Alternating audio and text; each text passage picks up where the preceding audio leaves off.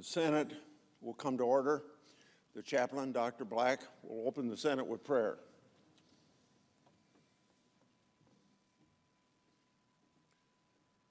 Let us pray. Strong deliverer, our shelter in the time of storms, we acknowledge today that you are God and we are not. You don't disappoint those who trust in you, for you are our fortress and bulwark. Lord, show our senators your ways and teach them to walk in your path of integrity. Through the seasons of our nation's history, you have been patient and merciful. Mighty God, be true to your name. Fulfill your purposes for our nation and world. We pray in your holy name. Amen. Amen. Now, would you please join me in the Pledge of Allegiance to our flag? I pledge allegiance to the flag of the United States of America and to the republic for which it stands, one nation under God, indivisible, with liberty and justice for all.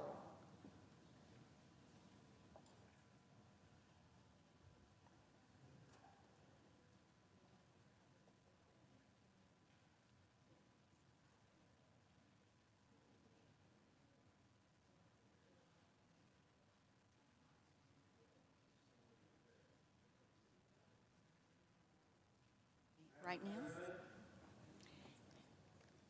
Under the previous order, the leadership time is reserved. Under the previous order, the Senate will be in a period of morning business, with senators permitted to speak therein for up to 10 minutes each. The senator from Iowa. I ask permission to speak for 1 minute in morning Without business. objection.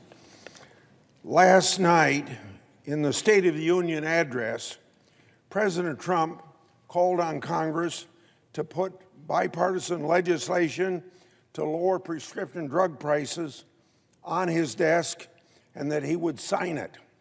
Here are the facts. The House is controlled by Democrats. The Senate requires bipartisanship to get any legislating done.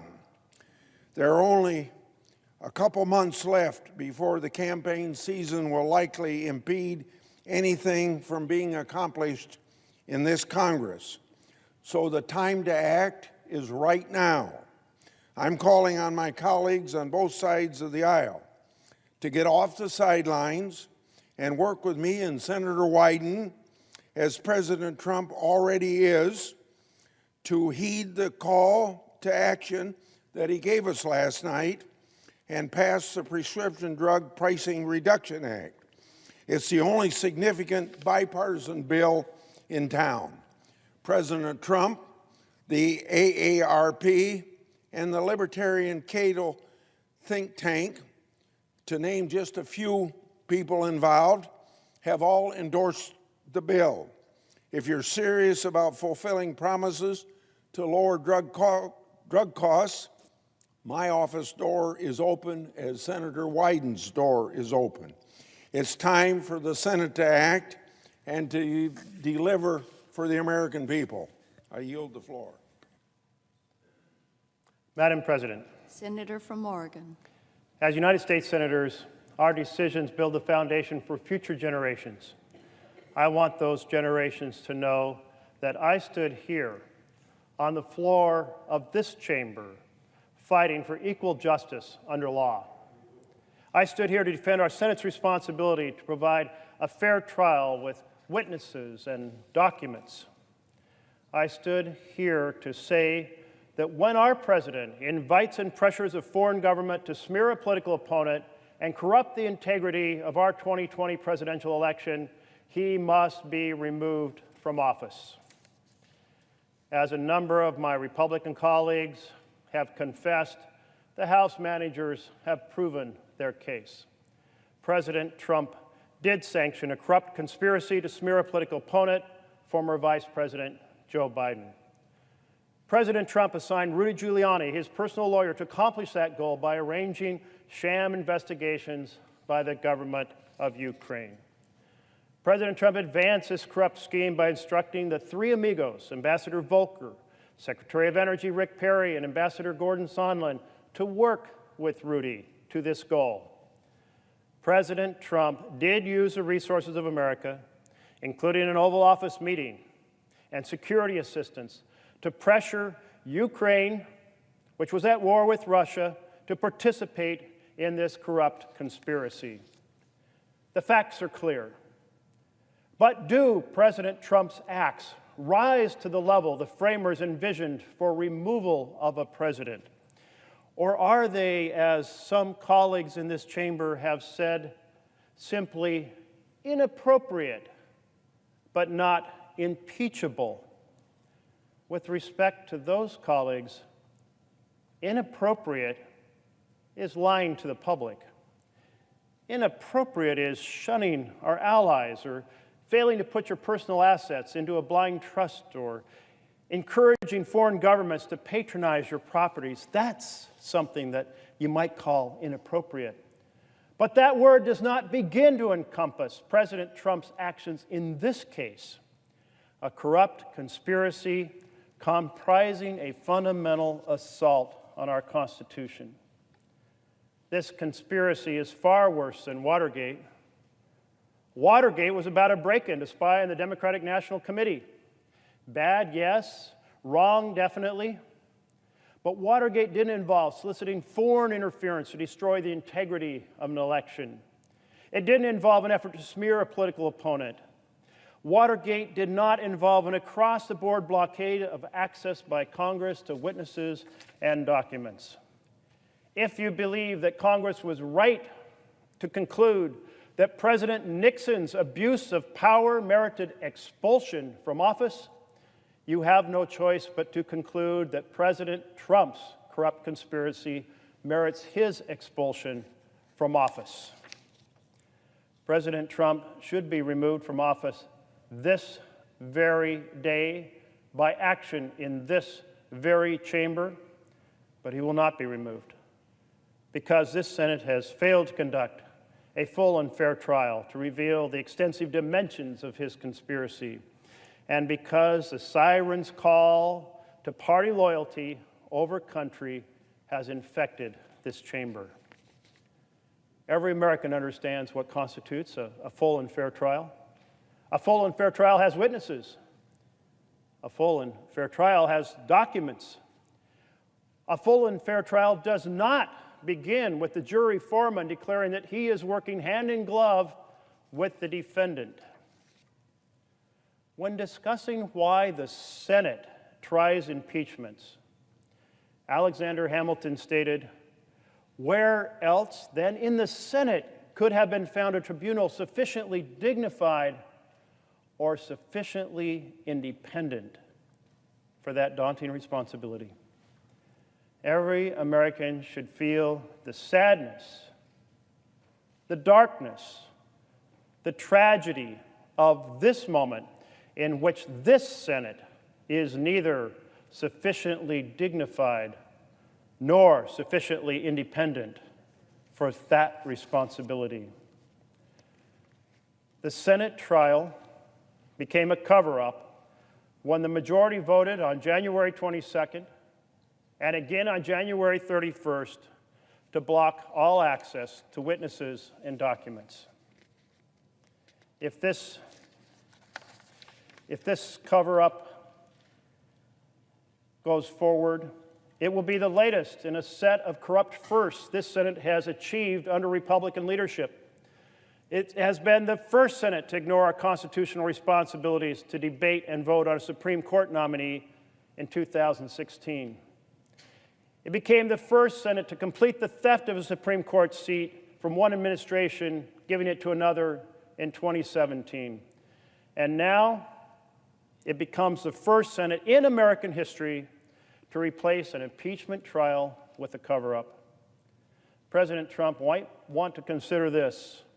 With a cover-up in lieu of a trial, there is no exoneration. No matter how badly President Trump might want it, no matter how boldly he might claim it, there is no exoneration from a cover-up.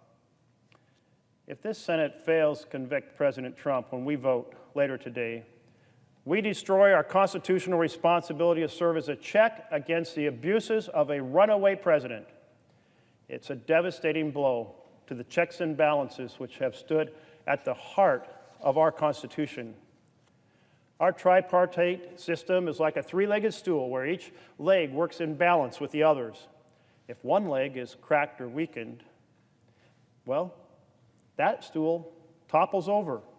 If the Senate's responsibility is gutted and the limits on presidential power undermined, then there's lasting damage to the checks and balances our founders so carefully crafted.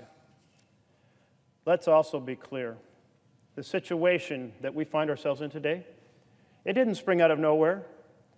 With respect to the Chief Justice, the road to this moment has been paved by decisions made in the Supreme Court, undermining we the people republic, while Justice Roberts has led the court. Decisions like Citizens United in 2010, which corrupted our political campaigns with a flood of dark money, the equivalent of a stadium sound system drowning out the voice of the people. Decisions like Shelby County in 2013 that gutted the Voting Rights Act, opening the door to voter suppression and voter intimidation. If you believe in our republic, you believe in voter empowerment, not voter suppression. Decisions like Rucho versus Common Cause in 2019, giving a green light to extreme partisan gerrymandering, in which politicians choose their voters rather than voters choosing their politicians. One blow after another, giving more power to the powerful and undermining the vision of government of, by, and for the people. Blow after blow, making officials more responsive to the rich and wealthy donors than the people they're elected to represent. These Supreme Court decisions have elevated government by and for the powerful and trampled government by and for the people, paving the path for this dark moment in which the U.S. Senate chooses to defend a corrupt president by converting a trial into a cover-up. A trial without access to witnesses and documents? That is what one expects of a corrupted court in Russia or China, not the United States of America. We know what democracy looks like, and it's not just about having a constitution or holding elections. Our democracy is not set in stone. It is not guaranteed by anything other than the goodwill and good faith of the people of this country. Keeping a democracy takes courage and commitment. As the saying goes, freedom is not free. It's an inheritance bequeathed to us by those who have fought and bled and died to ensure that government of the people, by the people, for the people, shall not perish from this earth. Fighting for that inheritance doesn't only happen on the battlefield. It happens when Americans everywhere go to the polls to cast a ballot. It happens when ordinary citizens, distraught at what they're seeing, speak up, join a march, or run for office to make a difference. And it happens here in this chamber, this Senate chamber, when senators put addressing the challenges of our country over the pressures from their party. I urge each and every one of my colleagues, before casting your vote today, ask yourselves, will you defend the integrity of our elections? Will you deliver impartial justice? Will you protect the separation of powers at the heart of our Constitution? Will you uphold the rule of law and the inspiring words carved above the doors of our Supreme Court, equal justice under law? I stand here today in support of our Constitution which has made our nation that shining city on a hill. I stand here today for equal justice under law. I stand here today for a full and fair trial as our Constitution demands.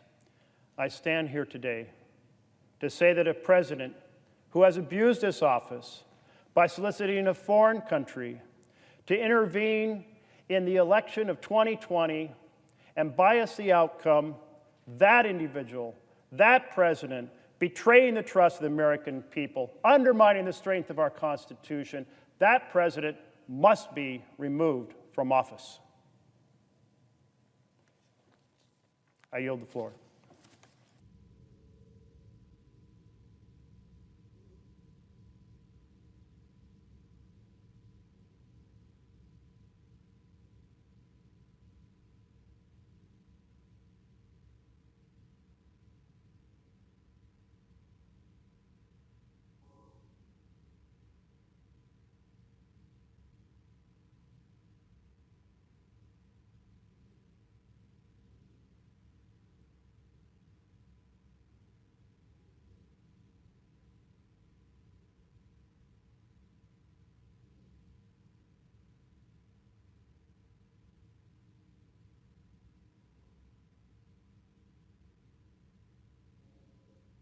The Democratic leader? Madam President, we're not in a quorum, I presume. We are not. Now, I'll speak later this afternoon at about 3:30, prior to the vote on the articles of impeachment about impeachment. But this morning, I'd like to briefly respond to President Trump's third State of the Union address. It was a sad moment for democracy. The President's speech last night was much more like a Trump rally than a speech a true leader would give. It was demagogic, it was undignified, it was highly partisan, and in too many places just untruthful. Instead of a dignified president, we had some combination of a pep rally leader, a reality show host, and a carnival barker. It's not what presidents are. President Trump took credit for inheriting an economy that's been growing at about the same pace in the last 10 years.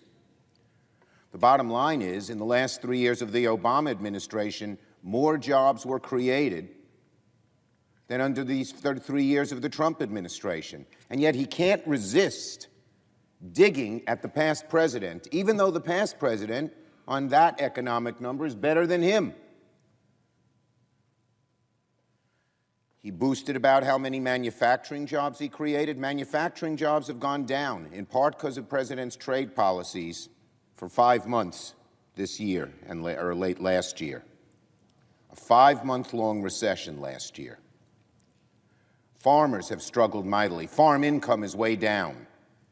Bankruptcies are the highest they've been in 8 years. Crop prices are dwindling.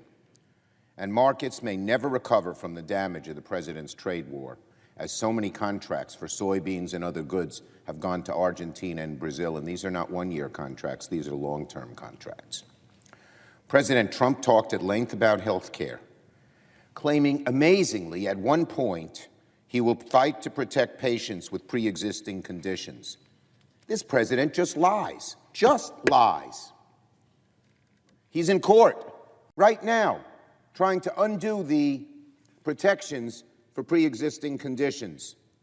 And at the same time, he says he wants to do it, and all the Republicans get up and cheer. His administration is working as hard as it can to take down the law that guarantees protections for pre-existing conditions. The claim is not partly true, it's not half true, it's not misleading. It is flat, objectively, unequivocally false. Says on my notes, false. Let's call it for what it is. It's a lie. In 3 years, President Trump has done everything imaginable to undermine Americans' health care. He's even hoping to drag out the resolution of the lawsuit past the next election. If President Trump were truly interested in shoring up protections for people with pre-existing conditions, he'd drop this lawsuit now. Then he'd be doing something, not just talking and having his actions totally contradict his words. Until the president drops his lawsuit, When he says he cares about Americans' health care, he's talking out of both sides of his mouth. And when he talks about being the blue-collar president, he doesn't understand blue-collar families. It's true. Wages went up 3%. If you're making $50,000 a year, that's a good salary. That's about, by calculation, $30 a week. When you get a medical bill of $4,000 and your deductible is $5,000, when your car has an accident and it's going to cost you $3,000, $4,000 to fix it, and you don't have that money, the $30 a week doesn't mean much. When asked, have Americans made it, when asked, is it easier for you to pay your bills today or the day Trump became president? They say it's harder to pay the bills today. That's what working families care about, getting their costs down, their college costs, their education costs, their health care costs, their automobile and infrastructure costs. Not these vaunted Wall Street statistics that the financial leaders look at and think, oh, we're great. Well, they're great. Their 3% increase in income, and it's been greater, puts a lot of money in their pockets. Working people don't feel any better. They feel worse because Donald Trump always sides with the special interests when it comes to things that affect working families, like health care, like drug costs, like college. And in so many other areas, the president's claims were just not true. He claims he's gotten tough on China. He sold out to China a month ago. Everyone knows that. Because he had hurt the farmers so badly, the bulk of what happened in the Chinese agreement was them to purchase some soybeans. We don't even know if that'll happen. But it didn't get at the real ways China hurts us. He spoke about his desire for a bipartisan infrastructure bill. We Senate Democrats put a $1 trillion bill 3 years ago. The president hasn't shown any interest in discussing it. In fact, when Speaker Pelosi and I went to visit him about infrastructure, he walked out. So this is typical of Donald Trump. Here at his speech, he brags about all these things he wants to do or is doing, but his actions belie his words. Maybe the best metaphor was his claim to bring democracy to Venezuela. There was a big policy there. It flopped. If the policy was working, Juan Guaido wouldn't be in the balcony here. He'd be in Venezuela. He'd be sitting in the president's palace, or at least waging a fight to win. He's here. And the president brags about his Venezuela policy? Give us a break. He hasn't brought an end to the Maduro regime.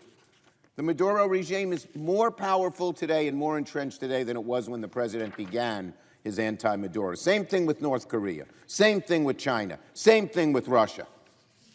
Same thing with Syria.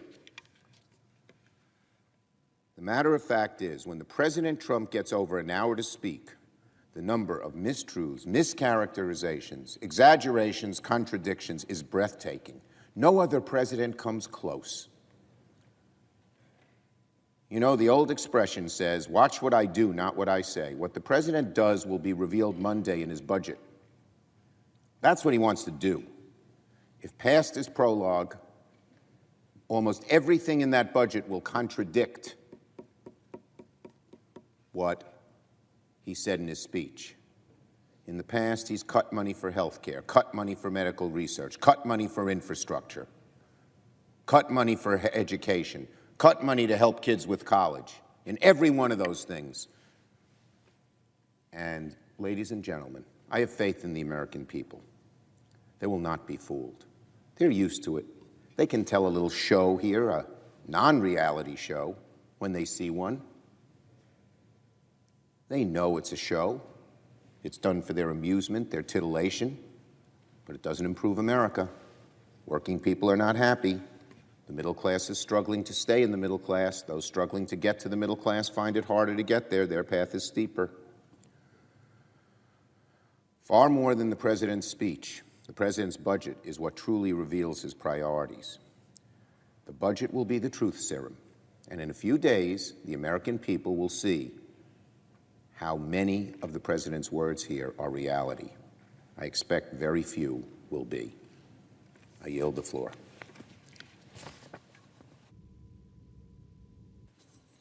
I note the absence of a quorum. Clerk will call the roll. Mr. Alexander.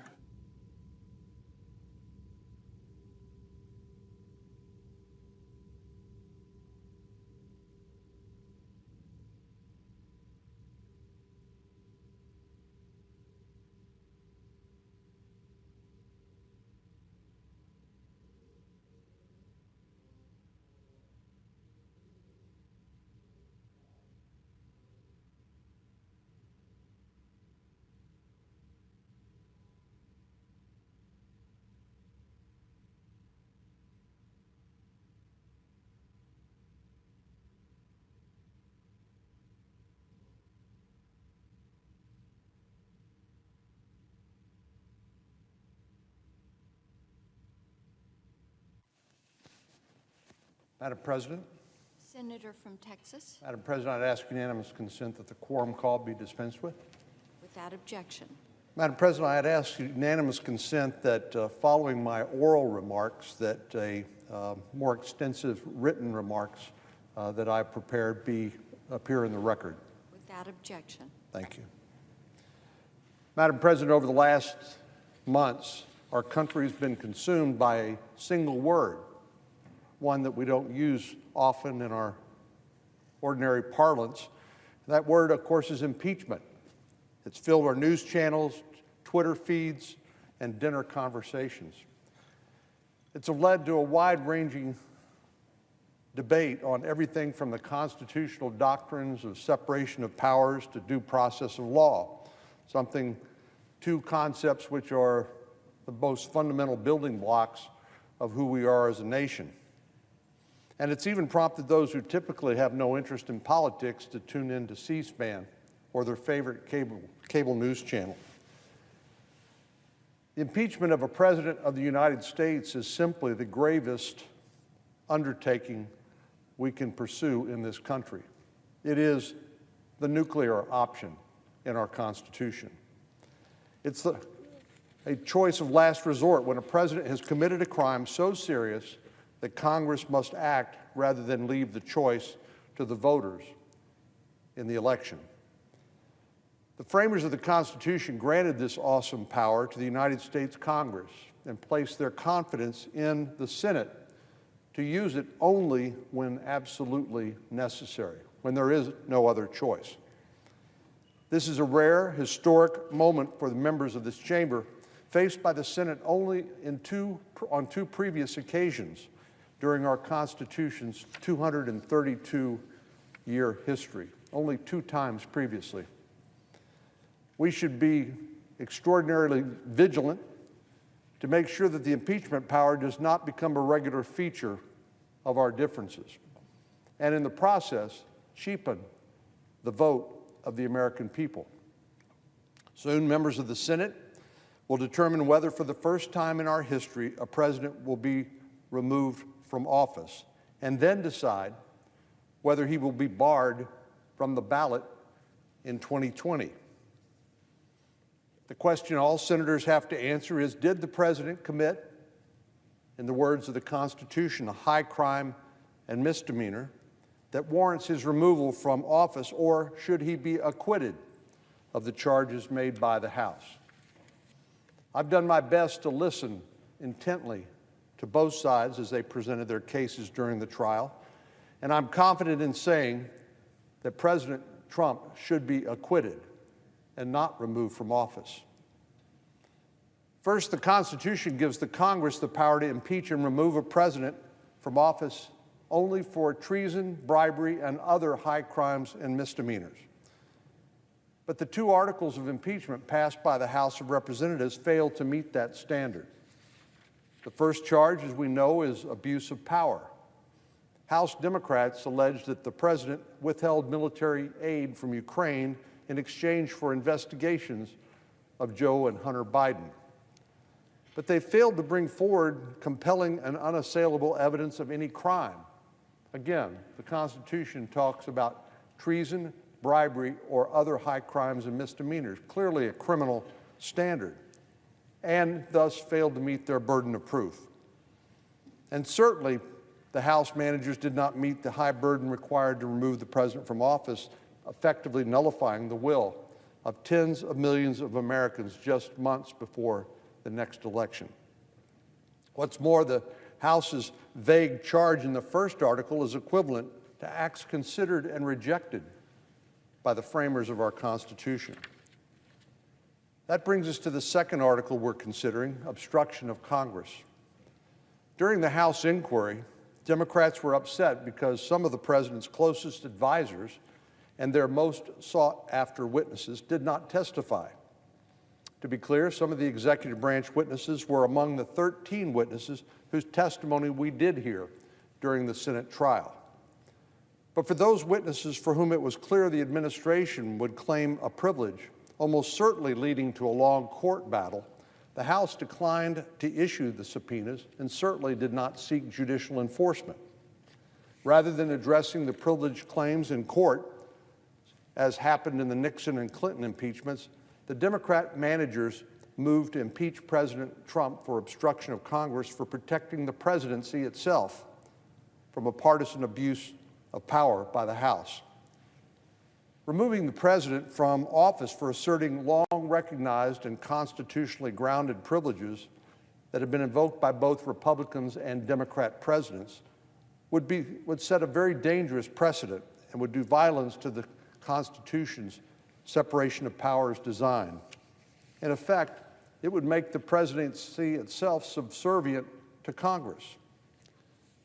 The father of our Constitution, James Madison, warned against allowing the impeachment power to create a presidential tenure at the pleasure of the Senate. Even more concerning, at every turn throughout this process, the House Democrats violated President Trump's right to due process of law.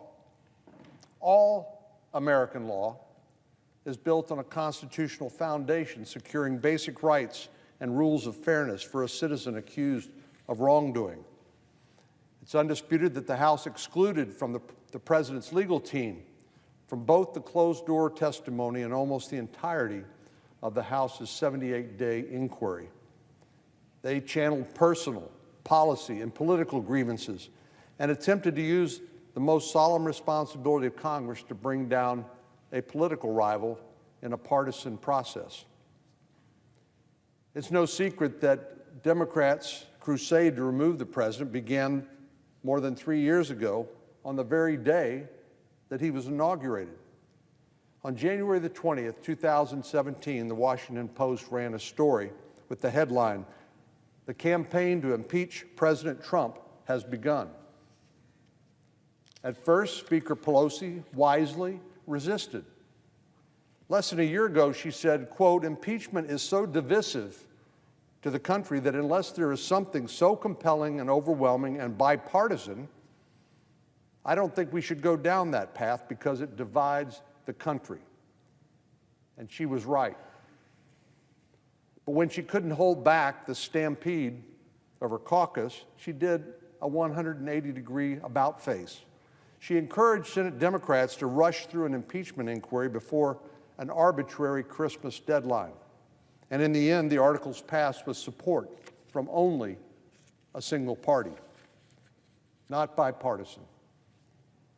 The bipartisanship that the Speaker claimed was necessary was actually opposed to the impeachment of the President. That is, Democrats and Republicans voted in opposition to the articles of impeachment. Only Democrats voted for the articles of impeachment in the House. Once the articles finally made it to the Senate after a confusing 28-day delay, Speaker Pelosi tried to use, Senator Schumer, the Democratic leader here, tried to use Speaker Pelosi's playbook. He staged a number of political votes every member of the Senate knew would fail, just so he could secure some perceived political advantage against Republican senators in the 2020 election. What should be a solemn constitutional undertaking became partisan guerrilla warfare to take down President Trump and make Senator Schumer the next majority leader of the United States Senate. All of this was done on the eve of an election and just days shy of the first primary in Iowa. Well, to say the timing was a coincidence would be laughable. This partisan impeachment process could not only remove the president from office, it would also potentially prevent his name from appearing on the ballot in November. Madam President, we are only 9 months away from an election, 9 months away from the American people voting on the direction of our country. But our Democratic colleagues don't trust the American people, so they've taken matters into their own hands.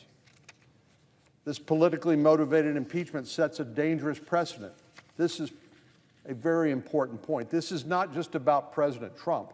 This is about the office of the presidency and what precedent a conviction and removal would set for our Constitution and for our future.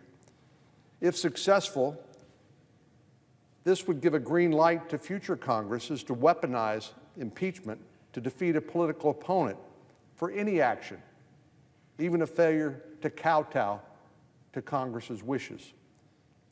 Impeachment is a profoundly serious matter that must be handled as such. It cannot become the Hail Mary pass of a party to remove a president, effectively nullifying an election and interfering in the next.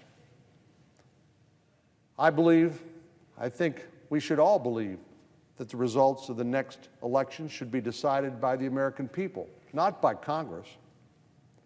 The decision to remove a president from office requires undeniable evidence of a high crime. That's the language chosen by the framers of our Constitution.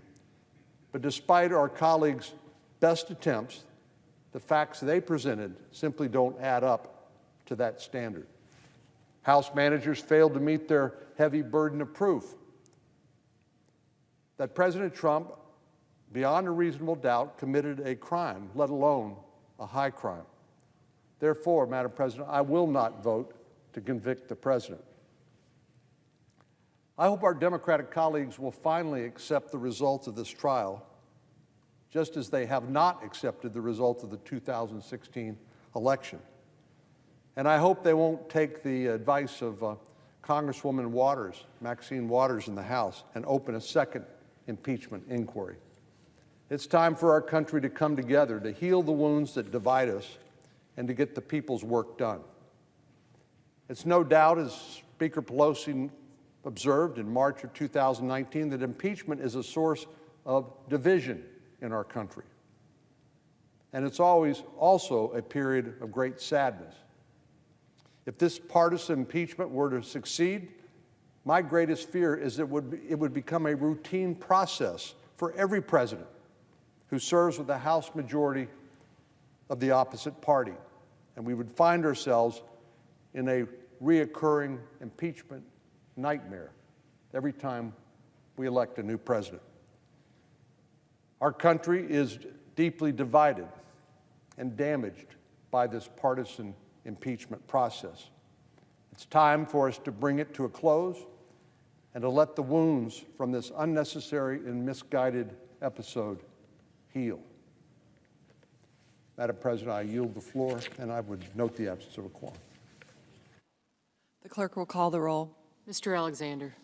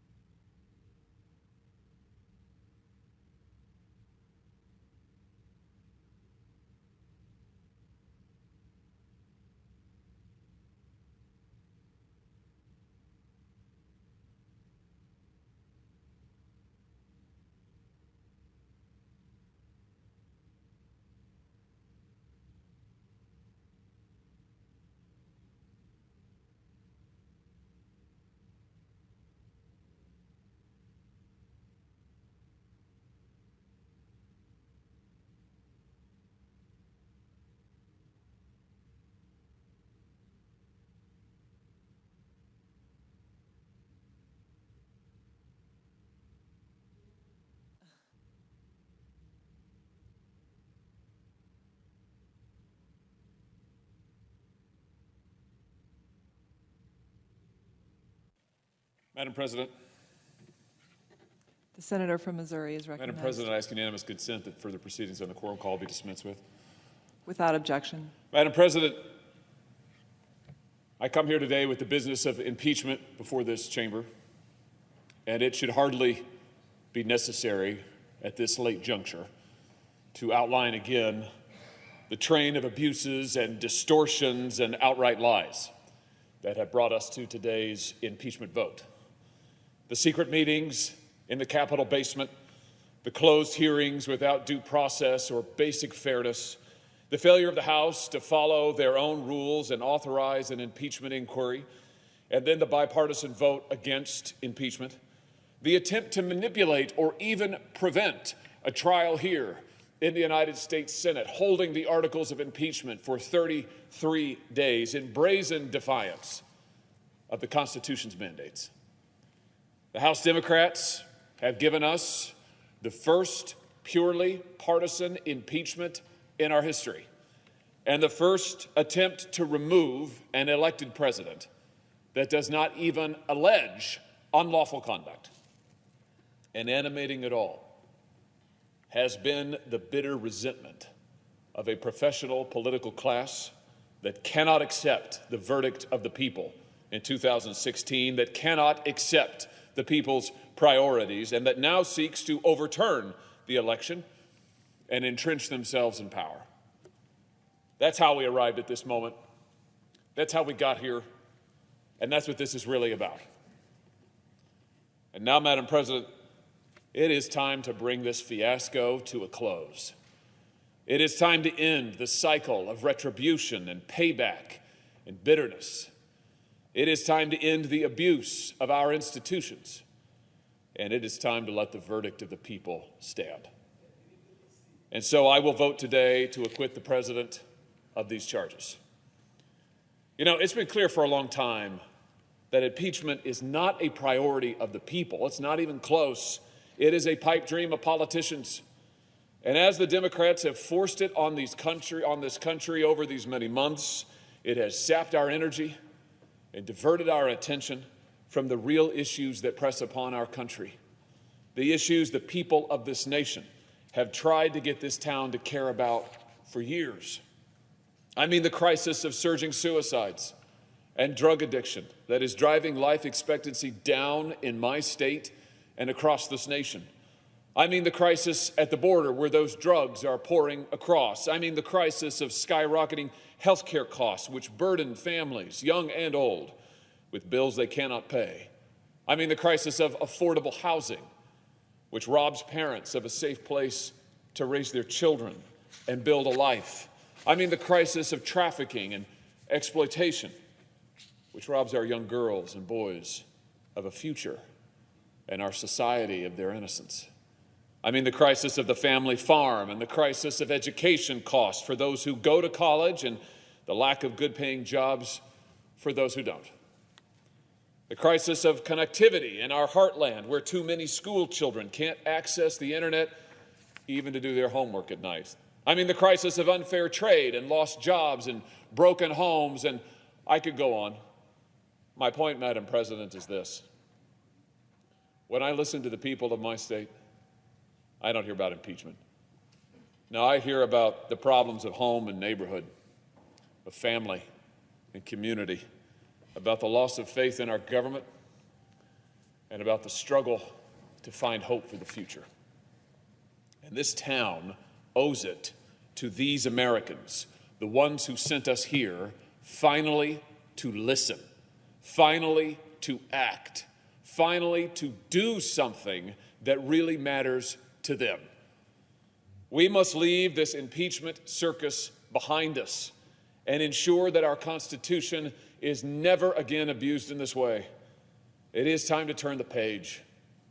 It is time to turn to a new politics of the people, to a politics of home. It is time to turn to the future. A future where this town finally accepts the people's judgment and the people's verdict, where this town finally delivers for the people who elected him. A future where the middle of our society gets a fair shake and a level playing field.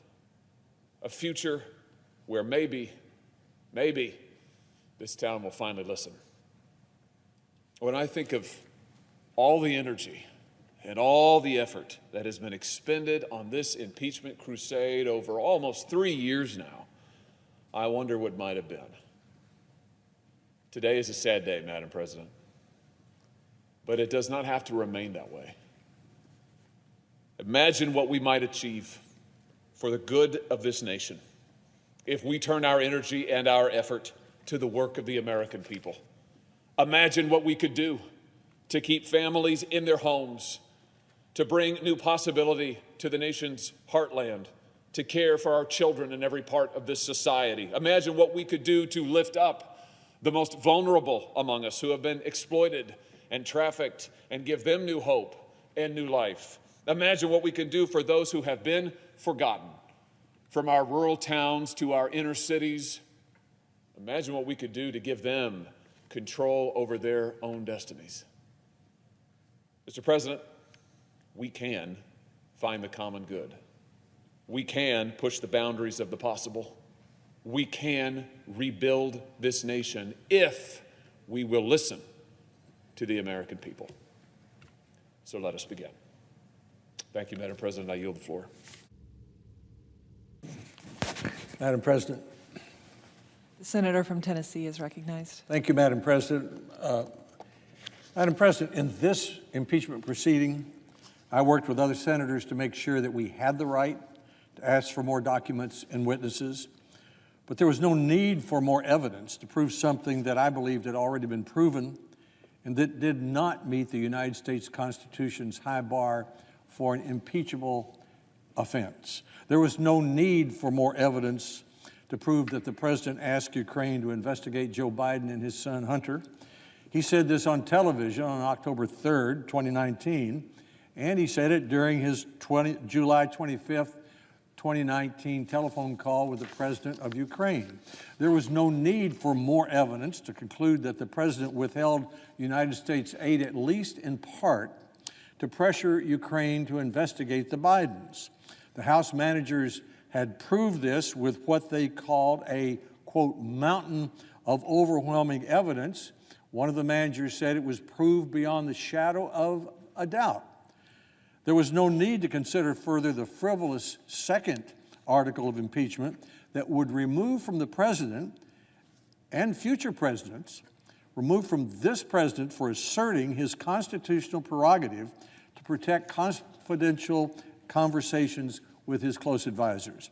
It was inappropriate for the president to ask a foreign leader to investigate his political opponent and to withhold United States aid to encourage this investigation.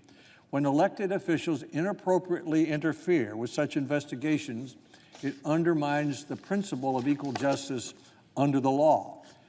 But, Madam President, the Constitution does not give the Senate the power to remove the president from office and ban him from this year's ballot simply for actions that are inappropriate. The question then is not whether the president did it, but whether the United States Senate or the American people should decide what to do about what he did. I believe that the Constitution clearly provides that the people should make that decision in the presidential election that began on Monday in Iowa. The Senate has spent 11 long days considering this mountain of evidence. The arguments of the House managers, the president's lawyers, their answers to senators' questions, and the House record. Even if the House charges were true, they don't meet the Constitution's, quote, treason, bribery, or other high crimes and misdemeanors, unquote, standard for impeachable offense. The framers believe that there never, ever should be a partisan impeachment. That is why the Constitution requires a 2/3 vote of the Senate to convict. Not one House Republican voted for these articles. If this shallow, hurried, and wholly partisan impeachment were to succeed, it would rip the country apart, pouring gasoline on the fire of cultural divisions that already exist. It would create a weapon of perpetual impeachment to be used against future presidents whenever the House of Representatives is of a different political party. Our founding documents provide for duly elected presidents who serve, quote, with the consent of the governed, unquote, not at the pleasure of the United States Congress. Let the people decide. A year ago, at the Southeastern Conference basketball tournament, a friend of 40 years sitting in front of me turned to me and said, "I'm very unhappy with you for voting against the president." She was referring to my vote against the president's decision to spend money that Congress hadn't appropriated to build the border wall. I believe then and now that the United States Constitution gives to the Congress the exclusive power to appropriate money. This separation of powers creates checks and balances in our government that preserves our individual liberty by not allowing, in that case, the executive to have too much power. I replied to my friend, look, I was not voting for or against the president. I was voting for the United States Constitution. Well, she wasn't convinced. Now, this past Sunday, walking my dog Rufus in Nashville, I was confronted by a neighbor who said she was angry and crushed by my vote against allowing more witnesses in the impeachment trial. The Senate should remove the president for extortion, she said. I replied to her, I was not voting for or against the president.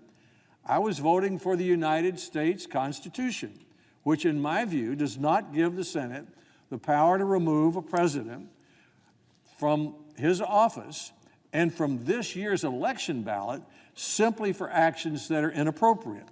The United States Constitution says a president may be convicted only for treason, bribery, and other high crimes and misdemeanors. President Trump's actions regarding Ukraine are a far cry from that. Plus, I said, unlike the Nixon impeachment, when almost all Republicans voted to initiate an impeachment inquiry, not one single Republican voted to initiate this impeachment inquiry against President Trump. The Trump impeachment, I said to her, was a completely partisan action, and the framers of the United States Constitution, especially James Madison, believe we should never, ever have a partisan impeachment. That would undermine the separation of powers by allowing the House of Representatives to immobilize the executive branch as well as the Senate by a perpetual partisan series of impeachments. Well, she was not convinced. When our country was created, there never had been anything quite like it. A democratic republic with a written constitution. Perhaps its greatest innovation was the separation of powers among the presidency, the Supreme Court, and the Congress. The late Justice Scalia said of this checks and balances, quote, every tin-horn dictator in the world today, every president for life, has a Bill of Rights. What has made us free is our Constitution. What he meant was, what makes the United States different and protects our individual liberty is the separation of powers and the checks and balances in our Constitution. The goal of our founders was not to have a king as chief executive on the one hand, or not to have a British-style parliament on the other, which could remove our chief executive or prime minister with a majority or no confidence vote. The principal reason our Constitution created a United States Senate is so that one body of Congress can pause and resist the excesses of the executive or popular passions that can run through the House of Representatives like a freight train. The language of the Constitution, of course, is subject to interpretation, but on some things its words are clear. The president cannot spend money that Congress doesn't appropriate, that's clear, and the Senate can't remove a president for anything less than treason, bribery, high crimes, and misdemeanors, and 2/3 of us, the senators, must agree on that. That requires a bipartisan consensus. We senators take an oath to base our decisions on the provisions of our Constitution, which is what I have endeavored to do during this impeachment proceeding. Now, Madam President, I ask consent to include a few documents in the record following my remarks. They include an editorial February 3rd from the Wall Street Journal, an editorial from the National Review, also dated February 3rd, an opinion editorial by Robert Doar, president of the American Enterprise Institute, on February 1st, an article from the Knoxville News-Sentinel yesterday, and a transcript from my appearance on Meet the Press on Sunday, February 2nd, 2020. These documents illuminate and further explain my statement today. Thank you, Madam President. Without objection.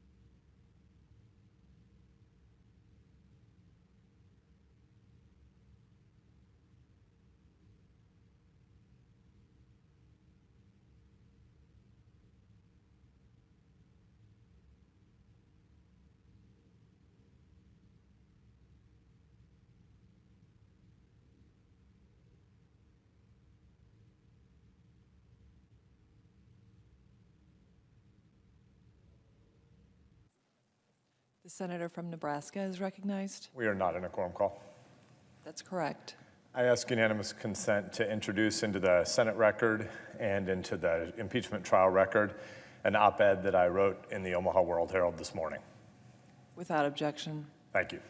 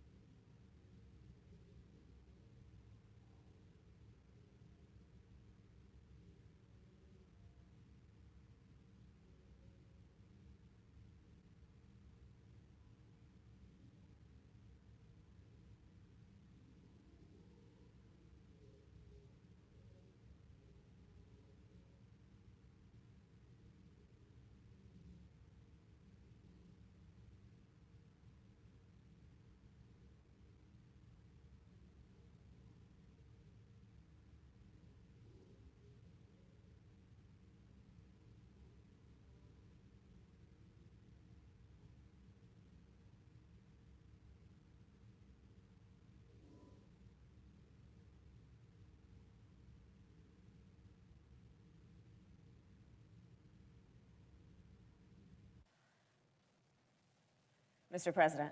Senator from California. Thank you. Mr. President, when the framers wrote the Constitution, they didn't think someone like me would serve as a United States Senator.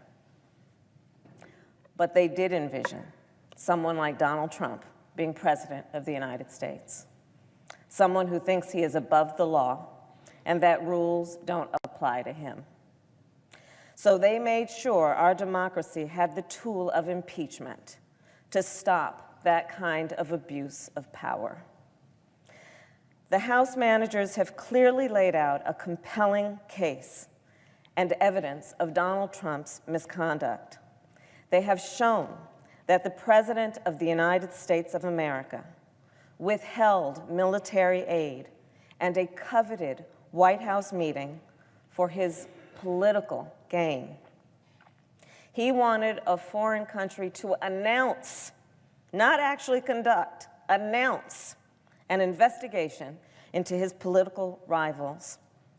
And then he refused to comply with congressional investigations into his misconduct. And unfortunately, a majority of United States senators, even those who concede that what Donald Trump did was wrong, are nonetheless going to refuse to hold him accountable. The Senate trial of Donald Trump has been a miscarriage of justice.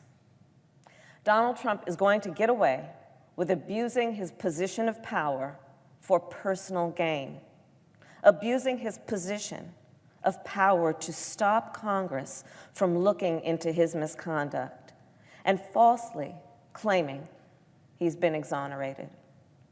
He's going to escape accountability because a majority of senators have decided to let him. They voted repeatedly to block key evidence like witnesses and documents that could have shed light on the full truth. And we must recognize that still in America, there are two systems of justice, one for the powerful and another for everyone else. So let's speak the truth about what our two systems of justice actually mean in the real world. It means that in our country, too many people walk into courthouses and face systemic bias. Too often, they lack adequate legal representation, whether they are overworked, underpaid, or both. It means that a young man named Emmett Till was falsely accused and then murdered, but his murderer didn't have to spend a day in jail. It means that 4 young black men had their lives taken and turned upside down after being falsely accused of a crime in Groveland, Florida. It means that right now, too many people in America are sitting in jail without having yet been convicted of a crime, but simply because they cannot afford bail. And it means that future presidents of the United States will remember that the United States Senate failed to hold Donald Trump accountable, and they will be emboldened to abuse their power, knowing there will be no consequence. Donald Trump knows all this better than anybody. He may not acknowledge that we have two systems of justice, but he knows the institutions in this country, be it courts or the Senate, are set up to protect powerful people like him. He told us as much when regarding the sexual assault of women. He said, quote, "When you're a star, they let you do it. You can do anything." He said that Article 2 of the United States Constitution gives him, as president, the right to do whatever he wants. Trump has shown us through his words and actions that he thinks he is above the law. And when the American people see the president acting as though he is above the law, it understandably leaves them feeling untrustful of our system of justice, distrustful of our democracy. When the United States Senate refuses to hold him accountable, it reinforces that loss of trust in our system. Now, I'm under no illusion that this body is poised to hold this president accountable. But despite the conduct of the United States Senate in this impeachment trial, the American people must continue to strive toward the more perfect union that our Constitution promises. And it's going to take all of us in every state, every town, everywhere, to continue fighting for the best of who we are as a country. We each have an important role to play in fighting for those words inscribed on that United States Supreme Court: equal justice under law. Frederick Douglass, who, like many, I consider to be one of the founders of our nation, wrote that, quote, "The whole history of the progress of human liberty, that all concessions yet made to her august claims have been born of earnest struggle." The impeachment of Donald Trump has been one of those earnest struggles for liberty. In this fight, like so many before it, it has been a fight against tyranny. This struggle has not been an easy one, and it has left too many people across our nation feeling cynical. For too many people, this trial confirms something they've always known, that the real power in this country lies not with them, but with just a few people who advance their own interests at the expense of others' needs. For many, the injustice in this trial is yet another example of the way that our system of justice has worked, or more accurately, failed to work. But here's the thing. Frederick Douglass also told us that, quote, "If there is no struggle, there is no progress."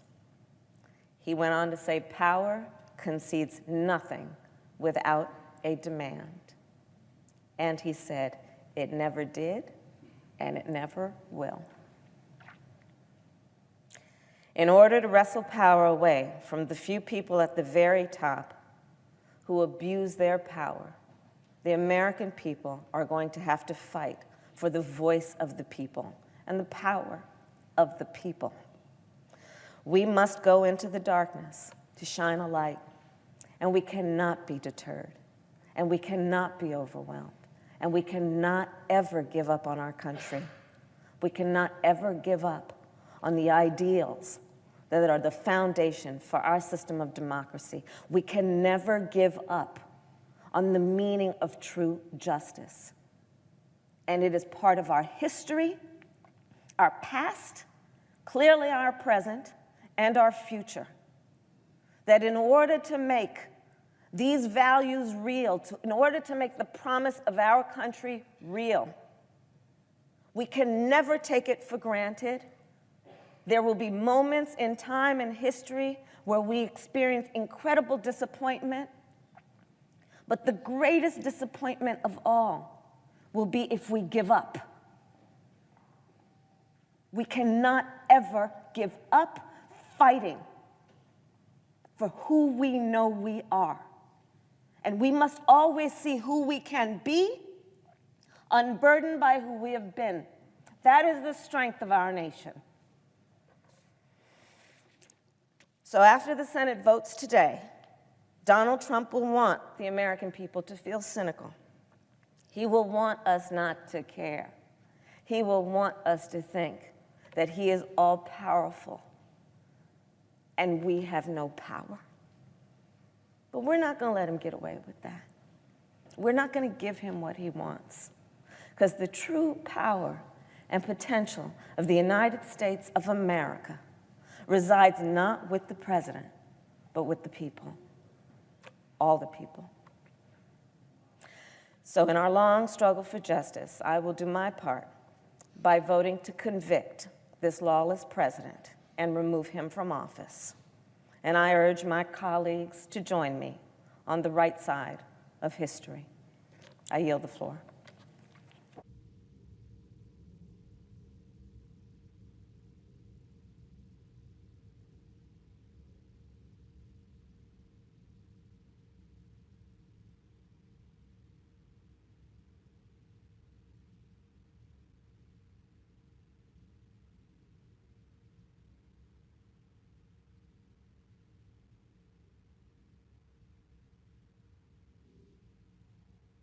Mr. President. Senator from New Hampshire.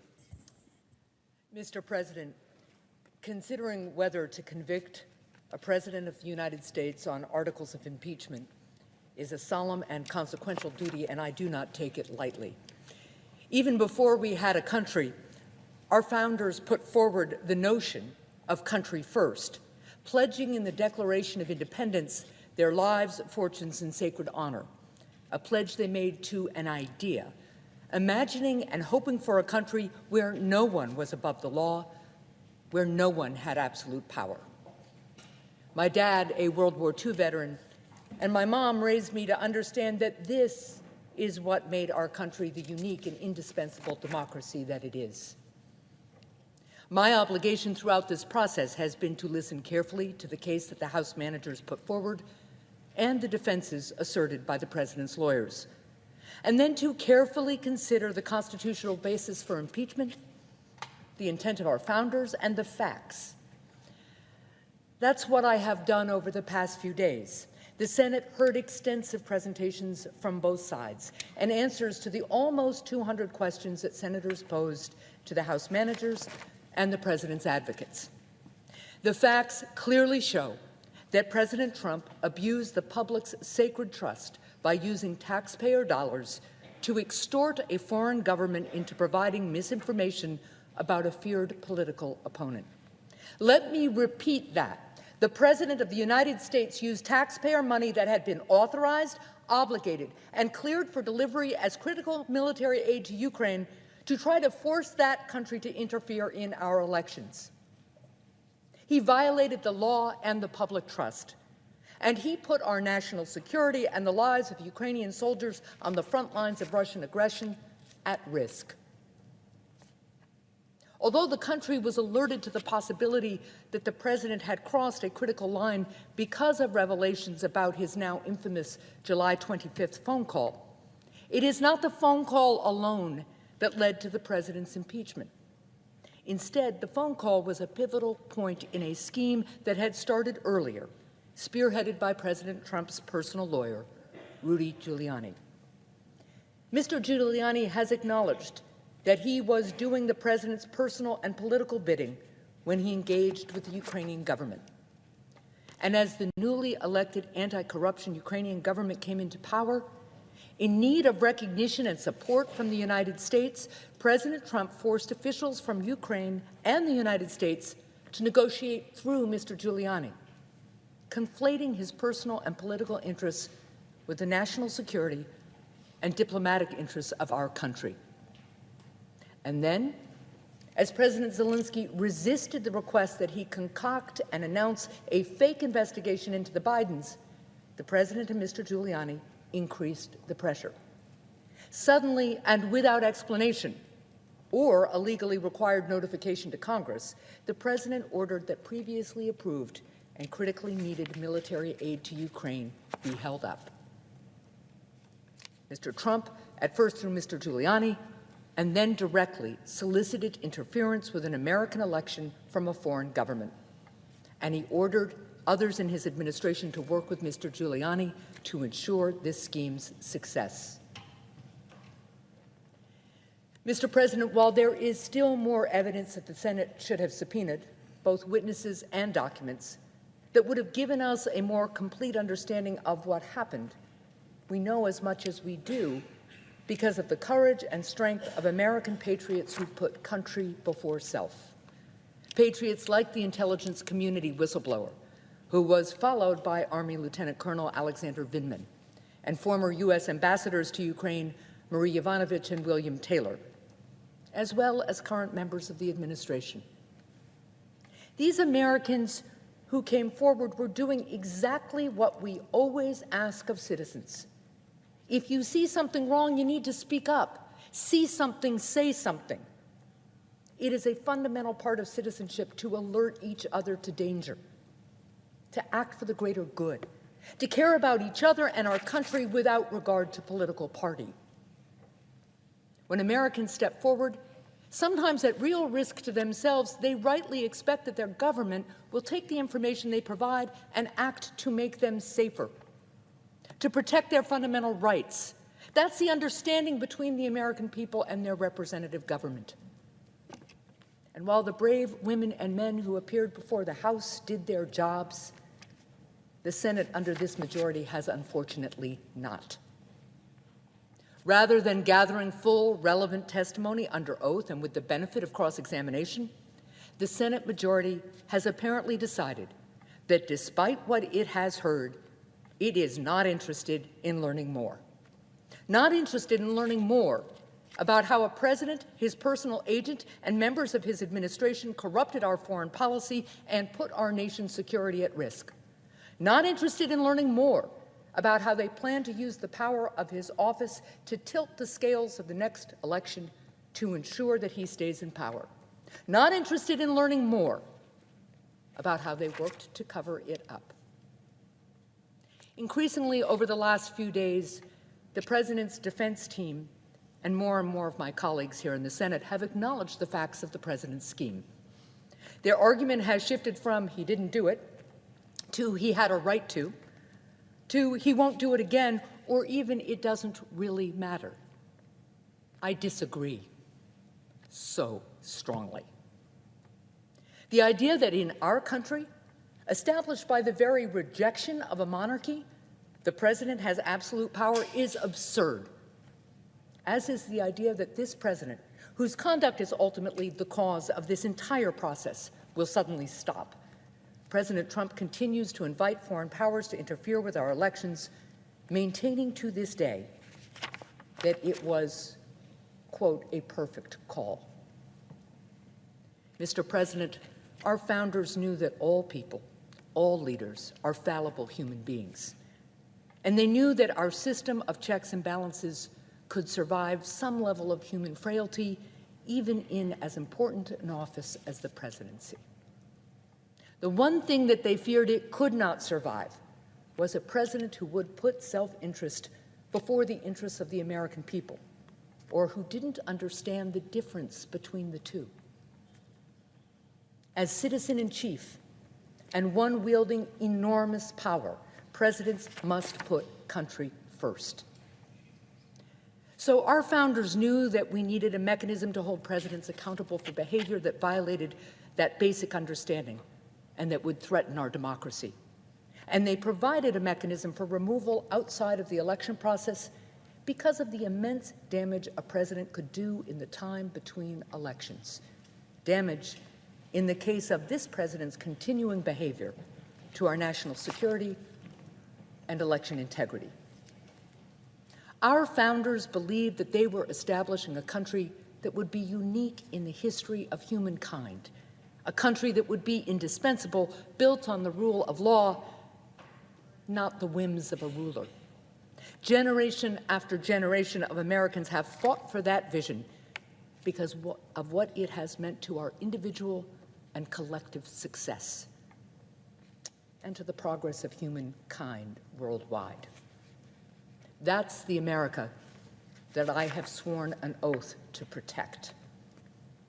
I will vote in favor of both articles of impeachment because the president's conduct requires it, Congress's responsibility as a co-equal branch of government requires it, and the very foundation and security of our American idea requires it.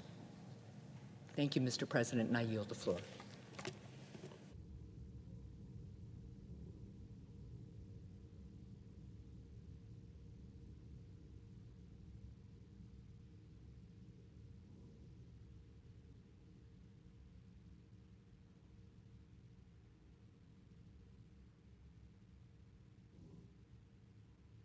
President. Senator from Alabama. Thank you, Mr. President. Mr. President, on the day I was sworn in as a United States Senator, I took an oath to protect and defend the Constitution. Just last month, at the beginning of the impeachment trial, I took a second oath to do fair and impartial justice, according to the same Constitution I swore to protect. As I took the oath and throughout the impeachment trial, I couldn't help but think of my father. As many of you know, I lost my dad over the holiday recess. While so many were arguing over whether or not the Speaker of the House should send articles of impeachment to the Senate, I was struggling with watching him slip away, while only occasionally trying to weigh in with my voice to be heard about the need for witnesses in the upcoming impeachment trial. My dad was a great man, a loving husband, father, grandfather, and great-grandfather who did his best to instill in me the values of right and wrong as I grew up in Fairfield, Alabama. He was also a fierce patriot who loved this country. Although fortunately he was never called on to do so, I firmly believe he would have placed his country even above his family because he knew and understood fully what America and the freedoms and liberties that come with her mean to everyone in this great country and significantly to people around the world. I know he would have put his country before any allegiance to any political party or even to any president. He was on the younger side of that greatest generation who joined the Navy at age 17 to serve our great military. That service and love of country shaped him into the man of principle that he was, instilling in me those same principles.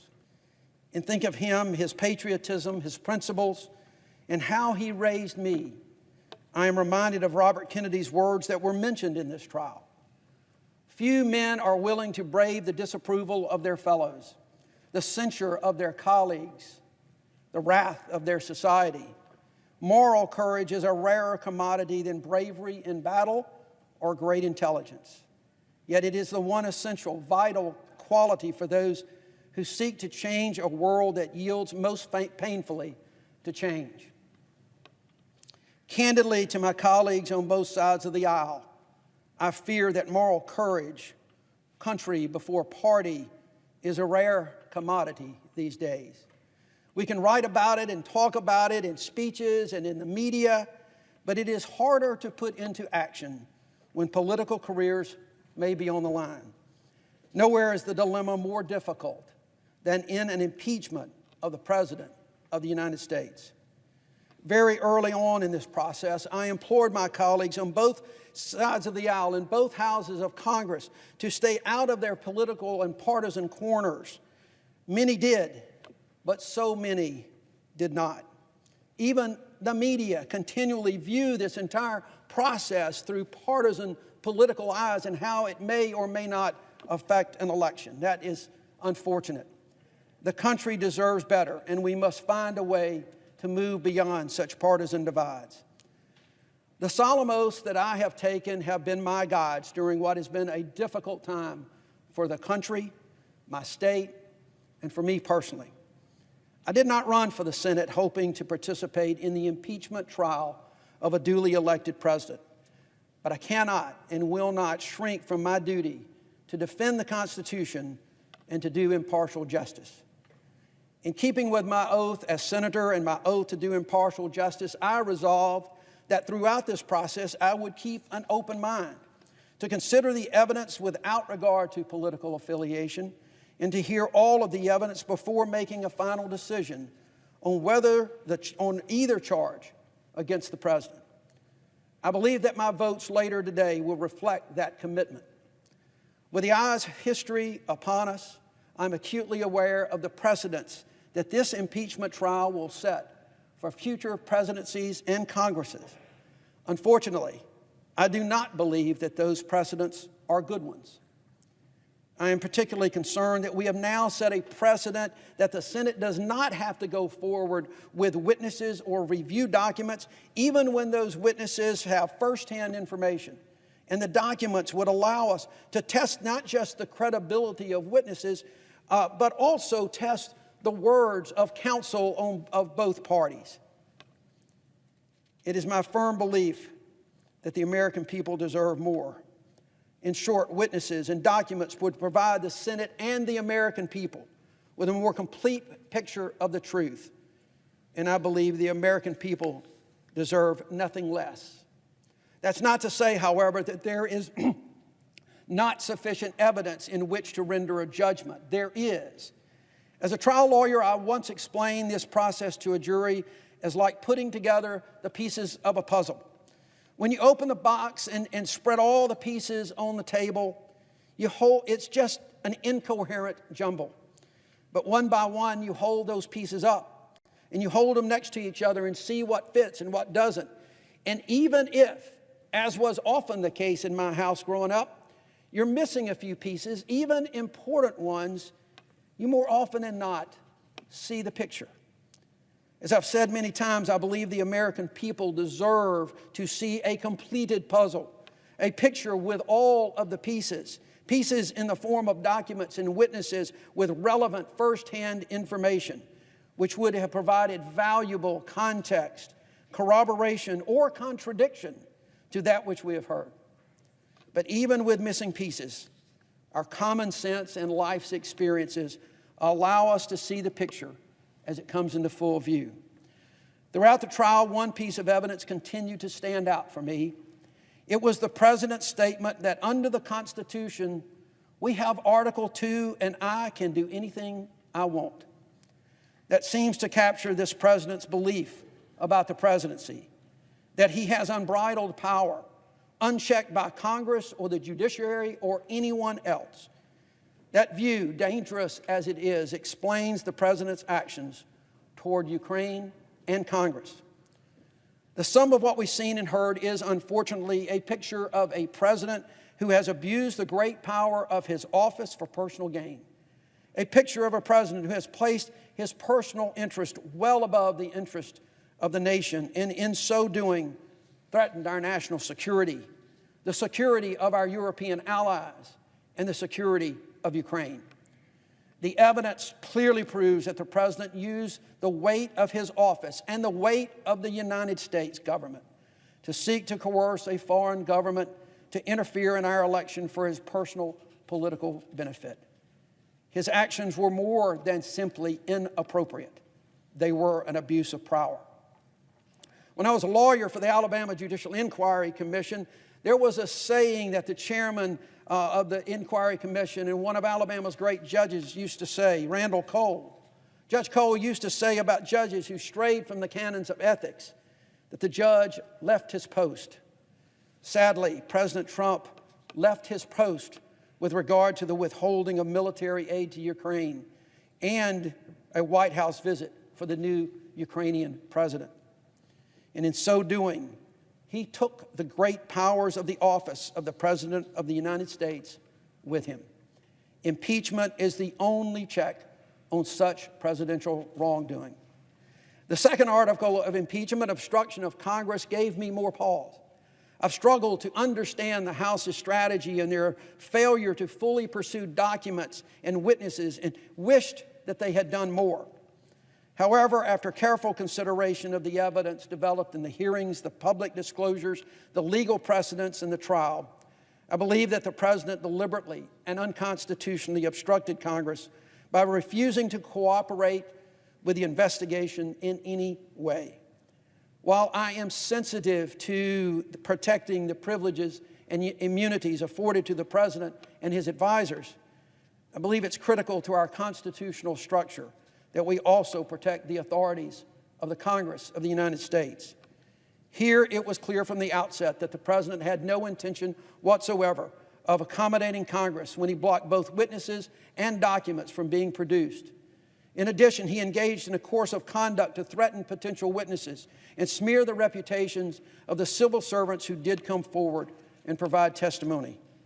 The President's actions demonstrate a belief that he is above the law, that Congress has no power whatsoever in questioning or examining his actions, and that all who do so at their peril.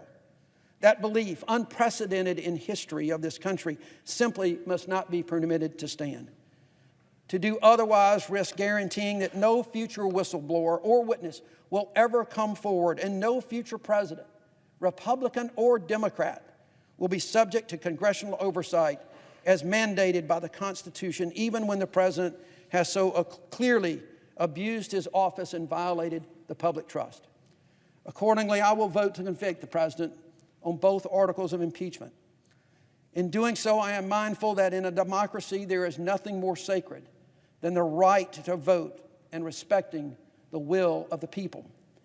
But I'm also mindful that when our founders wrote the Constitution, they envisioned a time, or at least a possibility, that our democracy would be more damaged if we failed to impeach and remove a president. Such is the moment in history that we face today.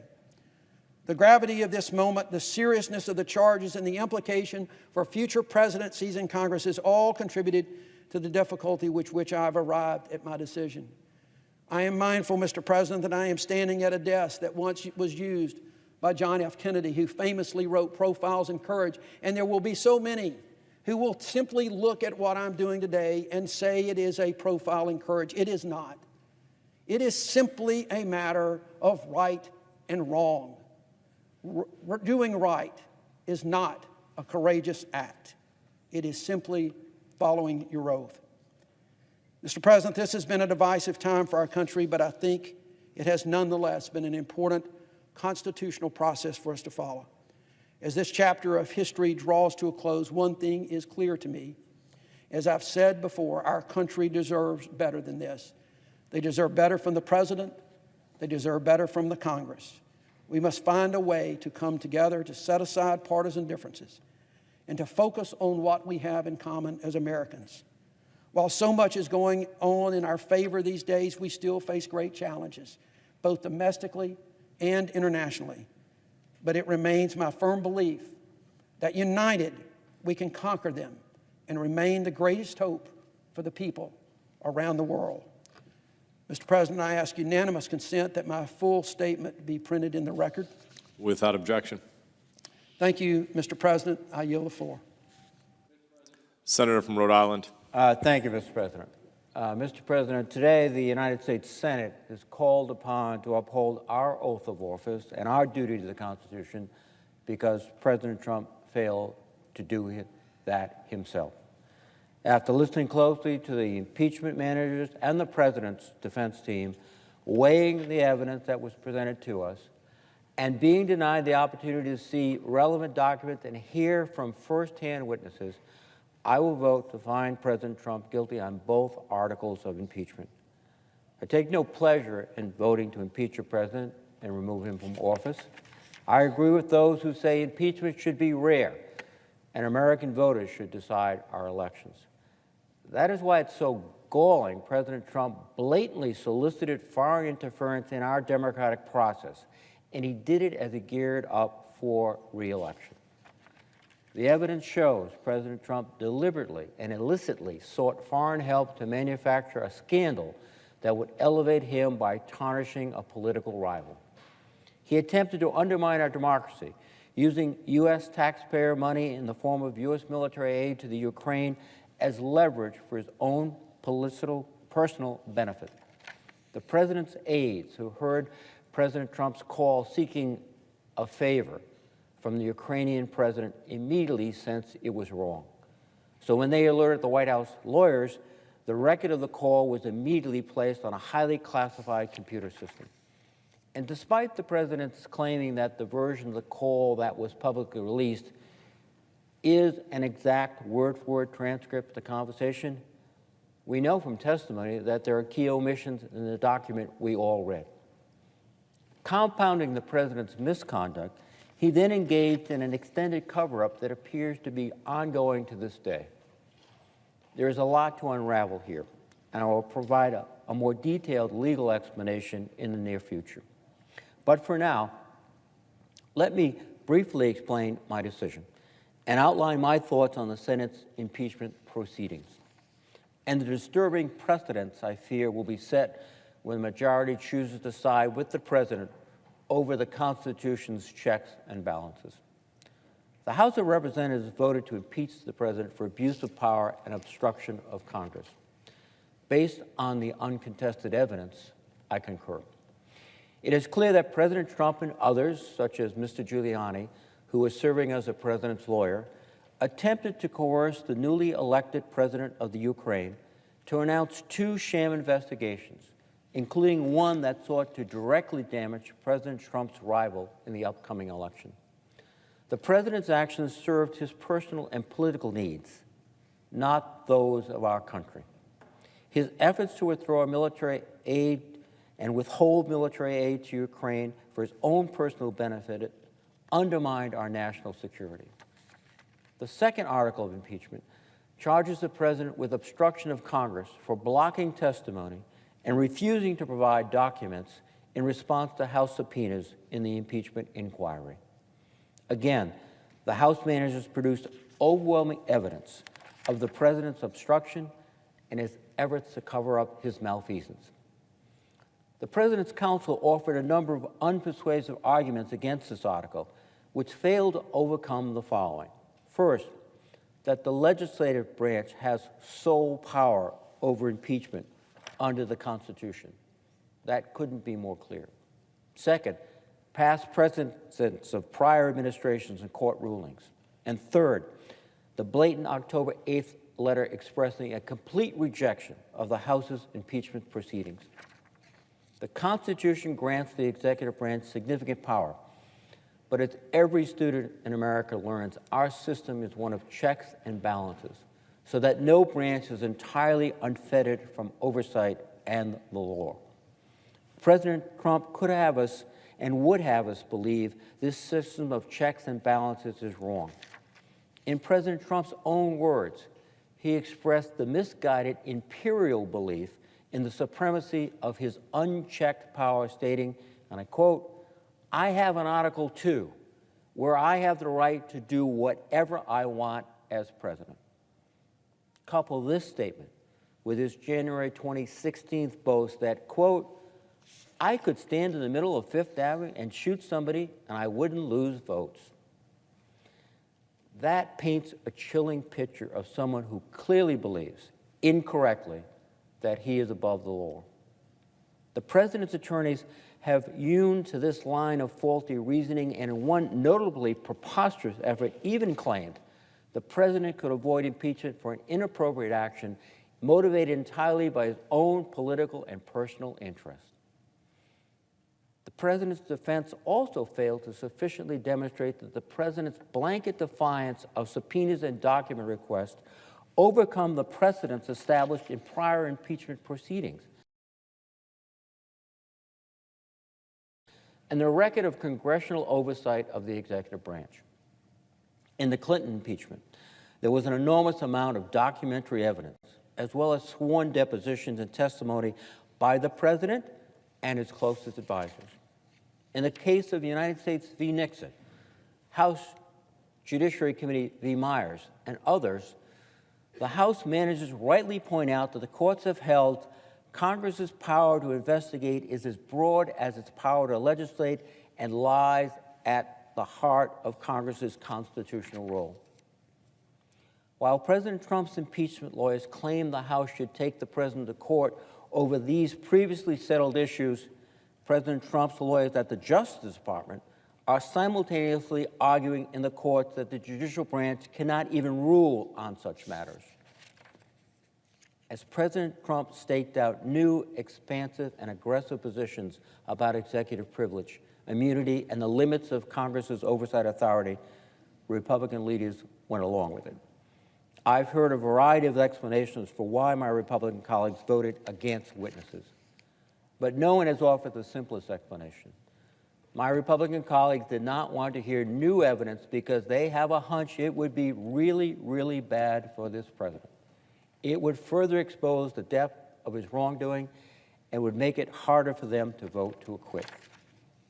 My colleagues on the other side of the aisle did not ask to be put in this position. President Trump's misconduct forced it upon them. But in the partisan rush to spare President Trump from having his staff and former staff publicly testify against him under oath, a bar has been lowered. A constitutional guardrail has been removed.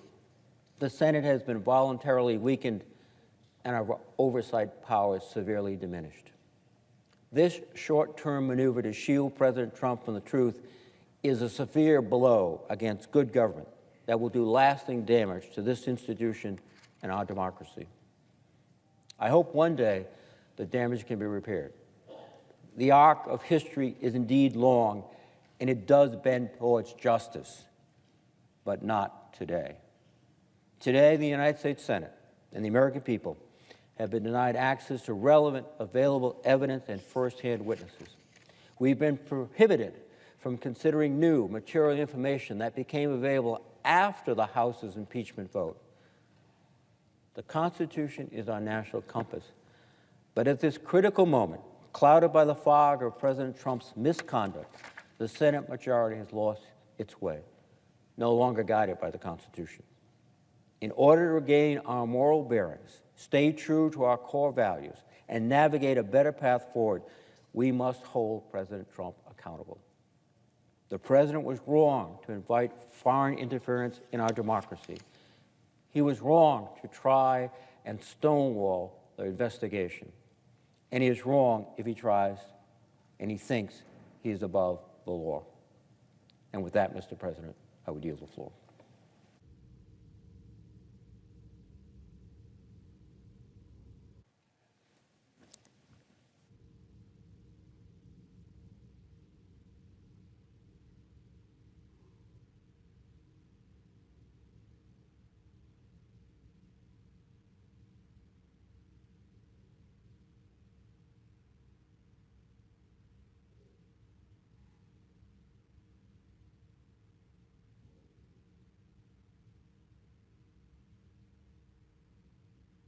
Mr. President.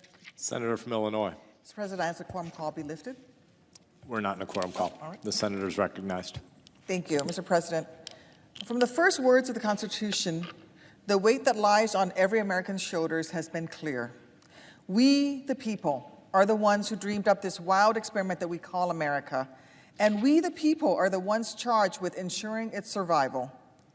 That's the tension, the push and the pull behind our democracy.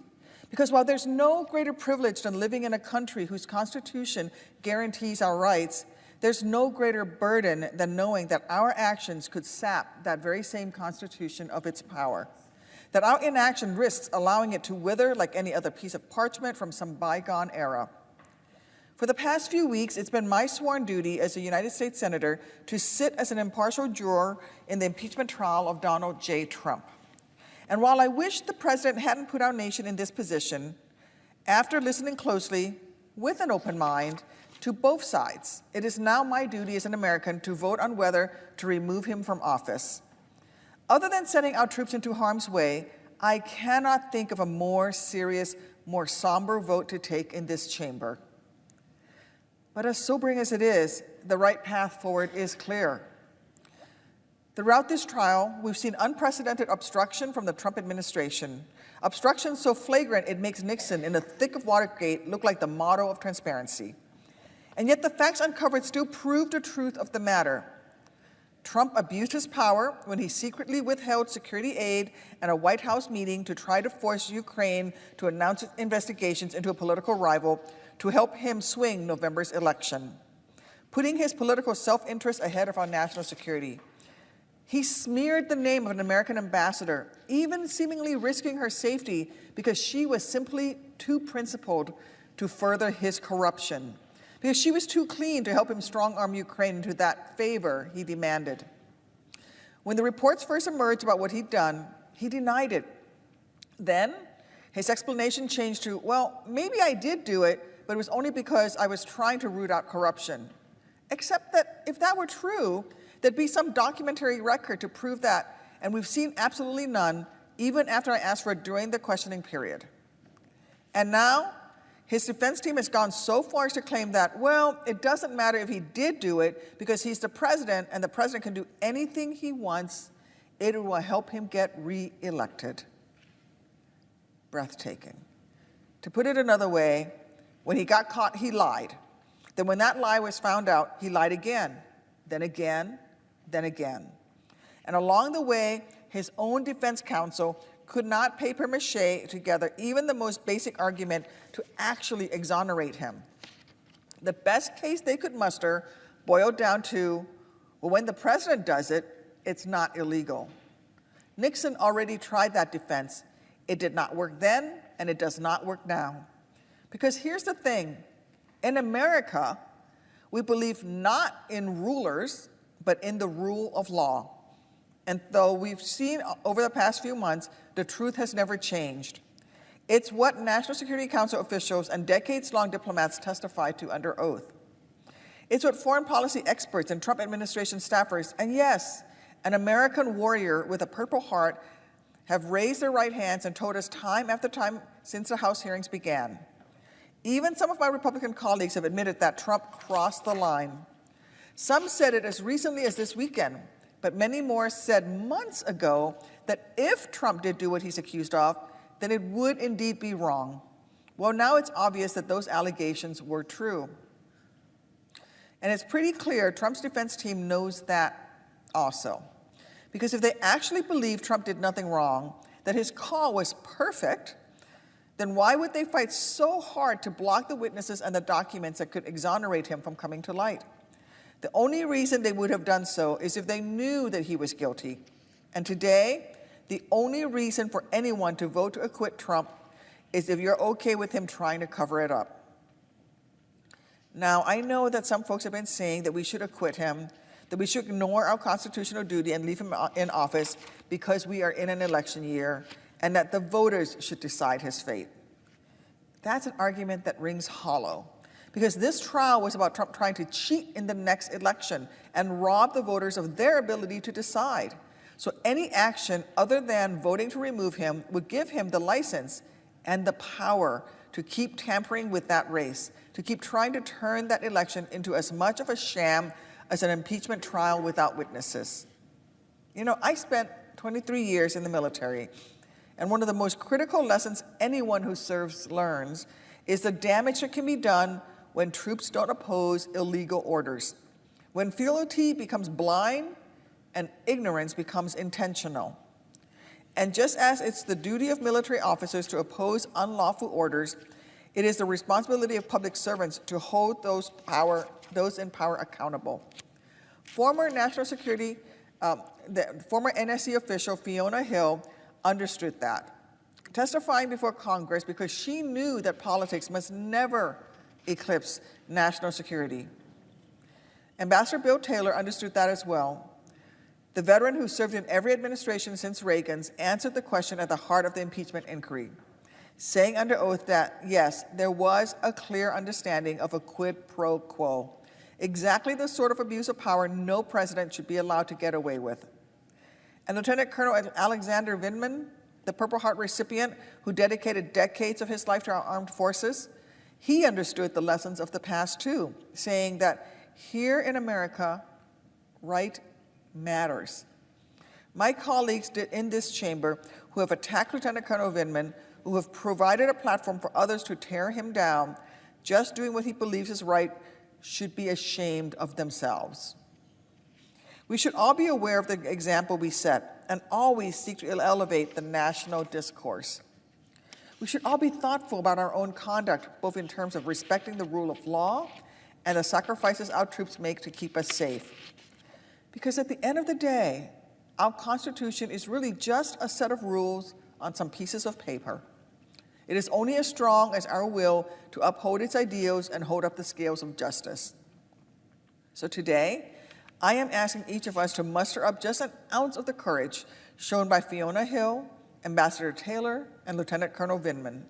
When our names are called from the dais in a few hours, each of us will either pass or fail the most elementary, yet most important test any elected official will ever take, whether to put country over party or party over country. It may be a politically difficult vote for some of us, but it should not be a morally difficult vote for any of us. Because while I know that voting to acquit would make the lives of some of my colleagues simpler come election day, I also know that America would have never been born if the heroes of centuries past made decisions based on political expediency. It would have been easier to keep bowing down to King George III than to push 342 chests of tea into the Boston Harbor. It would have been easier to keep paying taxes to the crown than to wage a revolution. But those patriots knew the importance of rejecting what's easy if it's in conflict with what is right. They knew that the courage of just a few could change history. So when it's time to vote this afternoon, we cannot think of political convenience. If we say abuse of power doesn't warrant removal from office today, we'd be paving the way for future presidents to do even worse tomorrow, to keep breaking the law, to keep endangering our country, one perfect call, one favor, one high crime and misdemeanor at a time. Time and again these past few months, we've heard one story about our founders, perhaps more than any other. The time that Benjamin Franklin walked out of the Independence Hall after the Constitution Convention and someone asked, "What have we got, a republic or a monarchy?" We all know what he said: a republic, if you can keep it. Keeping it may very well come down to the 100 of us in this very chamber. We are the ones the Constitution vests with the power to hold the president accountable, and so, through our actions, we are the ones that vest the Constitution with its power. So in this moment, let's think not just of today, but of tomorrow too. And in this moment, let's remember that here, right matters, truth matters. The truth is that Donald Trump is guilty of these articles of impeachment. I will vote to do the right thing, and I hope my colleagues will as well. For the sake of tomorrow and the tomorrow after that, we must.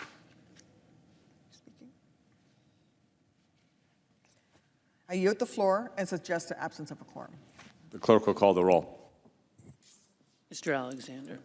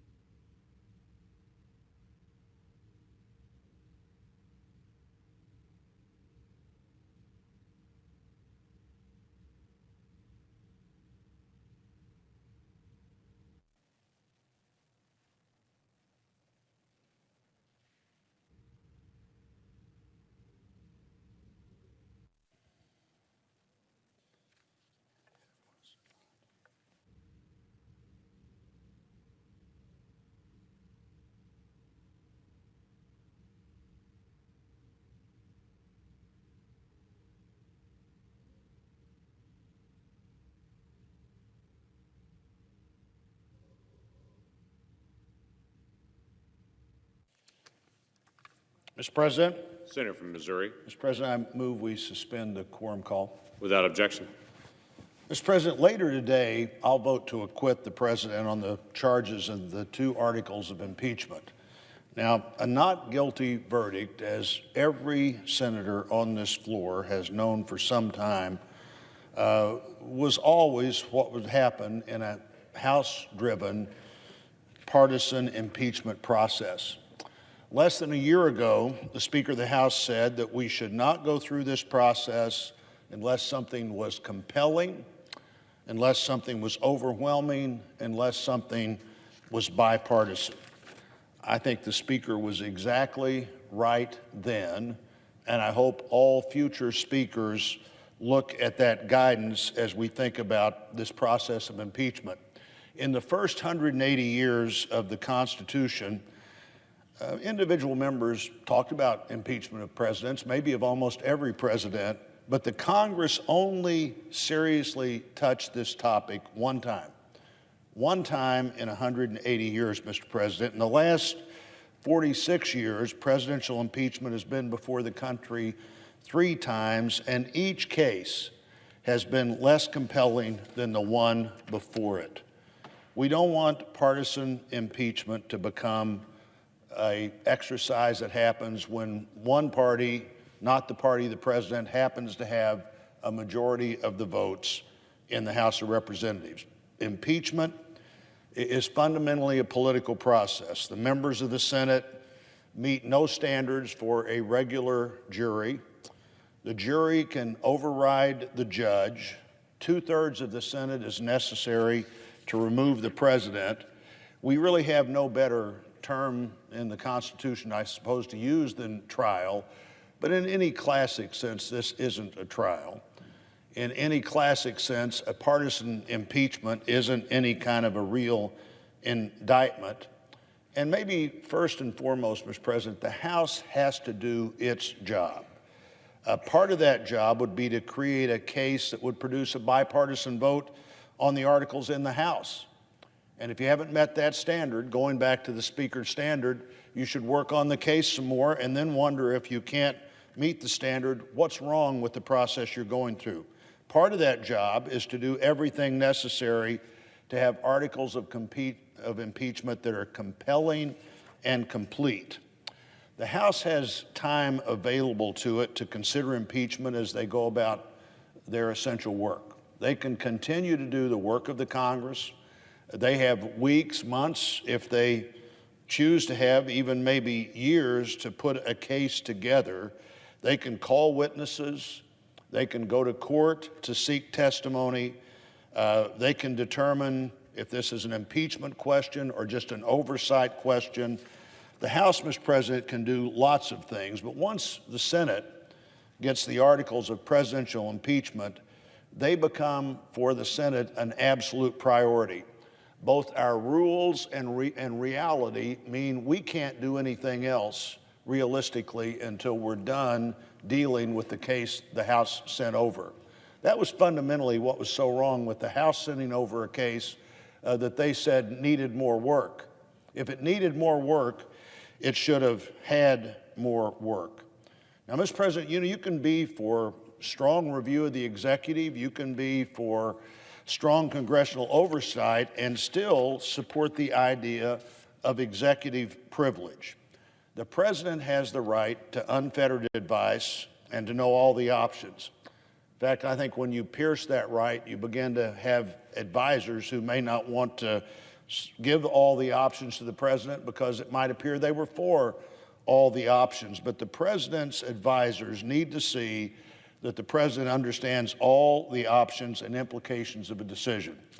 The president, by the way, another topic that came up here several times, the president determines executive policy. The staff, the assistants, that whoever else works in the executive branch doesn't determine executive policy. The president determines executive policy.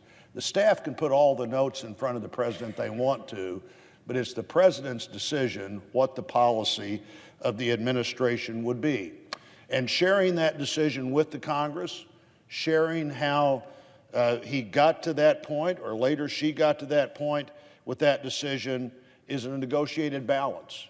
Congress says, we want to know this. The president says, no, I need to have some ability for people to give me advice that isn't all available for the Congress. So this is balanced out. And if that can't happen, if that balance can't be achieved, the judiciary decides what the balance is. The judiciary decides a question, says, you really must talk to the Congress about this, but you don't have to talk to them about the next sentence you said at that same meeting. That's the kind of balance that occurred. The idea repeatedly advanced by the House managers that the Senate, by majority vote, can decide these questions is both outrageous, Mr. President, and dangerous.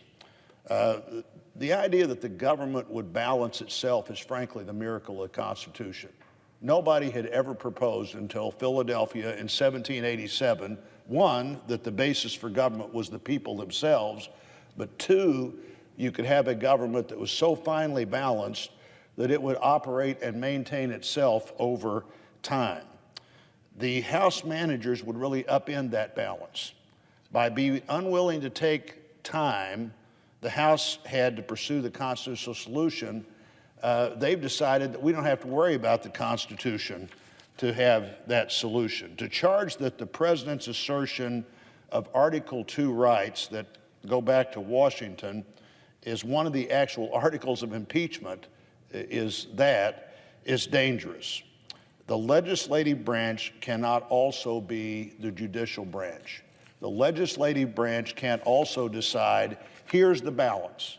Executive and legislative branch are in a fight about what should be disclosed and what shouldn't. You can't continue to have the three balances of power in our government if one of the branches can decide what the legislative branch should decide. In their haste to put this case together, the House sent the Senate the two weakest articles of impeachment possible. Presidents since Washington have been accused by some members of Congress of abuse of power. Presidents since Washington have been accused by some members of Congress of failure to cooperate with the Congress. The House managers argued against their own case. They repeatedly contended that they'd made their case completely, they'd made their case totally, they'd made their place incontrovertibly, but they wanted us to call witnesses that they'd chosen not to call. They said they'd already been in court 9 months to get the president's former White House counsel to testify and weren't done yet, but somehow they thought the Senate could get that person and others in a matter of days. These arguments have been and should have been rejected by the Senate.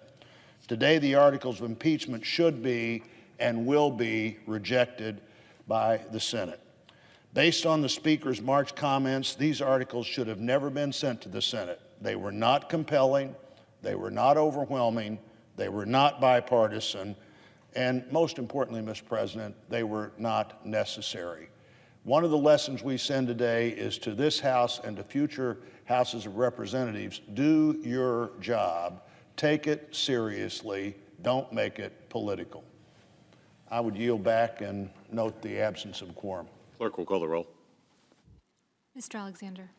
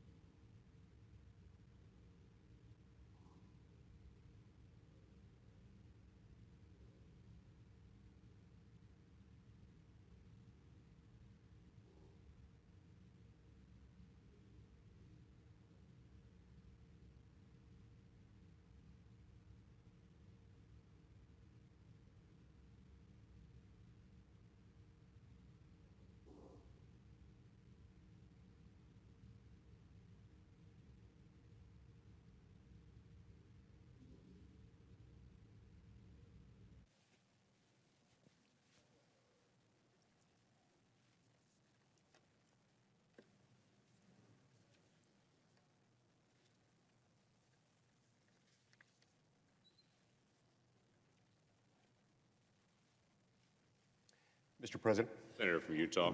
I ask unanimous consent to suspend the quorum call. Without objection.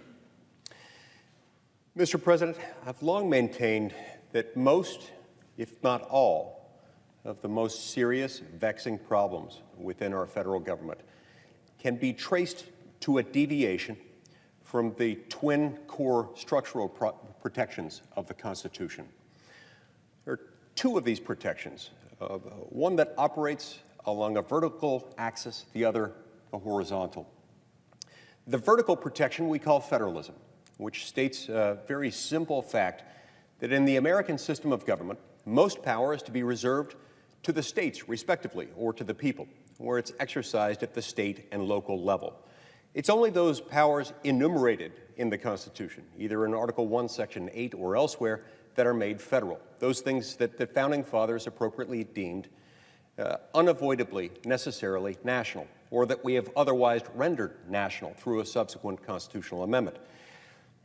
As was the case when James Madison wrote Federalist Number 45, the powers reserved to the states are numerous and indefinite, while those that are given to the Congress to be exercised federally are few and defined. Few and defined powers with the federal government, numerous and indefinite, reserved to the states.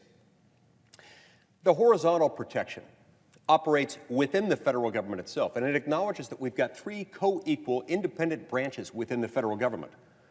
One that makes the laws, one that executes the laws, and one that interprets the laws, where people can't come to an agreement and have an active, live dispute as to the meaning of a particular law in a particular case or controversy. Sadly, we have drifted steadily, aggressively from both of these principles over the last 80 years. For roughly the first 150 years of the founding of our republic and of the operation of our constitutional structure, we adhered pretty closely to them. But over the last 80 years or so, we've drifted steadily, and this has been a bipartisan problem. It's one that was created under the flawed leadership of Republicans and Democrats alike. In fact, of Senates, of Houses of Representatives, and White Houses of every conceivable partisan combination. We have essentially taken power away from the American people in two steps. First, by moving power from the state and local level and taking it to Washington in violation of the vertical protection we call federalism. And then a second time, moving it away from the people's elected lawmakers in Washington to unelected, unaccountable bureaucrats placed within the executive branch of government, but who are neither elected by the people nor accountable to anyone who is electable. And thus, they constitute essentially a fourth branch of government within our system, one that is not sanctioned or contemplated by the Constitution and doesn't really fit all that well within its framework. This has made the federal government bigger and more powerful. It has occurred in a way that has made people less powerful. It's made government in general, in particular this government, the federal government, less responsive to the needs of the people. It has been fundamentally contrary to the way our system of government operates. What, one might ask, does any of this have to do with impeachment? Well, in my opinion, everything, or at least a lot. You see, this distance that we've created in these two steps, by moving power from the people to Washington, within Washington, handing it over from elected lawmakers to unelected, unaccountable bureaucrats, has created an understandable amount of anxiety among the American people. Not all of them necessarily recognize it in the same way that I do, or describe it with the same words, but they know something's not right. They know that when their federal government requires them to work many months out of every year just to pay their federal taxes, only to be told later it's not nearly enough and hasn't been enough for a long time, such that we've accumulated $23 trillion in debt. And when they come to understand that the federal government also imposes some $2 trillion in regulatory compliance costs on the American people, that this harms the poor and middle class. It makes everything we buy more expensive. It results in diminished wages, unemployment, and underemployment. On some level, the American people feel this. They experience this. They understand it. It creates anxiety. It was that very anxiety that caused people to want to elect a different kind of leader in 2016, and they did. It was this set of circumstances that caused them to elect Donald J. Trump as the 45th President of the United States. And I'm glad they did, because he promised to change the way we do things here, and he has done that. But as someone who has focused intently on the need to reconnect the American people with their system of government, Donald Trump presents something of a serious threat to those who have occupied these positions of power. These individuals who, while hardworking, well-intentioned, well-educated, and highly specialized, occupy these positions of power within what we loosely refer to as the executive branch, but it is in reality an unelected, unaccountable fourth branch of government. He has bucked them on many, many levels and has infuriated them as he's done so, even as he is implementing the American people's wishes to close that gap between the people and the government that is supposed to serve them. He's bucked them on so many levels, declining to defer to the opinions of self-proclaimed government experts who claim that they know better than any of us on a number of levels. He pushed back on them, for example, when it comes to the Foreign Intelligence Surveillance Act, or FISA, as it's sometimes described, when he insisted that FISA had been abused in efforts to undermine his candidacy and to infringe the rights and the privacy of the American people. So he took that position. Washington bureaucrats predictably mocked him, but he turned out to be right. He called out the folly of engaging in endless nation-building exercises as part of a 2-decade-long war effort that has cost this country dearly in terms of American blood and treasure. Washington bureaucrats mocked him again, but he turned out to be right. He raised questions with how U.S. foreign aid is used and sometimes misused throughout the world, sometimes to the detriment of the American people and the very interests that such aid was created to alleviate. Washington bureaucrats mocked him, but he turned out to be right. President Trump asked Ukraine to investigate a Ukrainian energy company, Burisma. He momentarily paused U.S. aid to Ukraine while seeking a commitment from the then newly elected Ukrainian President Vladimir Zelensky regarding that effort. He wanted to make sure that he could trust this recently elected President Zelensky before sending him the aid. Within a few weeks, his concerns were satisfied, and he released the aid. Pausing briefly before doing so isn't criminal. It certainly isn't impeachable. It's not even wrong. Quite to the contrary, this is exactly the sort of thing the American people elected President Trump to do. He would and has decided to bring a different paradigm to Washington, one that analyzes things from how the American citizenry views the American government. This has, in some respects, therefore, been a trial of the Washington, D.C. establishment itself, but not necessarily in the way that the House managers apparently intended. And while the House managers repeatedly invoked constitutional principles, including separation of powers, their arguments have tended to prove the point opposite of the one they intended. Yes, we badly need to restore and protect both federalism and separation of powers. And it is my view that the deviation from one contributes to the deviation from the other. But here, in order to do that, we've got to respect the three branches of government for what they are, who leads them, how they operate, and who is accountable to whom. For them to view President Trump as somehow subservient to the career civil servant bureaucratic class that has tended to manage agencies within the federal government, including the National Security Council, the Department of Defense, the Office of Management and Budget, individuals in the White House, and individuals within the State Department, among others, is not only mischaracterizing this problem, It helps identify the precise source of this problem. You see, many of these people, including some of the witnesses that we've heard from in this trial, have mistakenly taken the conclusion, but because President Trump took a conclusion different than that offered by the so-called interagency process, that amounted to a constitutionally impeachable act. It did not. It did nothing of the sort. Quite to the contrary, when you actually look at the Constitution itself, it makes clear that the president has the power to do what he did here. The very first section of Article 2 of the Constitution, this is the part of the Constitution that outlines the president's authority, makes clear that the executive power of the United States government shall be vested in the President of the United States. It's important to remember that there are exactly two federal officials who are elected within the executive branch of government. One is the vice president, and the other is the president. The vice president's duties, I would add, are relatively limited. Constitutionally speaking, the vice president is the president of the Senate, and thus performs that in a quasi-legislative role.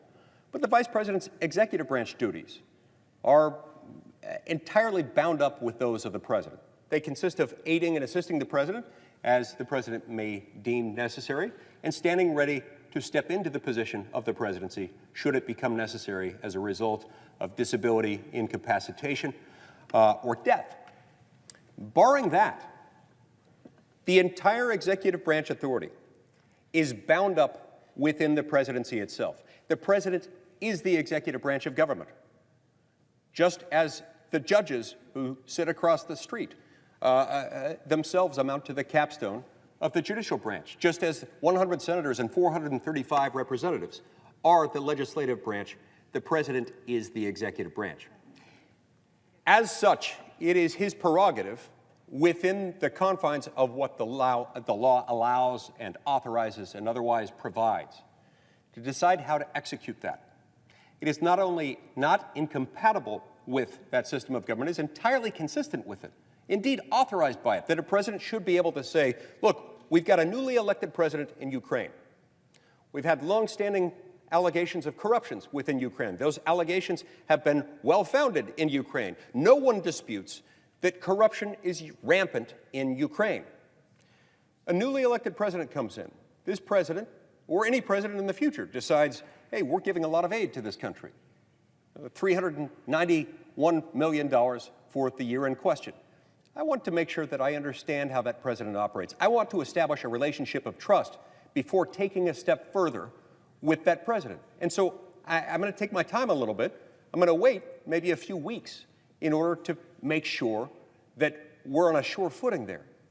He did that. There's nothing wrong with that. What's the response from the House managers? Well, it gets back to that interagency process.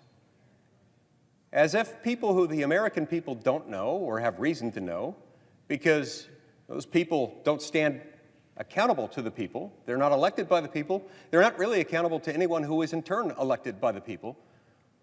The fact that these people involved in the interagency process might disagree with a foreign policy decision made by the President of the United States, or the fact that this President of the United States might take a different approach than his predecessor or predecessors, does not make this President's decisions criminal.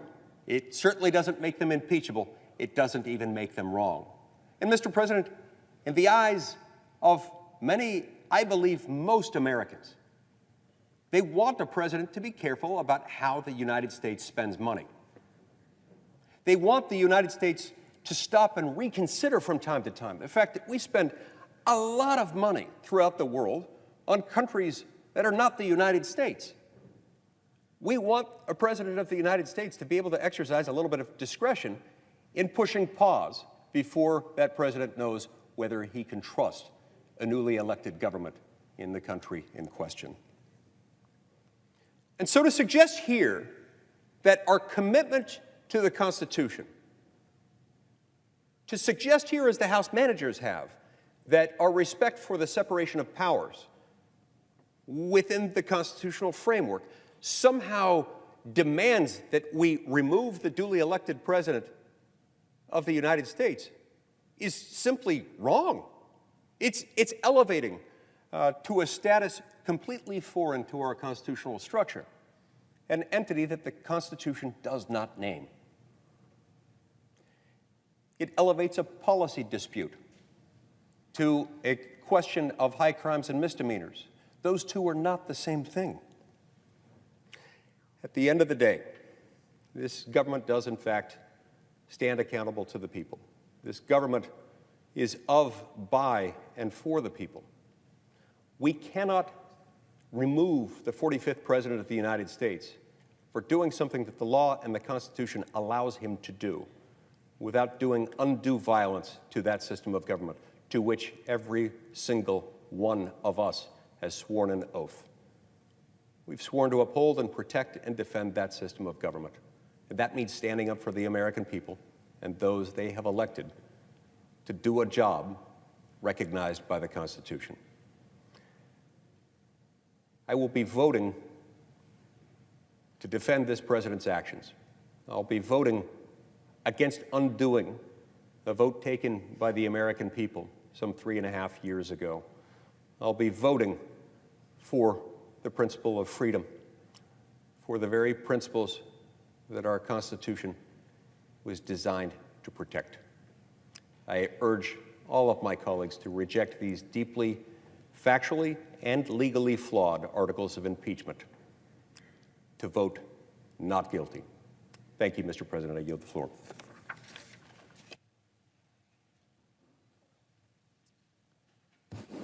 Note the absence of a quorum. Will the senator withhold? Yes.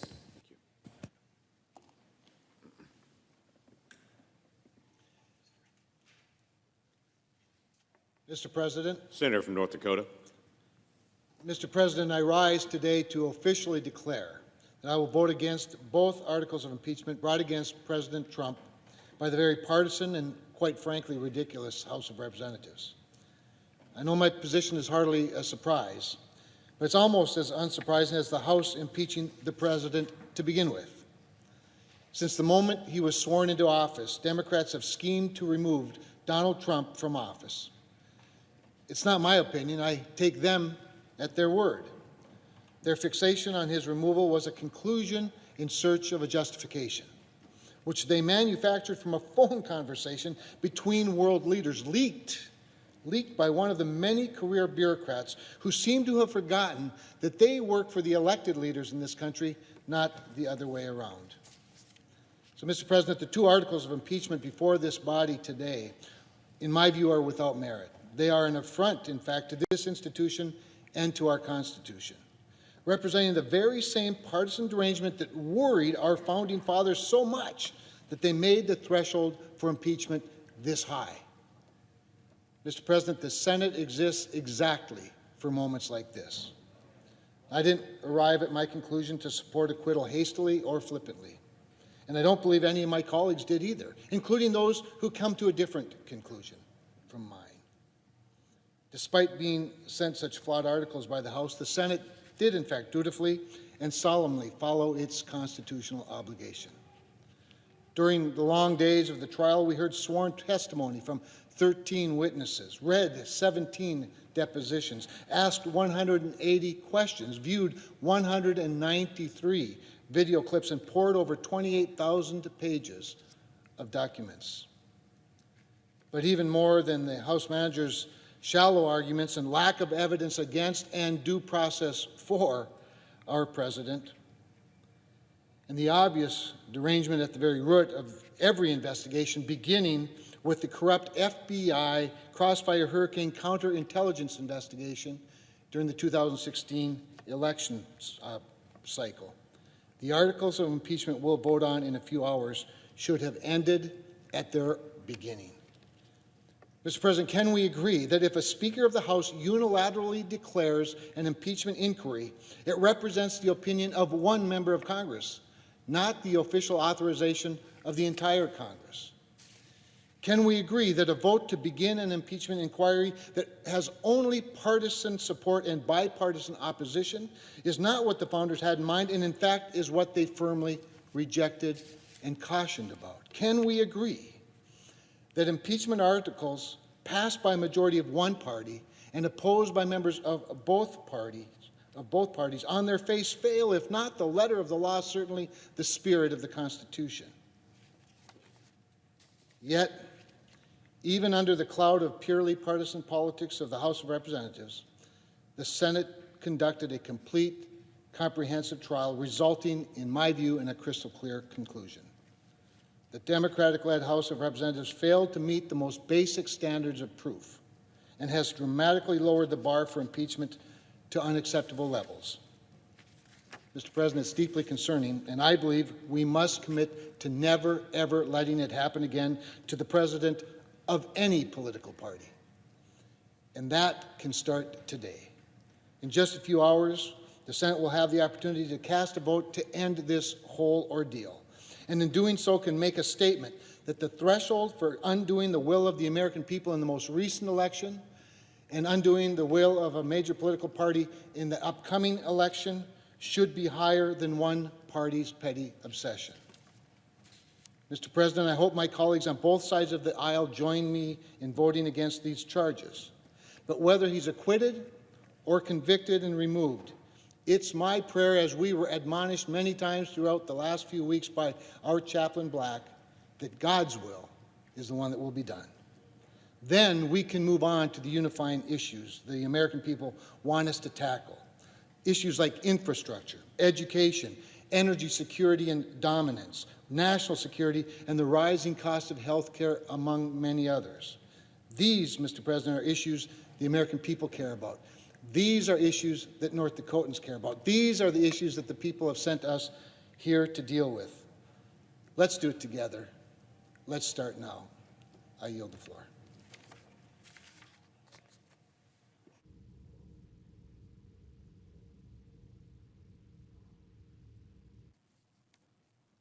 I note the absence of a quorum. Clerk will call the roll.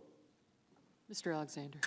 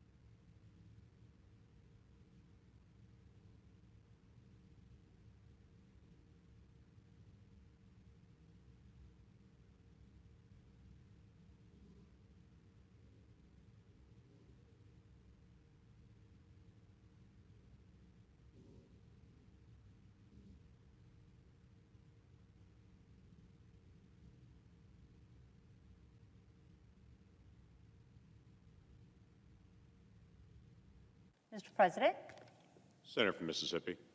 are we in a quorum call? We are.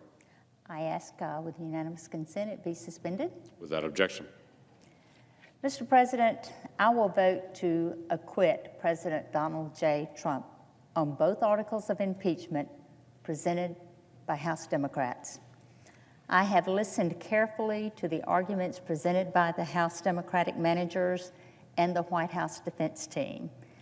Those prosecuting the president failed on a legal and constitutional basis to produce the evidence required to undertake the very serious act of removing a duly elected president from this office.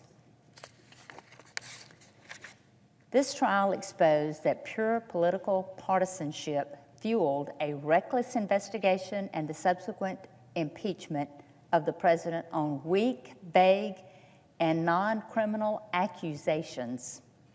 The Democrats' case, which lacked the basic standards of fairness and due process, was fabricated to fulfill their one long-held hope to impeach President Trump. We should all be concerned about the dangerous precedent and consequences of convicting any president on charges originating from strictly partisan reasons. The Founding Fathers warned against allowing impeachment to become a political weapon. In this case, House Democrats crossed that line. Rejecting the abuse of power and obstruction of Congress articles before us will affirm our belief in the impeachment standards intended by the founders. With my votes to acquit President Trump, justice will be served. The Senate has faithfully executed its constitutional duties to hear and judge the charges leveled against the president. I remain hopeful that we can finally set aside this flawed partisan investigation, prosecution, and persecution of President Trump. The people of Mississippi and this great nation are more interested in us getting back to doing the work they sent us here to do. I yield my time.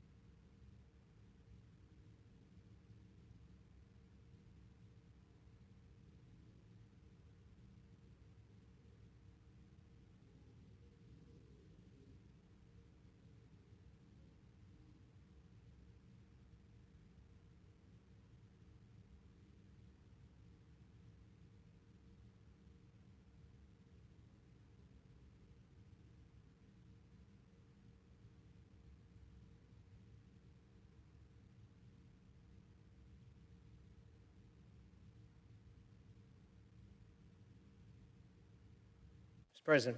Senator from Idaho. Mr. President, fellow senators, I come to the floor today to talk about the business at hand. Obviously, it's a vote that we're going to take at 4 o'clock this afternoon. Look, we were subjected to days and days of trial here, many witnesses and witness statements and all that sort of thing. And it's incumbent upon us now as jurors to reach a conclusion, and I have done so. I come at this with a little bit of a different view than probably others. I've tried more cases probably than anyone on the floor, both as a prosecutor and in private practice. And so I watched carefully as the case was presented to us and how the case had been put together by the managers from the House. And what I learned in the many years of trial experience that I had, that the only way really to try a case and to reach where you want to get is to do it in good faith and to do it honestly. I had real trouble right at the beginning when I saw that the lead manager read a transcript purporting to be the president of a transcript of the president's phone call that's been an issue here, and it was falsified. And it was falsified knowingly, willfully, and intentionally. So as a result of that, when they walked through the door and wanted to present their case, there was a strike there already, and I put it in that perspective. How the case unfolded after that was stunning because I've never seen a case succeed the way they put the case together. They put the case together by taking every fact that they wanted to make fly and put it only in the best light without showing the other side, but more importantly, intentionally excluding evidence.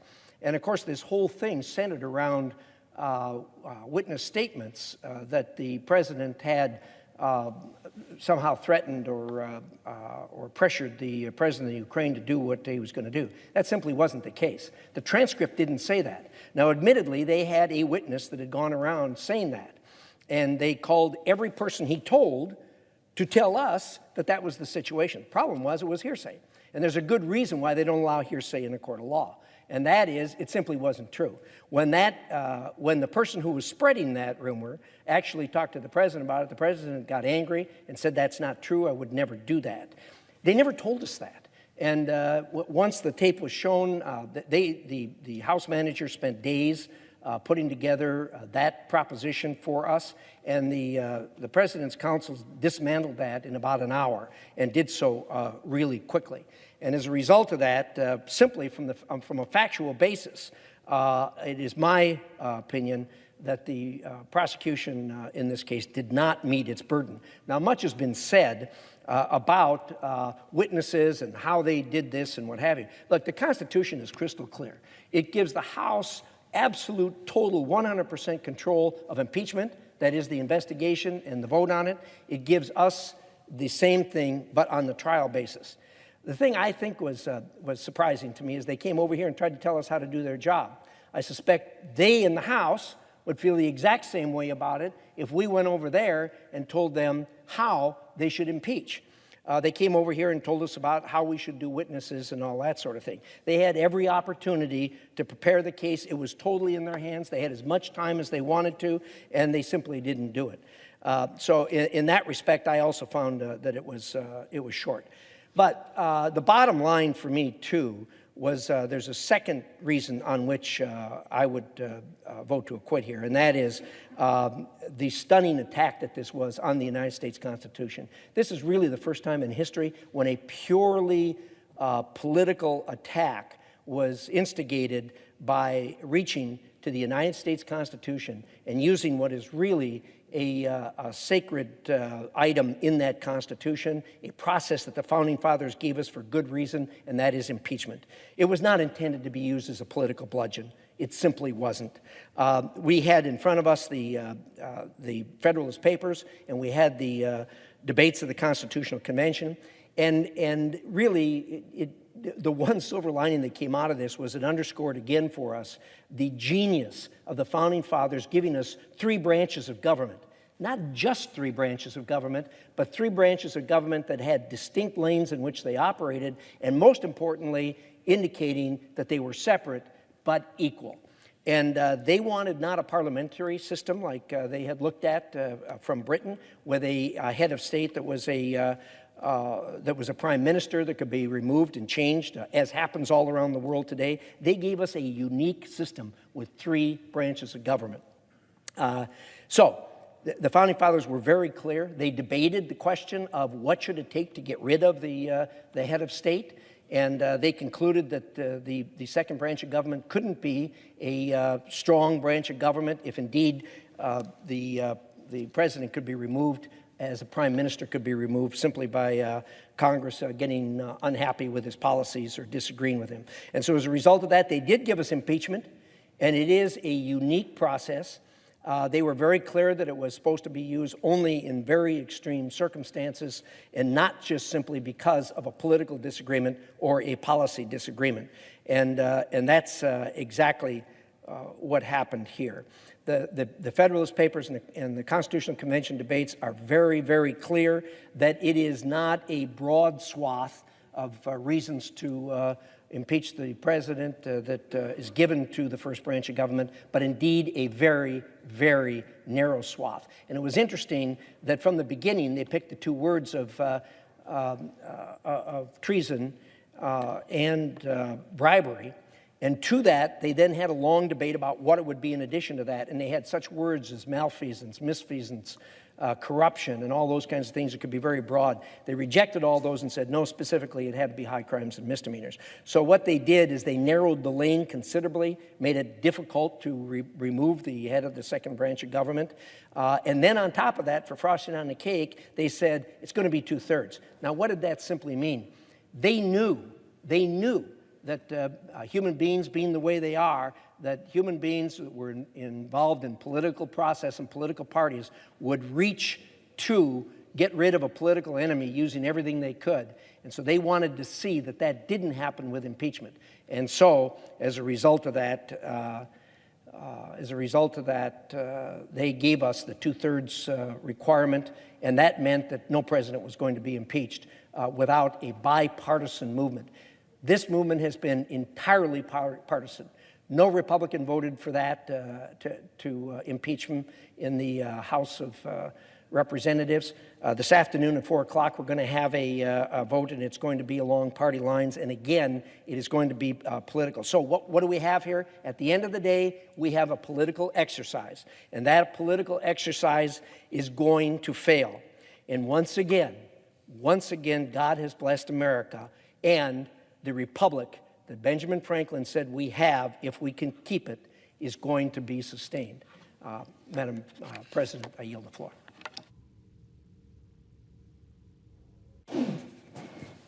The senator from Ohio is recognized. Thank you, Madam President. Over the past 3 weeks, we have heard from the House managers and the President's counsel regarding the facts of the case against President Donald Trump.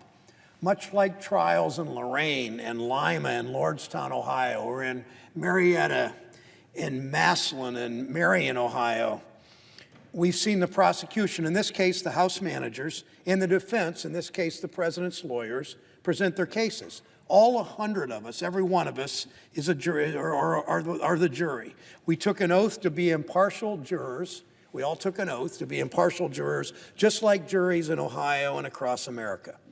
But to some of my colleagues, that just appeared to be a joke. The great journalist Bill Moyers summed up the past 3 weeks. What we've just seen is the dictator of the Senate manipulating the impeachment process to save the demagogue in the White House, whose political party has become the gravedigger of democracy. Let me say that again. What we've just seen is the dictator of the Senate manipulating the impeachment process to save the demagogue in the White House, whose political party has become the gravedigger of democracy. Even before this trial began, Leader McConnell admitted out loud that he was coordinating the trial process with the White House. The leader of the Senate was coordinating with the White House on impeachment.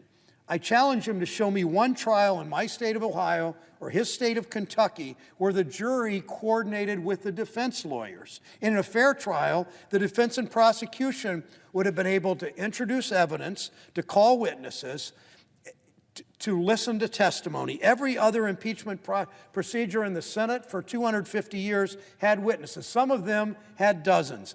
We had zero.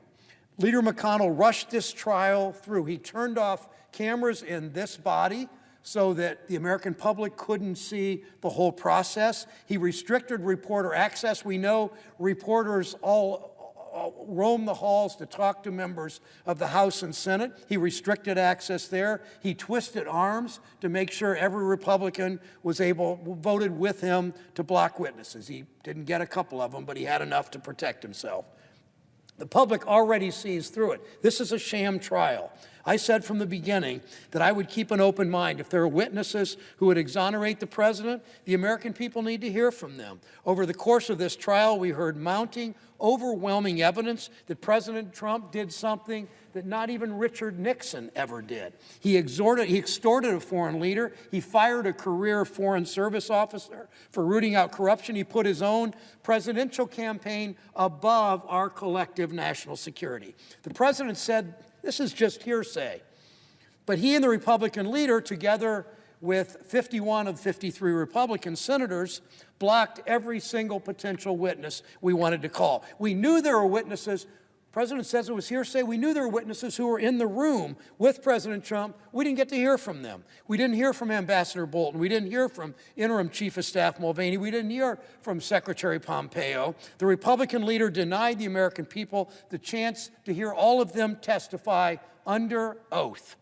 We've seen more information come to light each day, which builds on the pattern of facts laid out in great detail by the House managers. We've now heard tape recordings of the President of the United States telling associates to get rid of U.S. Ambassador Yovanovitch, a public servant who devoted her life to fighting corruption and promoting American ideals in foreign policy throughout her long, distinguished career at the State Department.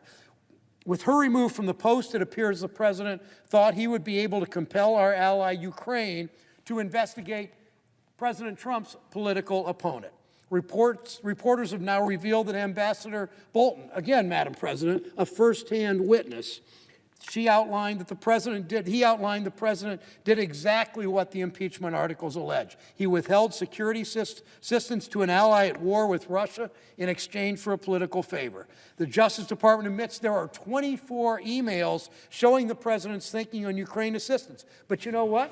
Senator McConnell down the hall won't allow us to see any of these 24 emails. Make no mistake, the full truth is going to come out. The presiding officer, my colleagues on the other side of the aisle, they're all going to be embarrassed because they covered this up. It wasn't just the president and the vice president and Secretary Pompeo and Chief of Staff Mulvaney. It was 51 Republican United States senators, including the presiding officer, who's a new member of this body, who covered up this evidence. It'll come out this week, it'll come out this month, this year, the year after that, for decades to come.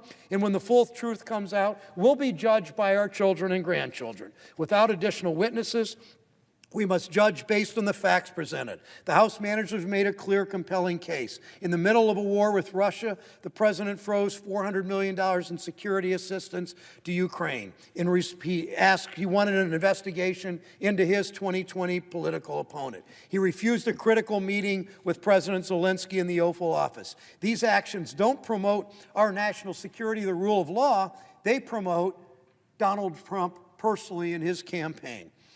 We know the president extorted President Zelensky. He asked the leader of a foreign government to help him. That's a definition of an abuse of power. That's why we have no choice but to convict this president of abusing his office.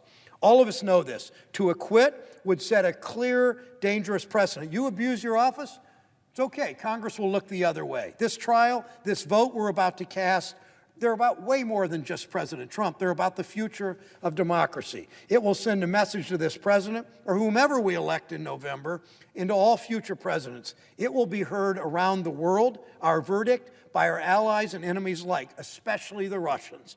Are we going to roll out the welcome mat to our adversaries to interfere in our elections? Are we going to give a green light to the President of the United States to base our country's foreign policy not on our collective agreed on national security or that of our allies, like Ukraine, but on the president's personal political campaign. These are the issues at stake. If we don't hold this president accountable for his abuse of office, if no one in his own party, if no one on this side of the aisle, no one has the backbone to stand up and say stop, there is no question it'll get worse. How do I know that? I've heard it from a number of my Republican colleagues, when privately they'll tell me, yes, we are concerned about what the president's going to do if he's exonerated. I was particularly appalled by the words of Mr. Dershowitz. He said if a president does something which he believes will help him get elected in the public interest, that can't be the quid pro quo that results in impeachment. Think about that for a moment. If the president thinks it's okay, he thinks it's going to help his election, and he thinks his election is in the public interest, then it's okay. The president can break any law, can funnel taxpayer money towards his reelection, can turn the arm of the state against his political enemies, and not be held accountable. That's what this claim comes down to. Remember the words of Richard Nixon. When the president does it, that means it's not illegal. Our country rejected that argument during Watergate. We had a Republican Party with principle in those days, and senators with backbone, and they told that president to resign because nobody's above the state, nobody's above the law.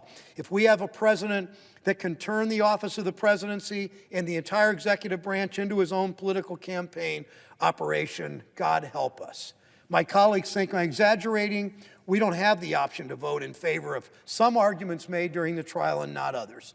Mr. Dershowitz's words will live forever in the historical record. If they're allowed to stand aside a not guilty verdict, make no mistake, they'll be used as precedent by future aspiring autocrats. In the words of House Manager Schiff, that way madness lies.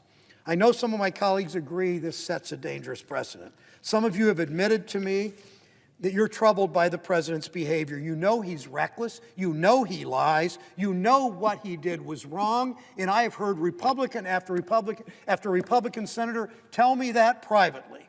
If you acknowledge that, if you've said it to me, if you said it to your family, if you said it to your staff, if you just said it to yourself, I implore you, we have no choice but to vote to convict. What are my colleagues afraid of? I think about the word of Adam Schiff in this chamber on Tuesday. If you find that the House has proved its case and still vote to acquit, if you still vote to acquit, your name will be tied to his with a cord of steel and for all of history. Your name will be tied to his with a cord of steel and for all of history. So I ask my colleagues again, what are you afraid of?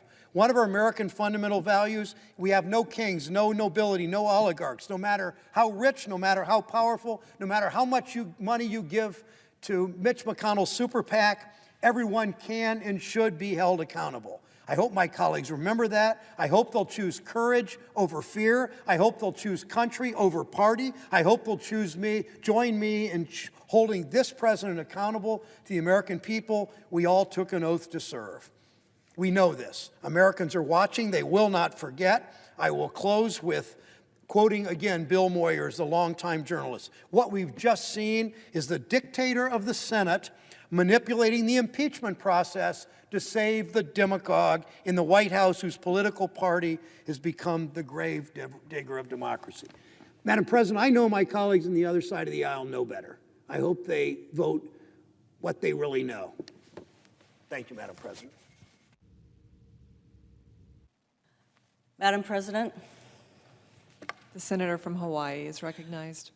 Madam President, when the framers debated whether to include the power of impeachment in the Constitution, they envisioned a moment very much like the one we face now.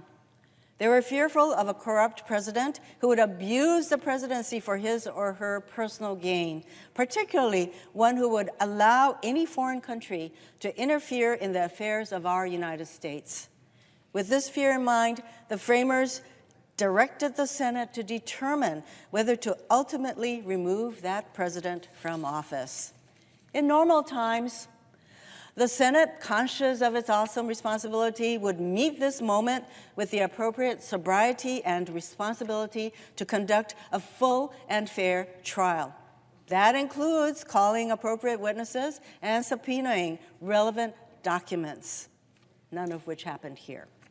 In normal times, the Senate would have weighed the evidence presented by both sides and rendered impartial justice.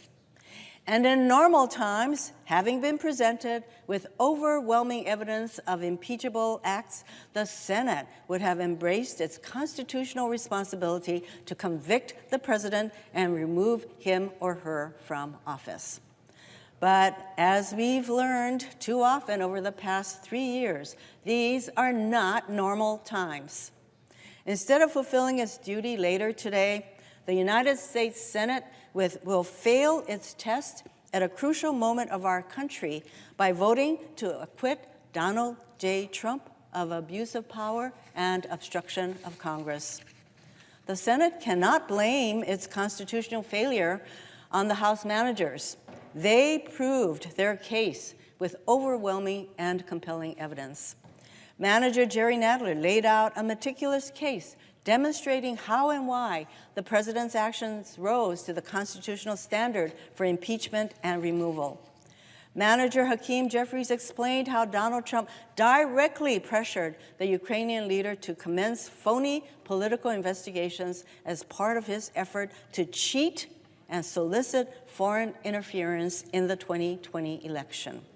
Manager Val Demings walked us through the evidence of how Donald Trump used $391 million of taxpayer money to pressure Ukraine to announce politically motivated investigations. She concluded, this is enough to prove extortion in court. Manager Sylvia Garcia showed us how Donald Trump's demand for investigations was purely for his personal political benefit. She debunked the conspiracy theories the president's counsel raised against former Vice President Joe Biden, Donald Trump's political rival and the true target of his corrupt scheme.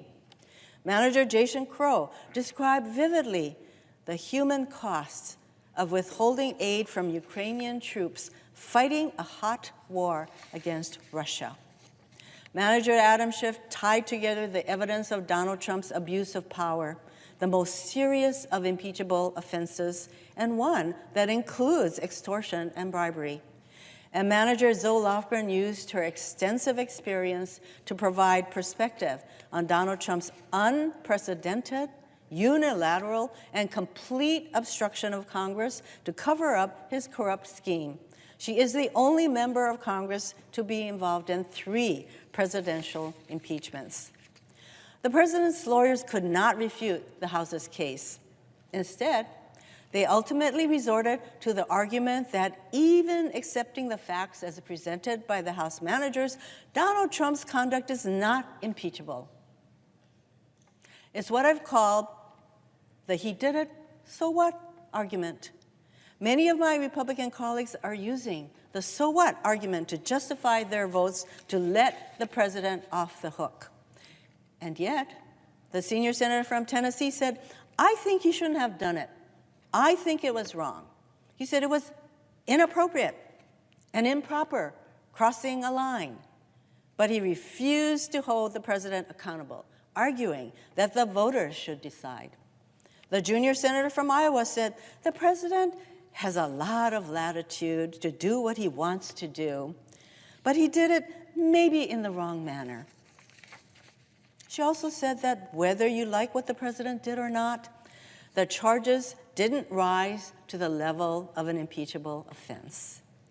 The junior senator from Ohio called the president's actions wrong and inappropriate, but said they did not rise to the level of removing a duly elected president from office and taking him off the ballot in the middle of an election. And the senior senator from Florida went so far as to say, just because actions meet a standard of impeachment does not mean it is in the best interest of the country to remove a president from office.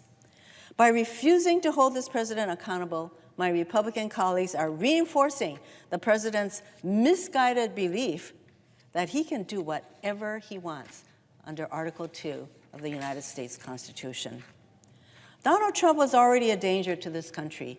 We've seen it in his policy decisions, from taking away health care from millions of Americans, to threatening painful cuts to Social Security and Medicare, to engaging in an all-out assault on immigrants in this country. But today, we're called on to confront a completely different type of danger, one that goes well beyond the significant policy differences I have with this president. If we let Donald Trump get away with extorting the president of another country for his own personal political benefit, the Senate will be complicit in his next corrupt scheme. Which country will he bully or invite to interfere in our elections next? Which pot of taxpayer money will he use as a bribe to further his political schemes? Later today, I will vote to convict and remove President Donald Trump for abusing his power and obstructing Congress. I am under no illusion that my Republican colleagues will do the same. They've argued it's up to the American people to decide, as though impeachment were not a totally separate constitutional remedy for a lawless president. As I considered my vote, I listened closely to Manager Schiff's closing statement about why the Senate needs to convict this president. He said, I quote, "I do not ask you to convict him because truth or right or decency matters nothing to him." He's referring to the president. "But because we have proven our case and it matters to you. Truth matters to you. Right matters to you. You are decent. He is not who you are." It's time for the Senate to uphold its constitutional responsibility by convicting this president and holding him accountable. Madam President, I yield the floor.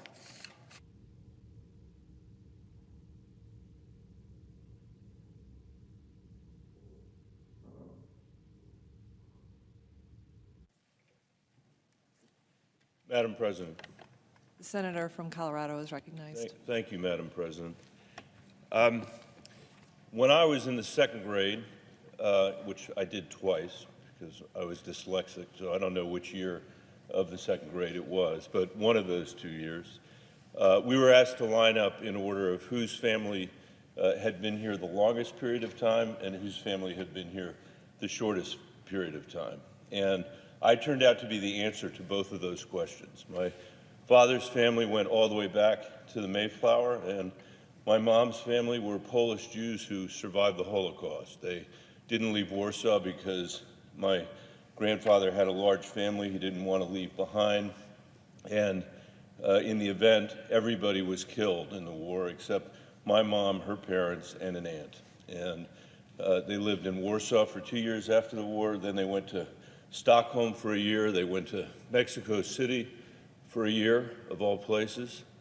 And then they came to the United States, the one place in the world they could rebuild their shattered lives. And they did rebuild their shattered lives. My mom was the only person in the family who could speak any English. She registered herself in the New York City public schools. She graduated from Hunter College High School. She went on to graduate from Wellesley College in Massachusetts in one generation. My grandparents rebuilt the business they had lost during the war. And I knew from them how important this symbol of America was to people struggling all over the world. Their joy, they'd been through some of the worst events in human history, and their joy of being Americans was completely unadulterated. I've met many immigrants across this country, and I still haven't met anybody with a stronger accent than my grandparents had, and I have never met anybody who were greater patriots than they were. And they understood how important the idea of America was, not because we were perfect, exactly the opposite of that, because we were imperfect. But we lived in a free society that was able to cure its imperfections with the hard work of our citizens to make this country more democratic, more free, and more fair, a country committed to the rule of law. Nobody was above the rule of law, and nobody was treated unfairly by the law, even if you were an immigrant to this country. From my dad's example, I learned something really different. He might interest some people around here to know he was a staffer in the Senate for many years. And I actually grew up coming here on Saturday mornings, throwing paper airplanes around the hallways of the Dirksen building and the Russell building. And he worked here at a very different time in the Senate. He worked here at a time when Republicans and Democrats worked together to uphold the rule of law, to pass important legislation that was needed by the American people to move our country forward. A time when Democrats and Republicans went back home and said, I didn't get everything that I wanted, to be sure, but the 65% I did get is worth the bill that we had. And here's why the other side needed 35%. Those days are completely gone in the United States Senate. And I grieve for it. My dad passed away about a year ago. And I know how disappointed he would be about where we are.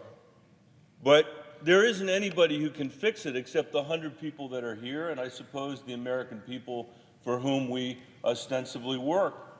In the last 10 years that I've been here, Madam President, I have watched politicians come to this floor and destroy the solemn responsibility that we have, the constitutional responsibility we have to advise and consent on judicial appointments, to turn that constitutional responsibility into nothing more than a vicious partisan exercise. That hasn't been done by the American people. That wasn't done by any other generation of politicians that were in this place. It's been done by this generation of politicians, led by the senator from Kentucky, the majority leader of the Senate. We have become a body that it does nothing. We're an employment agency. That's what we are. 75% of the votes we took last year were on appointments. We voted on 26 amendments last year. 26. 26. In the world's greatest deliberative body, we passed 8 amendments in a year. Pathetic. We didn't consider any of the major issues that the American people are confronting in their lives. Not a single one. 10 years of town halls with people saying to me, Michael, we are killing ourselves, and we can't afford housing, health care, higher education, or early childhood education. We cannot save. We can't live a middle-class life. We think our kids are going to live a more diminished life than we do. What does the United States Senate do? Cut taxes for rich people. We don't have time to do anything else around here. And now, when we are the only body on planet Earth charged with the responsibility of dealing with the guilt or innocence of this president, we can't even bring ourselves to have witnesses and evidence as part of a fair trial. Even when there are literally witnesses with direct knowledge of what the president did, practically banging on the door of the Senate saying, let me testify. We're too lazy for that.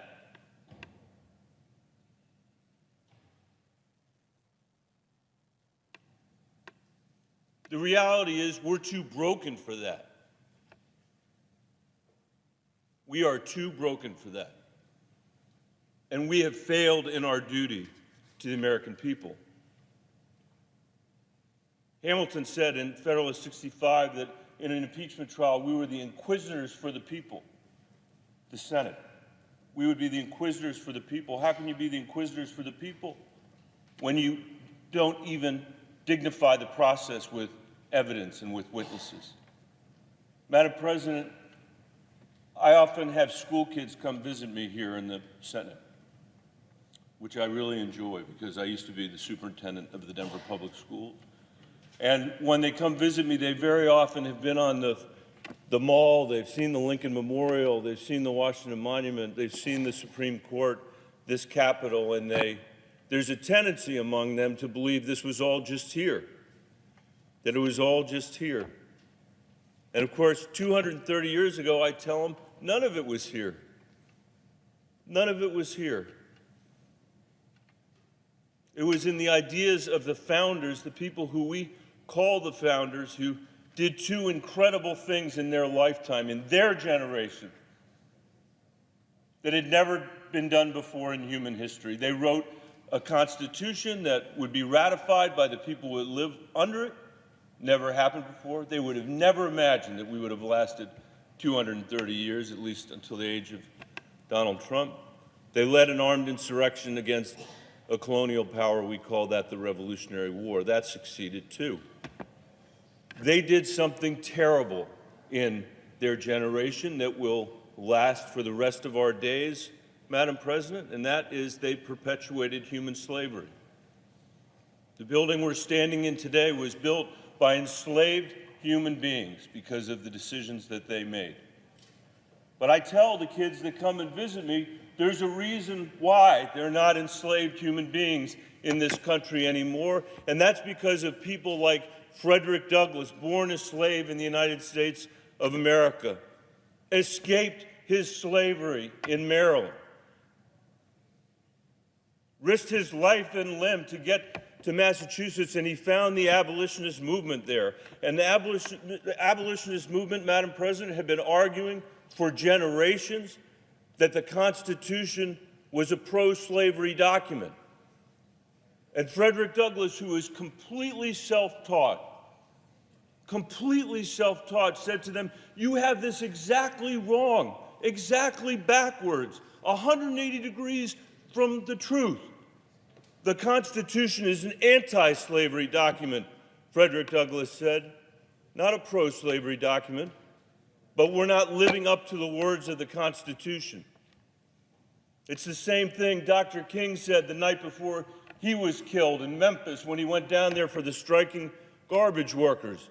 And he said, "I am here to make America keep the promise you wrote down on the page." And in my mind, Frederick Douglass and Dr. King are founders just as much as the people who wrote the Constitution of the United States. How could they not be? How could they not be? The women that fought to give my kids, my 3 daughters, the right to vote, who fought for 50 years to get the right to vote, mostly women in this country, they're founders just like the people who wrote the Constitution as well.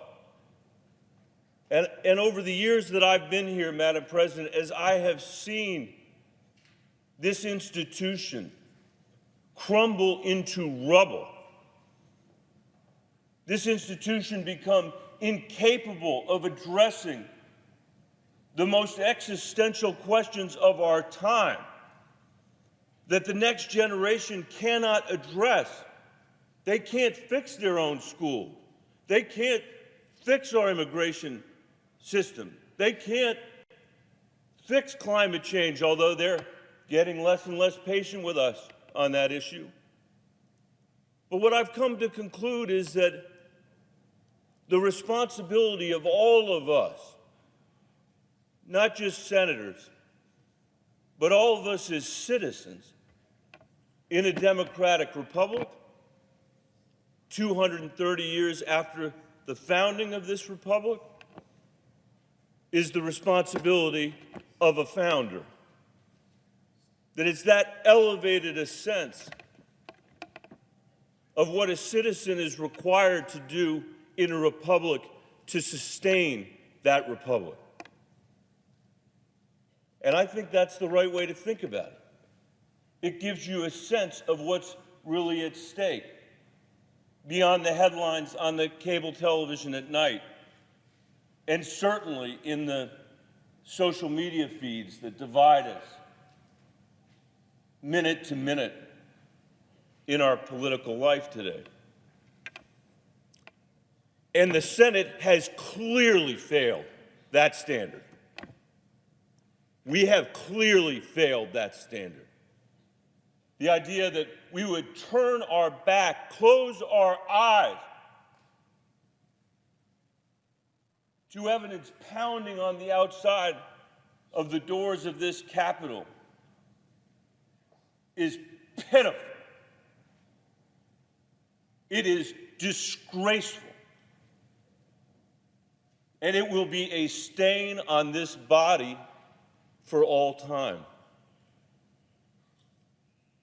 More than 50% of the people in this place have said that what the president did was wrong. It clearly was wrong. It clearly was unconstitutional. It clearly was impeachable. What president would run for office saying to the American people, I'm going to try to extort a foreign power for my own electoral interest to interfere in our elections? It is exactly the kind of conduct that the impeachment clause was written for. It is a textbook case of why the impeachment clause exists. But even if you don't agree with me that he should have been convicted or that he should be convicted, I don't know how anybody in this body goes home and faces their constituents and say, we wouldn't even look at the evidence. And so I say to the American people, our democracy is very much at risk. I'm not one of those people who believes that Donald Trump is the source of all of our problems. I think he's made matters much worse, to be sure. But he is a symptom of our problem. He is a symptom of our failure to tend to the democracy, to our responsibility as founders. And if we don't begin to take that responsibility as seriously as our parents and grandparents did, people who faced much longer, much bigger challenges than we ever did. Nobody's asking us, thank God, to end human slavery. Nobody's asking us to fight for 50 years for the self-evident proposition that women should have the right to vote. We're not marching in Selma, being beaten for the self-evident prospect that all people are created equal. Nobody's asking us to climb the cliffs of Dover to fight for freedom in a war that had never touched our shores.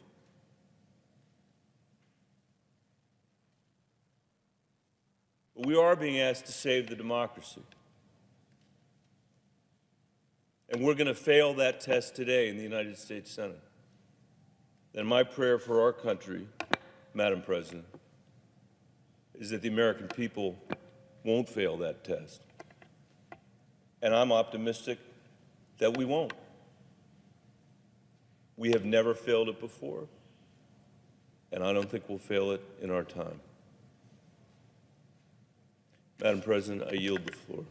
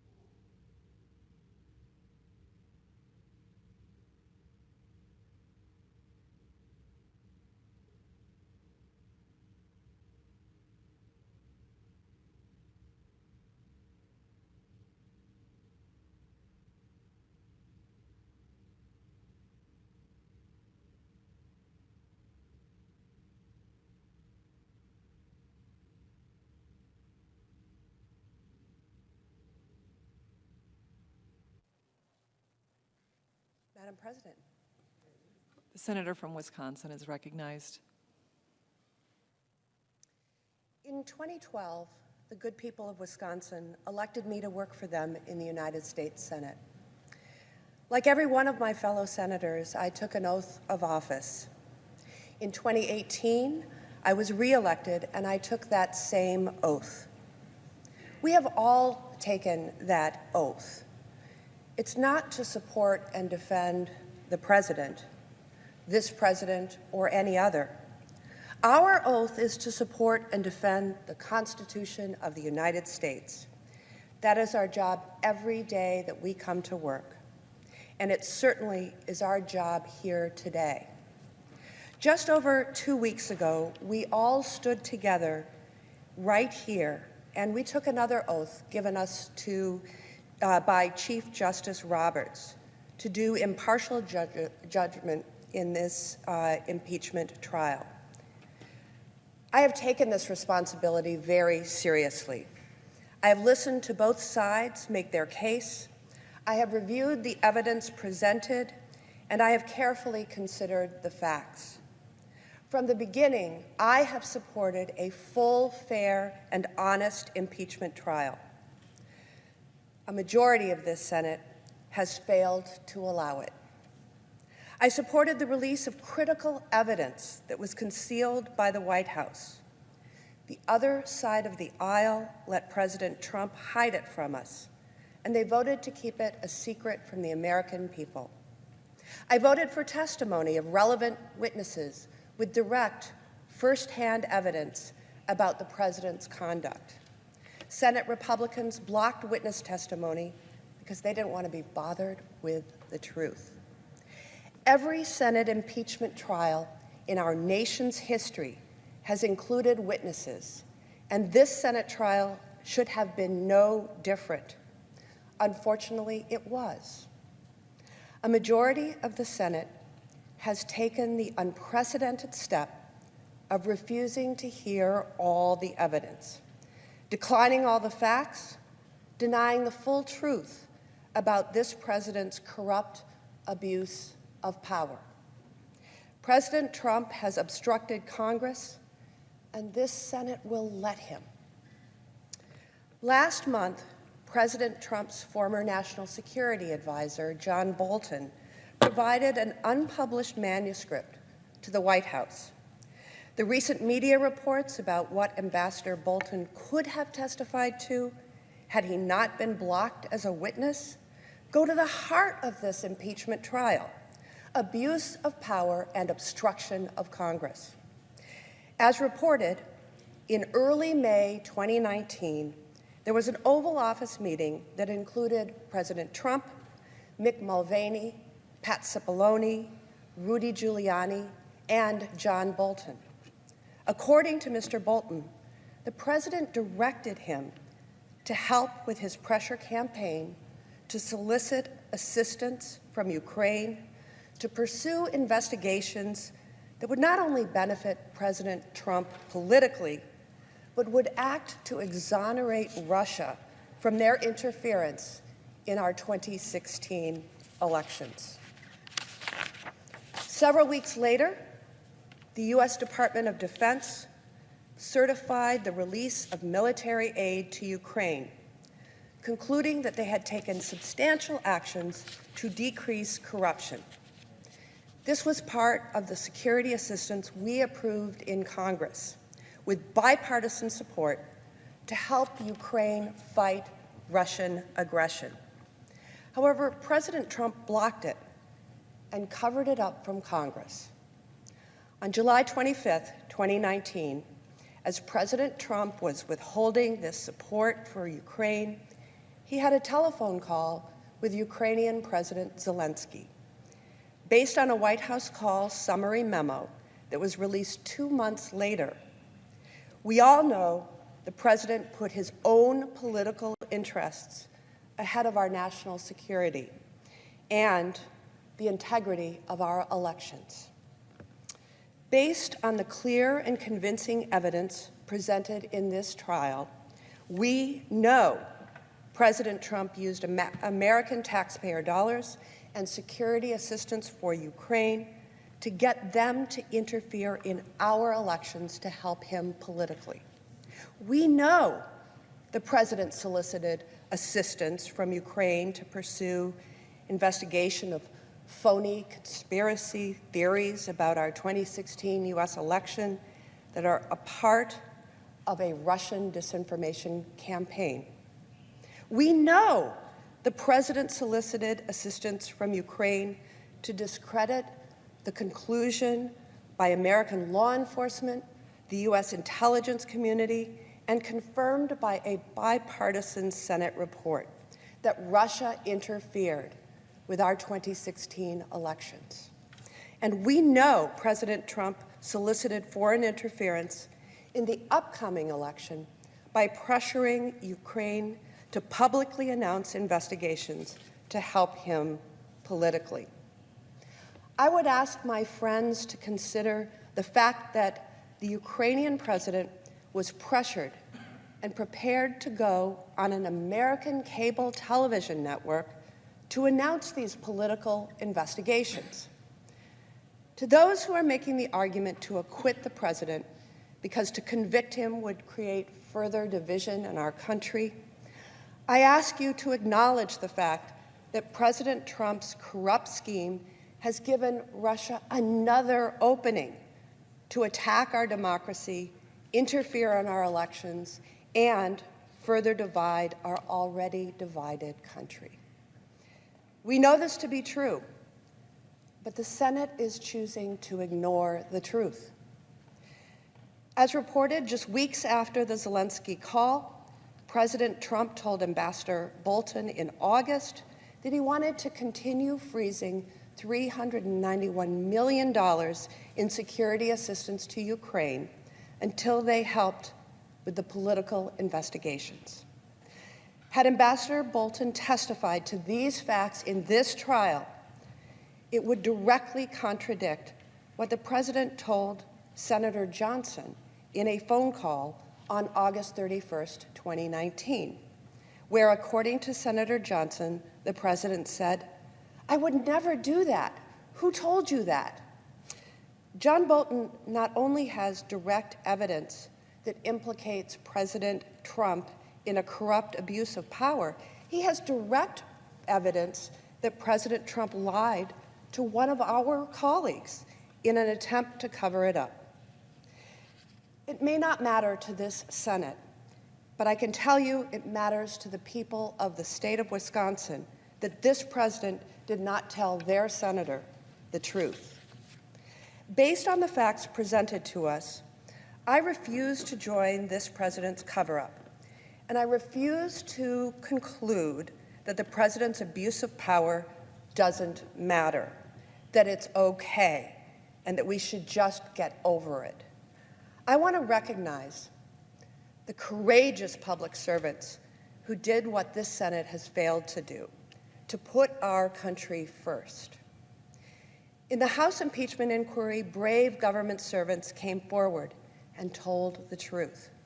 They put their jobs on the line, and instead of inspiring us to do our duty, to do our job, they have faced character assassination from this president, the White House, and some of my colleagues here in the Senate. It is a disgrace to this institution that they were treated as anything less than the patriots that they are. As Army Lieutenant Colonel Alexander Vindman said, "This is America. Here, right matters." My judgment is inspired by these words, and I am guided to my commitment to put country before party and our Constitution first. My vote on the president's abuse of power and obstruction of Congress is a vote to uphold my oath of office and to support and defend the Constitution. My vote is a vote to uphold the rule of law and our uniquely American principle that no one, not even the president, is above the law. I only have one of 100 votes in the U.S. Senate, And I'm afraid that the majority is putting this president above the law by not convicting him of these impeachable offenses. But let's be clear, this is not an exoneration of President Trump. It is a failure to show moral courage and hold this president accountable. Now, every American will have a power to make their own judgment. Every American gets to decide what is in our public interest. We, the people, get to choose what is in our national interest. I trust the American people. I know they will be guided by our common good and the truth. The people we work for know what the truth is, and they know in America it matters. I yield back.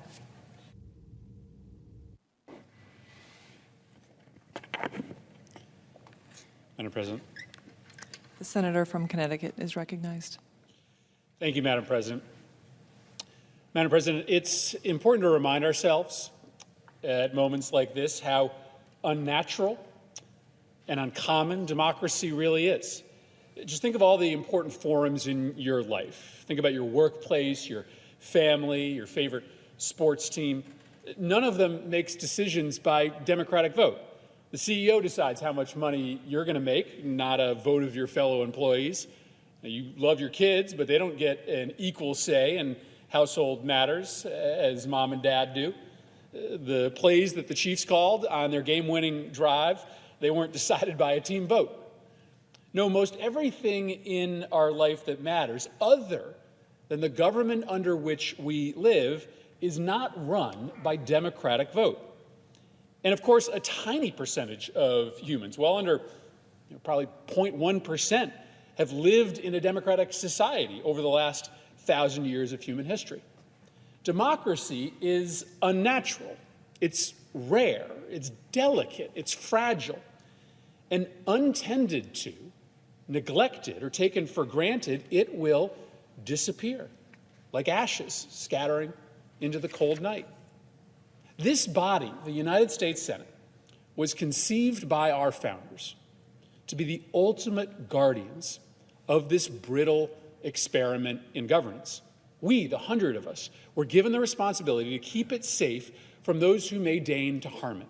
And when the Senate lives up to this charge, it is an awesome, inspirational sight to behold. Now, I was born 3 weeks after Alexander Butterfield revealed the existence of a taping system in the White House that likely held evidence of President Nixon's crimes. And I was born 1 week after the Senate Watergate Committee, in a bipartisan vote, ordered Nixon to turn over several key tapes. Now, my parents were Republicans. My mom still is a Republican. And over the years, they've voted for a lot of Democrats and Republicans. They raised me in the shadow of Watergate to understand that what mattered in politics wasn't really someone's party.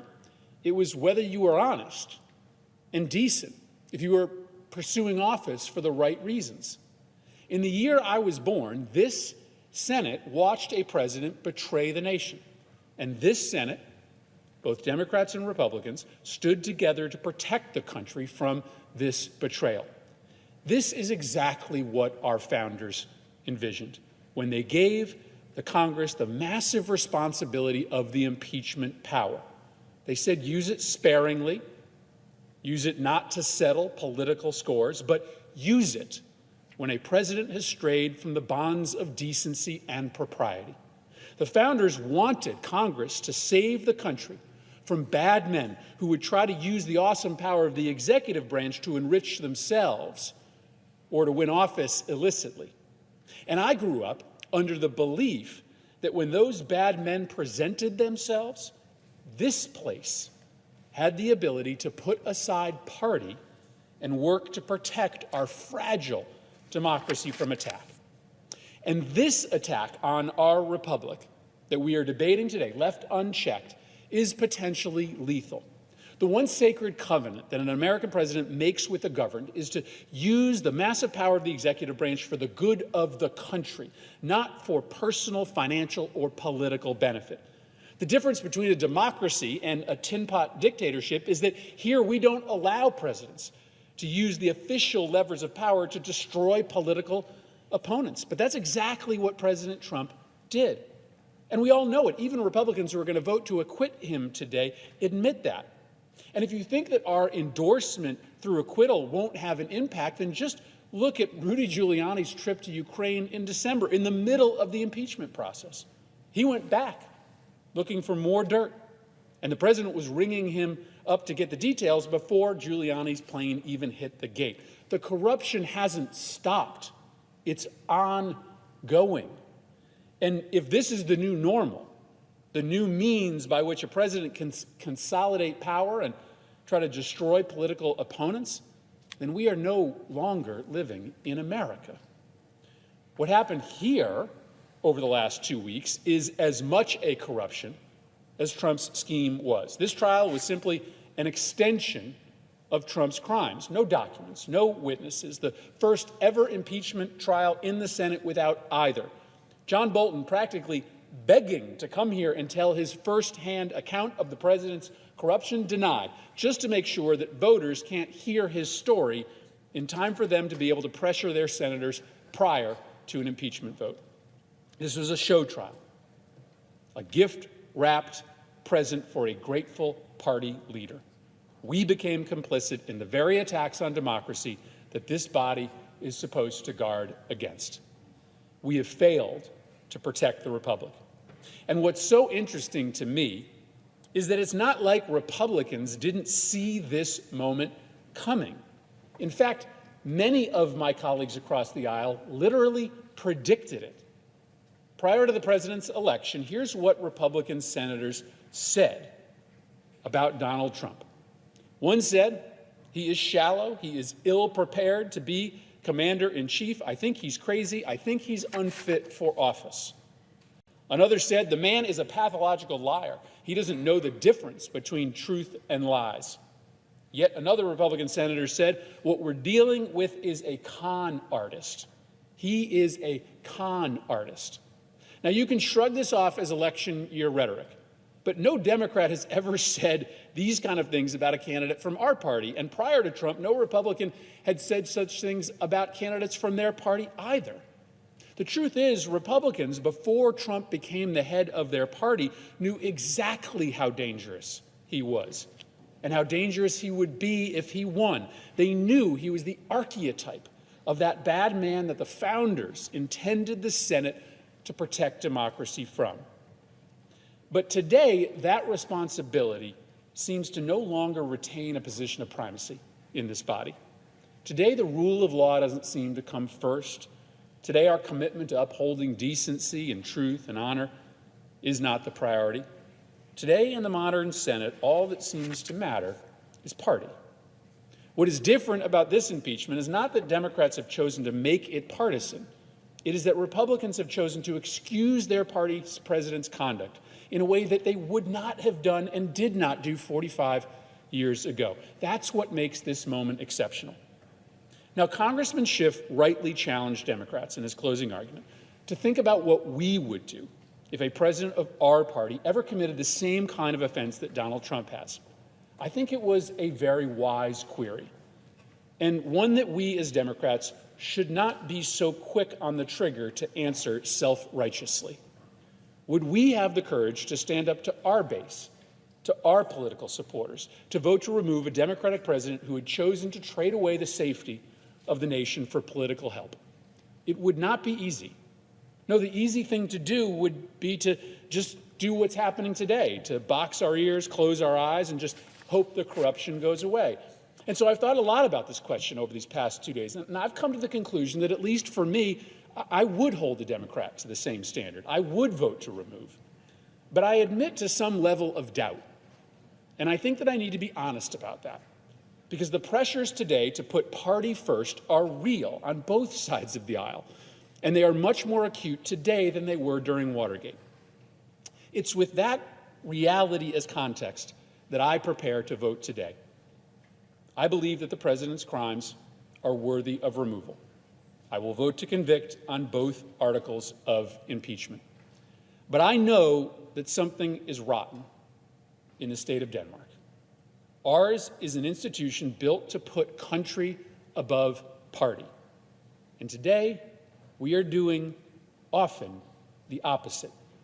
I believe within the cult of personality that has become the Trump presidency, the disease is more acute and more perilous to the nation's health on the Republican side of the ledger. But I admit that this affliction has spread to all corners of this chamber.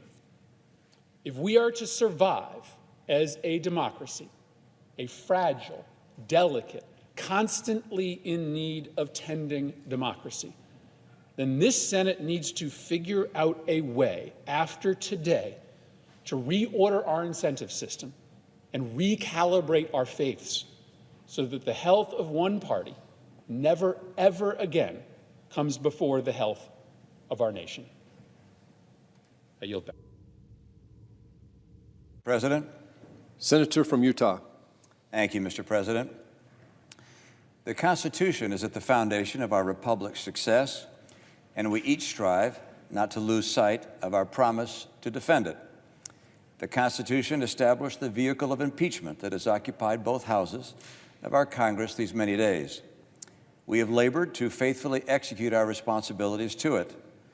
We have arrived at different judgments, but I hope we respect each other's good faith. The allegations made in the articles of impeachment are very serious. As a senator juror, I swore an oath before God to exercise impartial justice. I am profoundly religious. My faith is at the heart of who I am.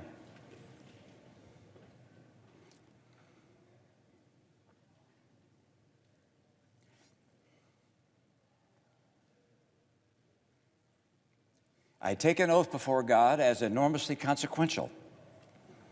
I knew from the outset that being tasked with judging the president, the leader of my own party, would be the most difficult decision I have ever faced.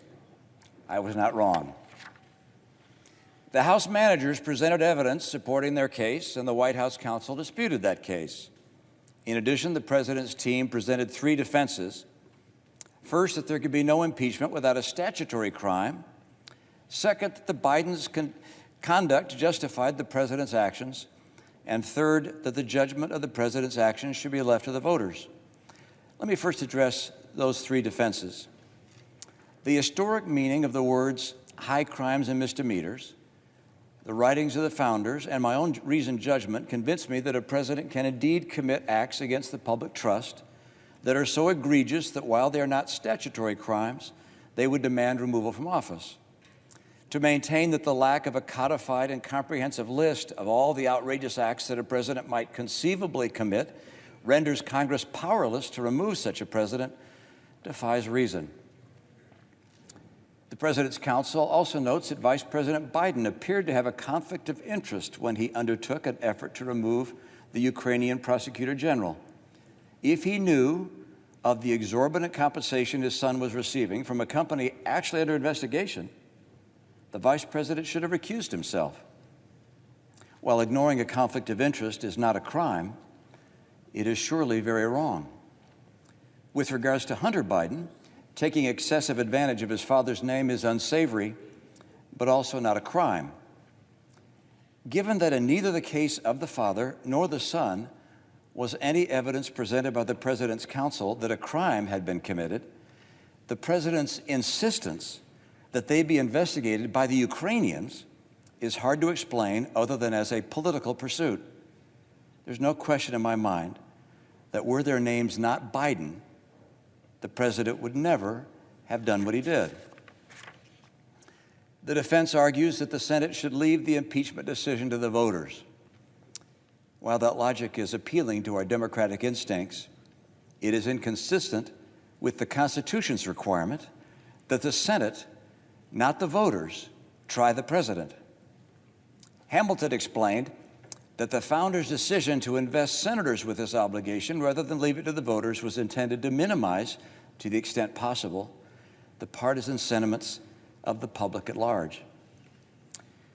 So the verdict is ours to render under our Constitution. The people will judge us for how well and faithfully we fulfill our duty.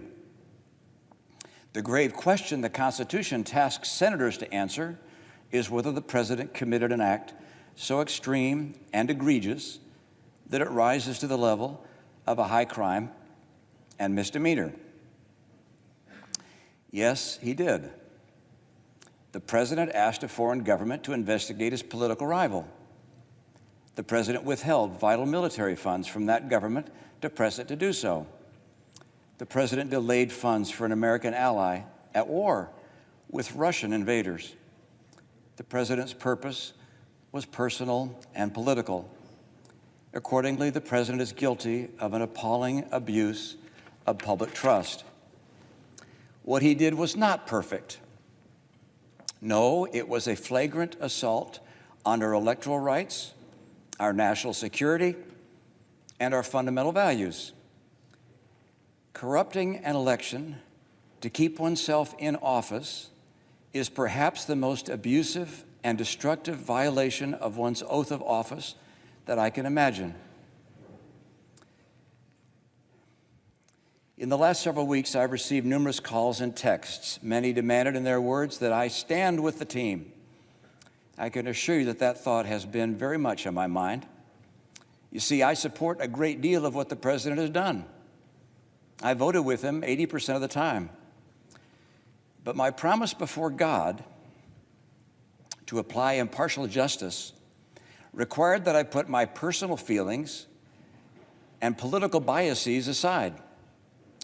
Were I to ignore the evidence that has been presented and disregard what I believe my oath and the Constitution demands of me for the sake of a partisan end, it would, I fear, expose my character to history's rebuke and the censure of my own conscience. I'm aware that there are people in my party and in my state who will strenuously disapprove of my decision, and in some quarters I will be vehemently denounced. I'm sure to hear abuse from the president and his supporters. Does anyone seriously believe that I would consent to these consequences other than from an inescapable conviction that my oath before God demanded it of me?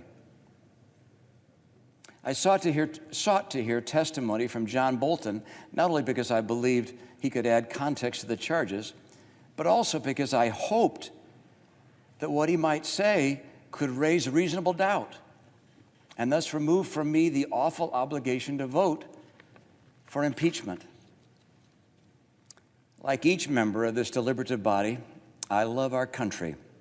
I believe that our Constitution was inspired by Providence. I'm convinced that freedom itself is dependent on the strength and vitality of our national character. As it is with each senator, my vote is an act of conviction. We've come to different conclusions, fellow senators, but I trust we have all followed the dictates of our conscience.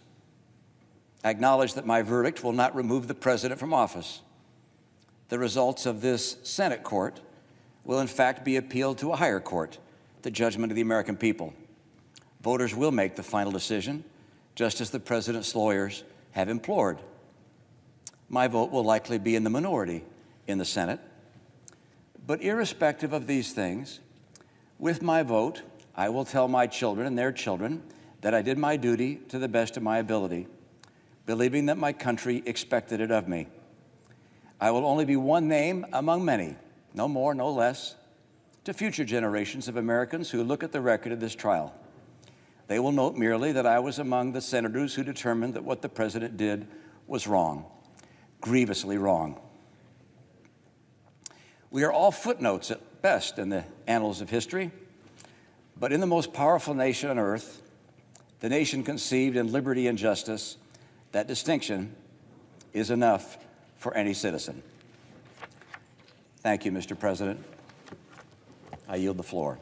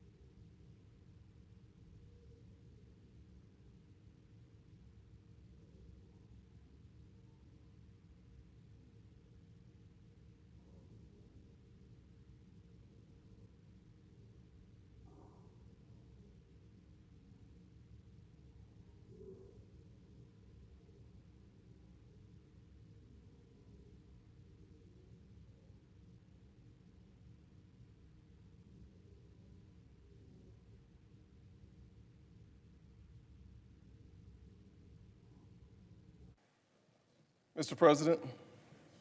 Senator from South Carolina. Thank you, Mr. President. Over the past few weeks, we've heard a lot of arguments, accusations, and anecdotes. Some very skilled speakers on both sides have presented their case both for and against impeachment. I listened intently, hour after hour, day after day, to the House managers and the president's lawyers. And the word that kept coming to me, that I kept writing down in my notes, was fairness. Because you see, here in America, you are innocent until proven guilty. As the president's defense team noted, at the foundation of those authentic forms of justice is fundamental fairness. It's playing by the rules. It's why we don't allow deflated footballs or stealing signs from the field. Rules are rules. They're there to be followed. You can create all the rhetorical imagery in the world, but without the facts to prove guilt, it doesn't mean a thing. They can say the president cannot be trusted, but without proving why he can't be trusted, their words are just empty political attacks.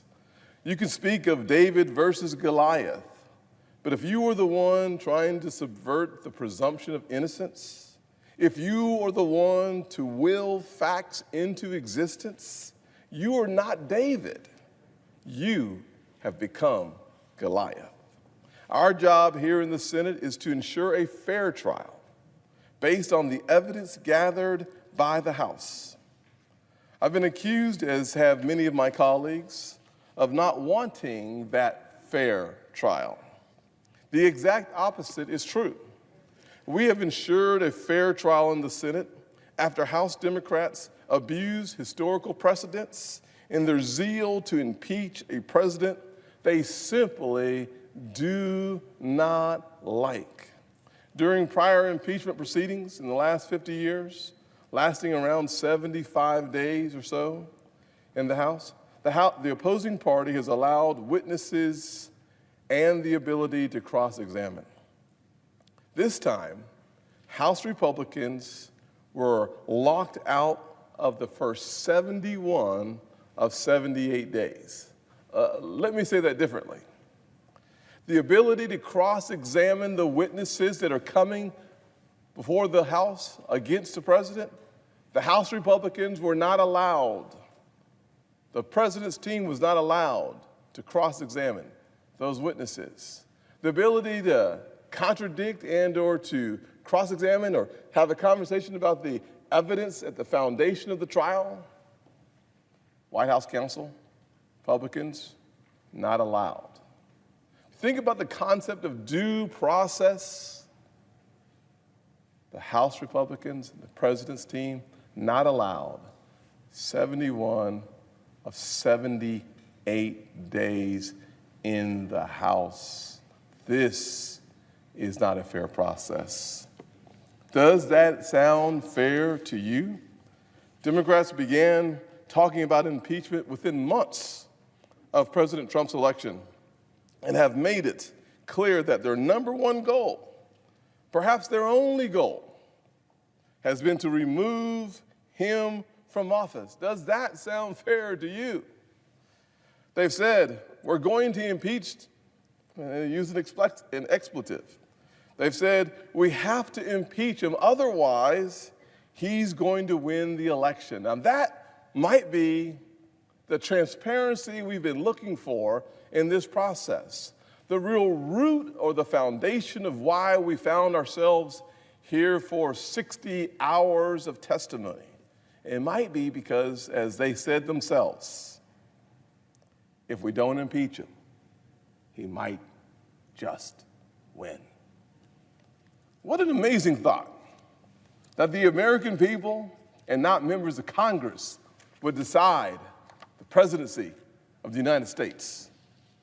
What a novel concept that the House managers and Congress would not remove his name from the ballot in 2020, but we would allow the American people to decide the fate of this president and of the presidency. They don't get it. They don't understand that the American people should be and are the final arbiters of what happens.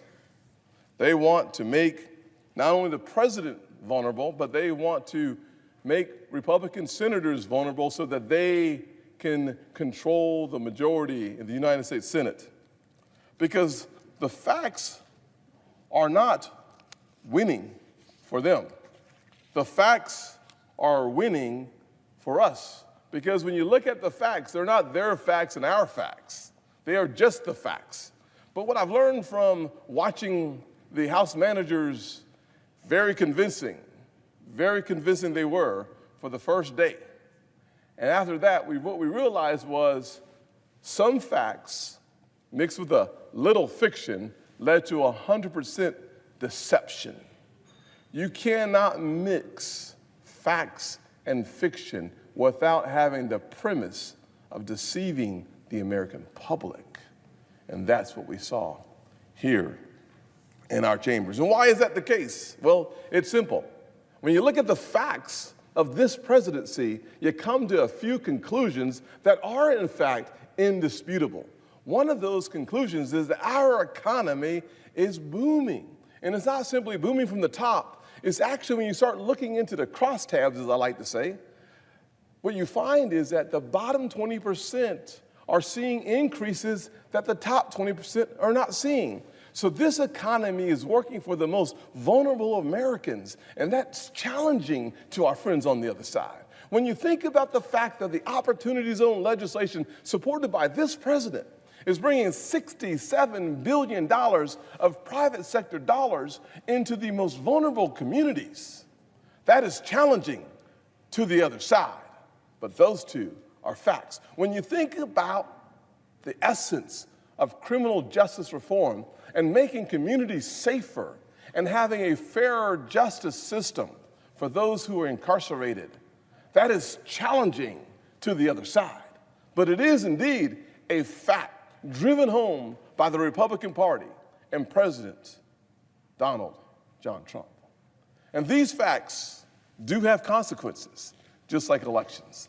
And our friends on the other side, unfortunately, decided that if they could not beat them at the poll, give Congress an opportunity to, in fact, impeach the president. My friends on the left simply don't want a fair process. This process has lacked fairness. Instead, they paint their efforts as fighting on behalf of democracy when, in fact, they are just working on behalf of Democrats. That's not fair. It's not what the American people deserve. House managers said over and over again, the Senate had to protect our nation's free and fair elections, but they are seeking to overturn a fairly won election with absurd charges. The House manager said over and over again that the Senate has to allow new witnesses so as to make the Senate trial fair. But they didn't bother with the notion of fairness when they were in charge in the House. Their notion of fairness is to give the prosecution do-overs and extra latitude, but not the defendant. Actions speak louder than words, and Democrat actions have said all we need to hear. Let's vote no on these motions today and get back to working for the American people.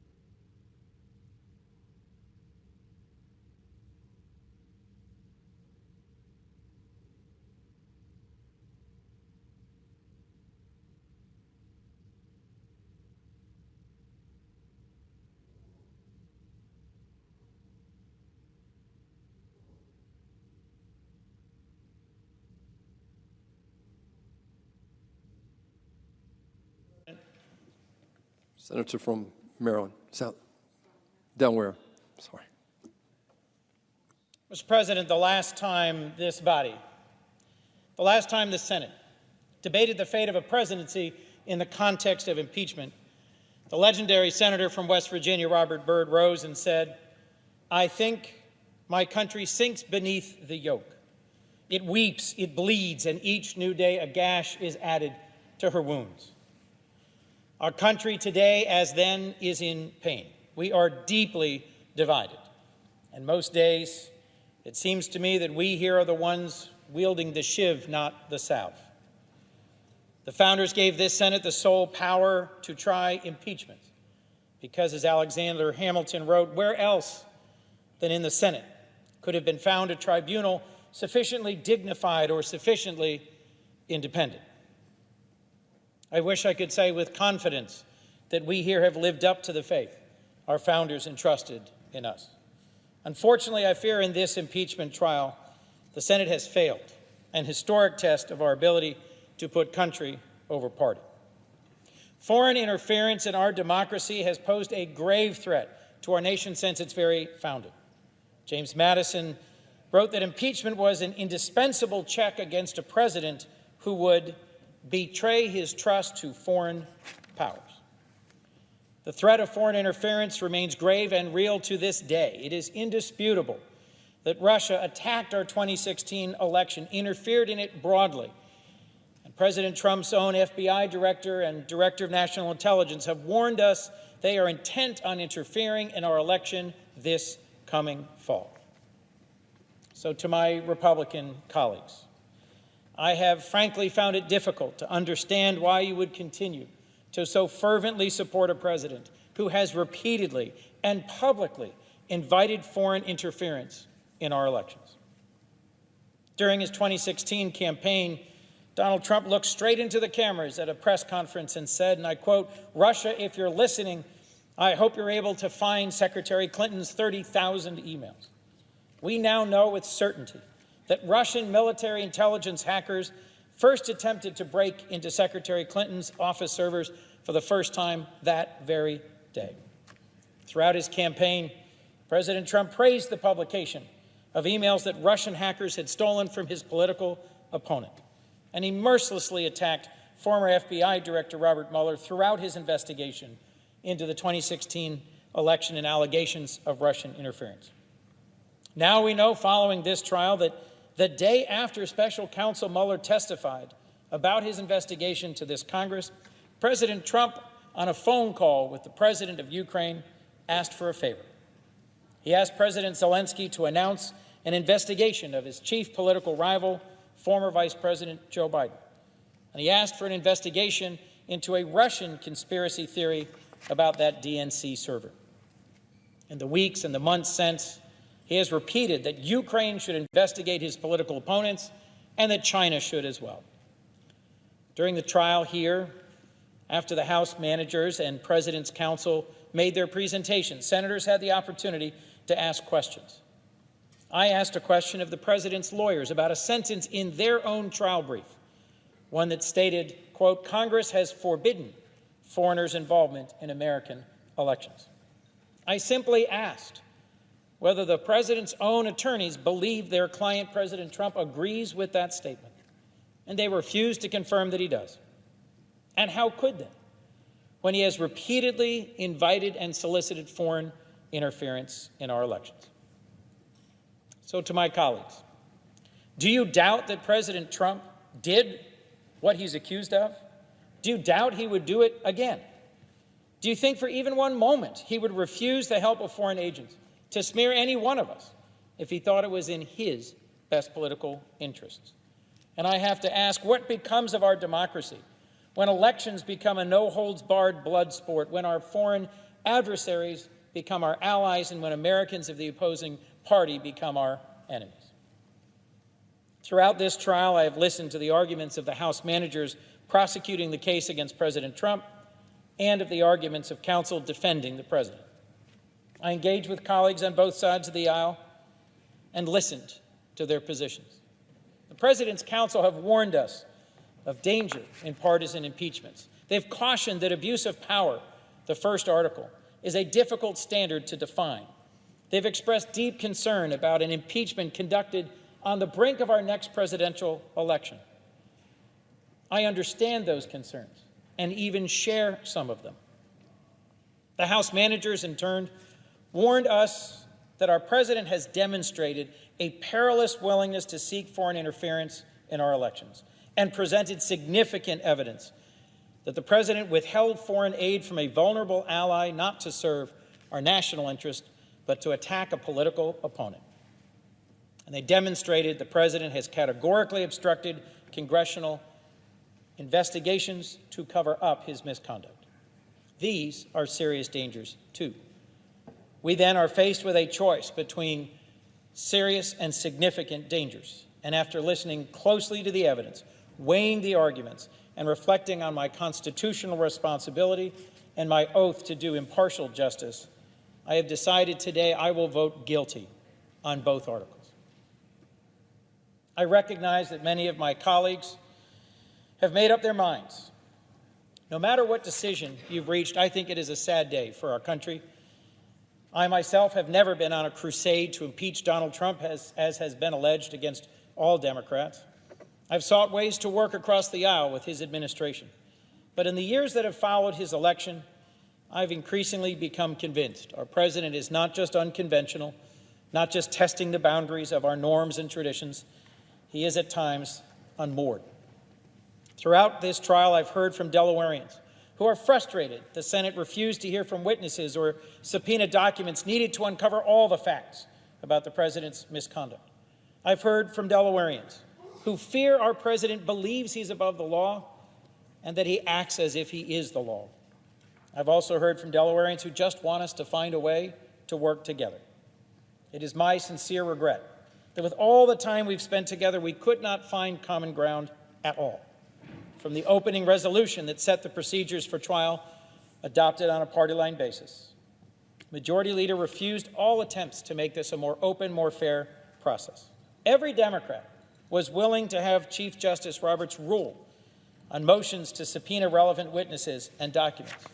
Every member of the opposing party refused. We could not even forge a consensus to call a single witness who has said he has firsthand evidence, is willing to testify, and was even preparing to appear before us. Mr. President, when an impeachment trial becomes meaningless, we are damaged and weakened as a body, and our Constitution suffers in ways not easily repaired. We have a president who hasn't turned over a single scrap of paper in an impeachment investigation, unlike Presidents Nixon and Clinton before him, who directed their senior advisors and cabinet officials to cooperate. President Trump stonewalled every step of this Congress's impeachment inquiry and then personally attacked those who cooperated. The people who testified to the House of Representatives, in spite of the president's orders, are dedicated public servants and deserve our thanks, not condemnation. Where do we go from here? Well, after President Clinton's impeachment trial, he said, and I quote, "This can be and must be a time of reconciliation and renewal for our country," and he apologized for the harm he'd done to our nation. When President Nixon announced his resignation, he said, "The first essential is to begin healing the wounds of this nation." I wish President Trump would use this moment to bring our country together, to assure us he would work to make the 2020 election a fair contest, that he would tell Russia and China to stay out of our elections, that he would tell the American people, whomever his opponent might be, the fight will be between candidates, not families, and that if he loses, he will leave peacefully in a dignified manner, and that if he wins, he will work tirelessly to be the president for all people. But at this point, some might suggest it would be hopelessly naive to expect of President Trump that he would apologize or strive to heal our country or do the important work of safeguarding our next election, and so that falls to us, to my colleagues who've concluded impeachment is too heavy a hammer to wield. If you believe the American people should decide the fate of this president in the next election, what will you do to protect our democracy? What will you do to ensure the American people learn the truth of what happened so that they can cast informed votes? Will you co-sponsor bills to secure our elections? Will you insist they receive votes on this floor? Will you express support for the intelligence community that is working to keep our country safe? Will you ensure whistleblowers who expose corruption are protected, not vilified? Will you press this administration to cooperate with investigations, to allow meaningful accommodations so that Congress can have its power of oversight? Why can we not do this together?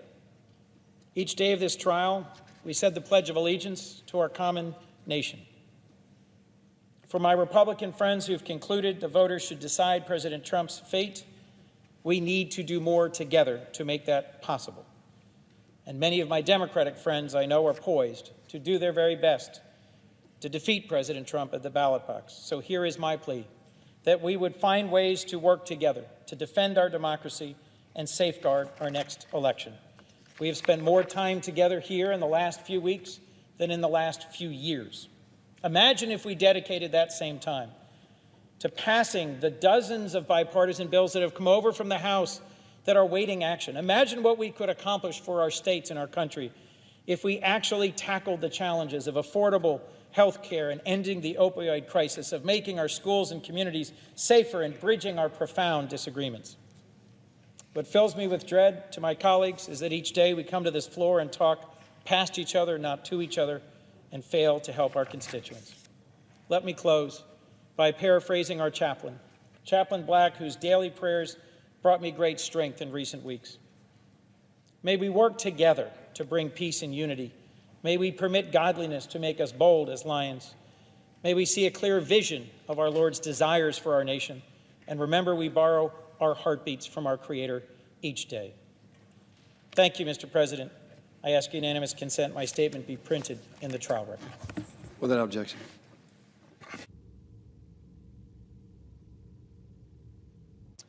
Mr. President. Senator from Colorado. Thank you, Mr. President. Over the last several months, last several weeks, the American people have watched Washington convulse in partisan accusations, investigations, and endless acrimony. That division reached its high watermark as the United States Senate carried out the third presidential impeachment trial in our nation's history. We saw over the last 2 weeks an impeachment process that included the testimony of 17 witnesses, more than 100 hours of testimony, and tens of thousands of pages of evidence, records, and documents, which I successfully fought to make part of the record.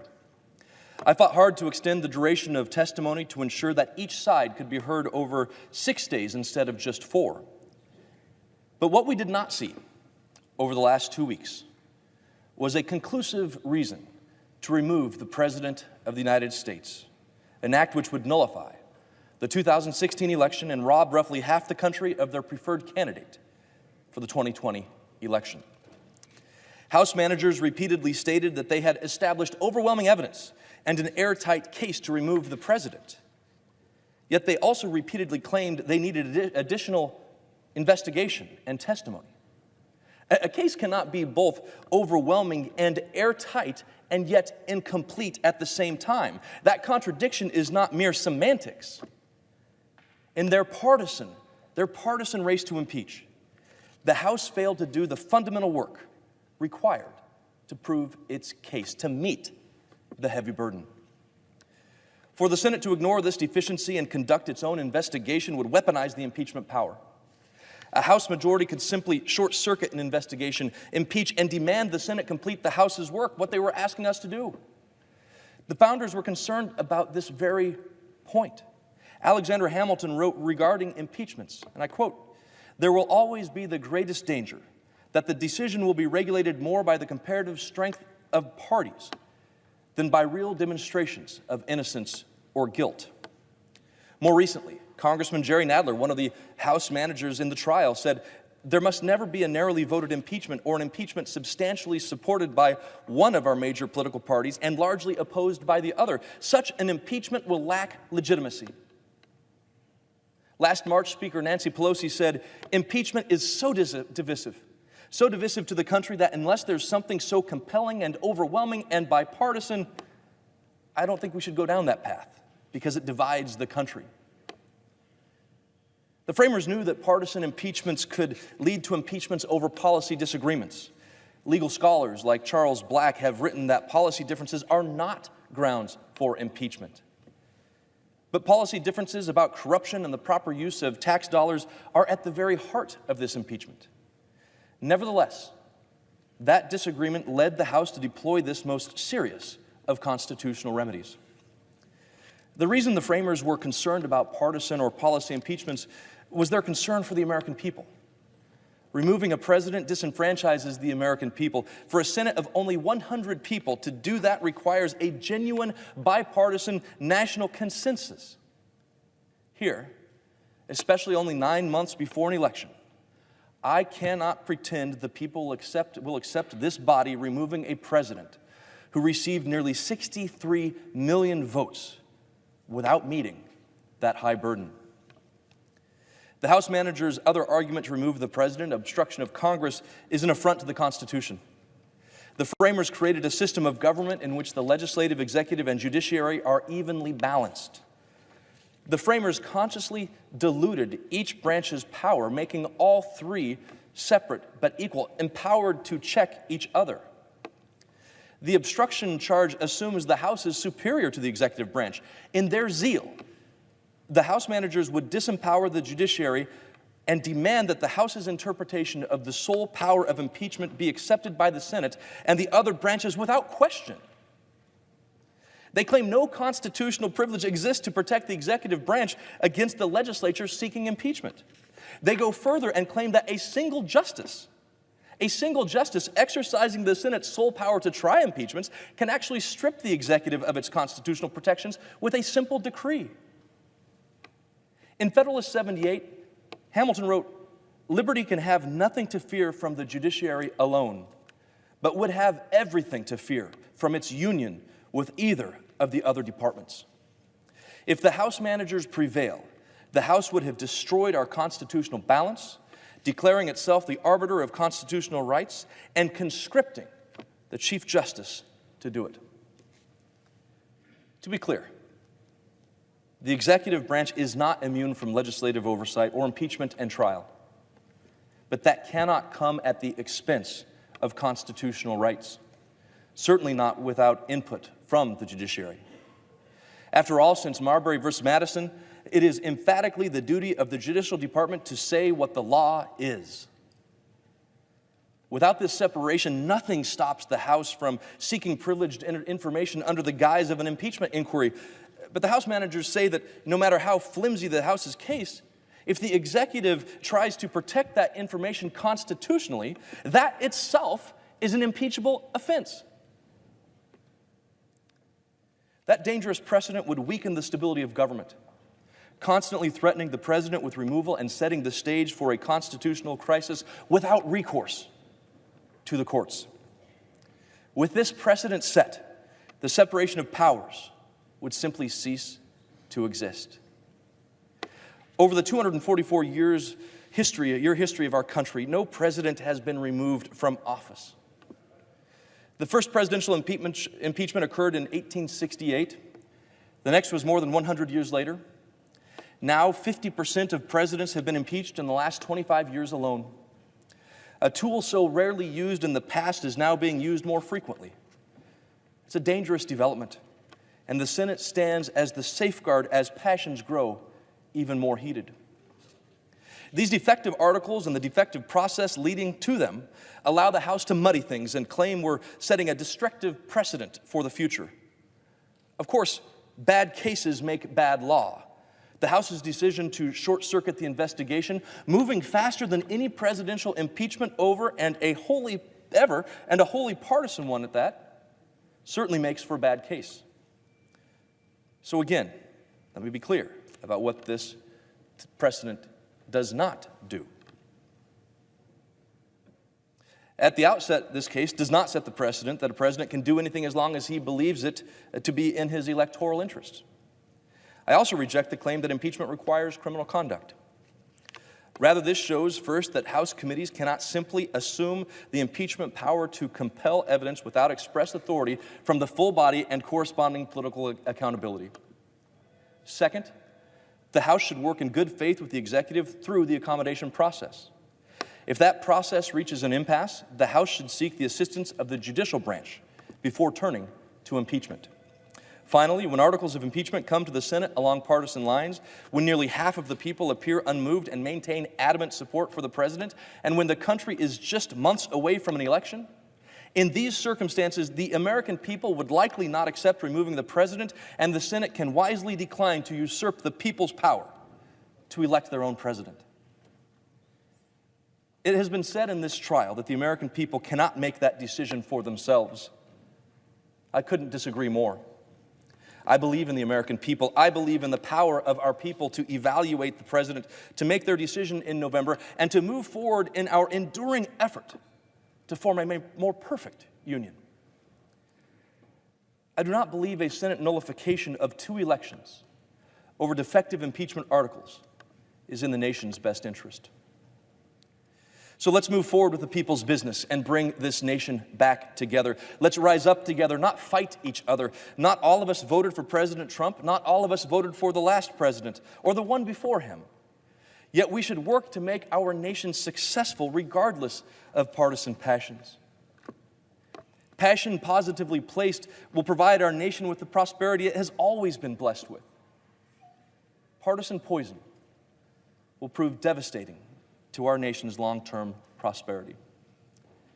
We must not allow our fractures to destroy our national fabric or partisanship to destroy our friendships. If we come together, we will succeed together. For surely we are bound together in this, the great United States of America. Mr. President, I ask that this be included in the trial record and yield the floor. Mr. President, today we face a crucial test, whether the Senate will rise to serve as a check on executive abuses that our founders expected it to be. But today and throughout this trial, I'm sad to say we're failing this test. After we've been confronted with overwhelming evidence of a brazen abuse of executive power and an equally brazen attempt to keep that scheme hidden from Congress and the American people, the Senate is poised to look the other way, to pretend the Senate has no responsibility to reveal the president's misconduct and, God forbid, hold him to account. Instead, we are being told the Senate has no constitutional role to play. We're told only the American people should judge the president's misconduct in the next election. This, despite the fact the president's scheme was aimed at cheating in that very next election. And now the Senate is cementing a cover-up of the president's misconduct to keep its extent hidden from the American people. I've been here 45 years, and I think how far the Senate has fallen. In some ways, President Nixon's misconduct, directing a break-in of the Democratic National Committee headquarters to benefit himself politically, that seems quaint compared to today. As charged in Article 1, President Trump secretly directed a sweeping illegal scheme to withhold $400 million in military aid from an ally at war in order to extort that ally into announcing investigations of his political opponent in a way that would boost President Trump's reelection. And then, instead of hiding secret records, as President Nixon did, President Trump attempted to hide every single record from the American people. As reflected in Article 2, President Trump has the distinction of being the only president in our nation's history to direct all executive branch officials not to cooperate with a congressional investigation. So I want to be clear. I don't relish the prospect of an impeachment trial. I have stark disagreements with this president on issues of policy, on the law, on morality and honesty. But it's for the American people to judge a president on those matters. Today is not about policy differences. It's about the integrity of our elections and the Constitution. The Constitution cannot protect itself. We're supposed to protect it. The central arguments presented by the President's defense team were stunning, not unlike King Louis XIV of France, who famously declared, "I am the state." The President argues he can abuse his power to benefit his reelection so long as he believes his reelection is in the national interest. He even argues that he can request foreign governments to dig up dirt on political opponents with impunity. All of us in the Senate should flatly reject the President's argument, but an acquittal today will do just the opposite. If you believe that these outlandish arguments are irrelevant after today, remember this. The President's counsel's claim that abuse of power is not impeachable is largely and mistakenly based on the arguments of another counsel, Justice Benjamin Curtis, defending another president, President Johnson. That was 150 years ago. An acquittal today, despite the overwhelming evidence of guilt and following a sham of a trial, may fundamentally distort our systems and checks and balances for another 150 years. And what a sham trial it was. The fact that this body would not call a uniquely critical witness, John Bolton, or any other one, is beyond outrageous. And why?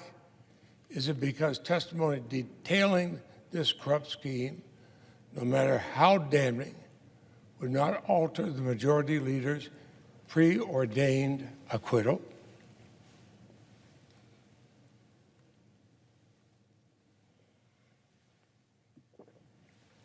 It's often said that history is watching. And I expect that's true, but this moment we're not merely witnesses to history, we're writing it. And let me describe the dark chapters we're inscribing in the story of our republic today. In his farewell address, George Washington warned us that foreign influence is one of the most baneful foes of Republican government. Yet as a candidate, President Trump famously requested our foreign foe, Russia, to hack his political opponent's emails. And hours later, of course, Russia did. And literally the day after that saga finally came to a close, the president asked the Ukrainian president for, quote, a favor. He has since publicly repeated his request for Ukraine to interfere in our election. He made the same request to China. If we acquit President Trump today, what will he do tomorrow? Well, two things I'm confident of. President Trump's willingness to abuse his office, his eagerness to exploit foreign interference in our elections will only grow, and Congress's capacity to do anything about it will be crippled. While the president's lawyers stood on the Senate floor and admonished the House managers for failing to litigate each subpoena in court to exhaustion, he had other lawyers in court making the mutually exclusive argument that Article III courts have no jurisdiction to settle disputes between our two branches. Such duplicity would put the two-faced Roman god Janus to shame. But crucially, with this vote today, we inflict grave damage on our power of the purse.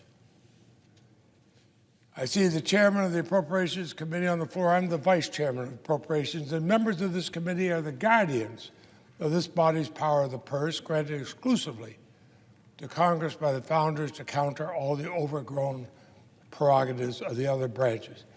If we fail to hold President Trump accountable for illegally freezing military aid to extract a personal favor, what would stop any future president from holding any part of the $4.7 trillion budget hostage to their personal whims? And the answer is nothing. We will have relinquished the very check that the founders had trusted us to ensure the president could never behave like a king. Decades ago, I questioned whether impeachment would be accepted if not bipartisan. But the argument, the other side has revealed itself to be painfully flawed.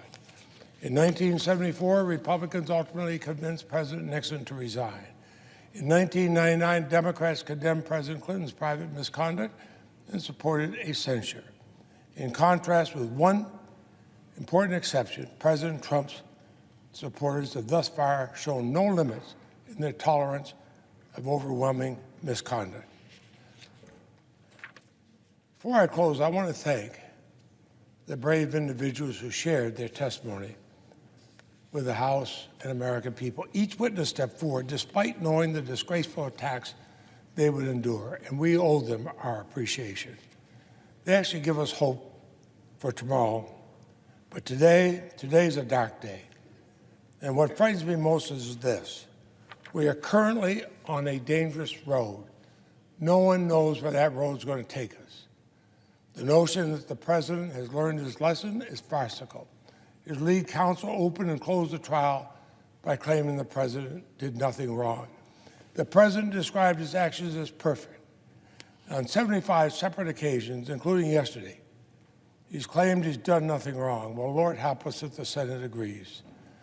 Because the only lesson the president has learned from this trial is how easily he can get away with egregious, illegal misconduct.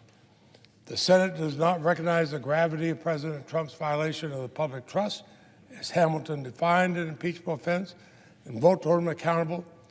We've only seen a preview of what will come: foreign interference in our elections, total noncompliance with congressional oversight, disregard of our constitutional power of the purse, open, flagrant corruption. That's the tragic result of the Senate failing in its constitutional duty. We'll leave President Trump sacred and inviolable, and with no constitutional tribunal to which he's amenable, no punishment to which he can be subjected without involving the crises of a national revolution. I quote Hamilton. And as Hamilton warned, that would not be a president, that would be a king. I'm proud to live in a country that likes presidents, not kings. And I, for one, will not merely get over it. President Trump directed the most impeachable, corrupt scheme by any president in this country's history to protect our republic, to safeguard our system of checks and balances.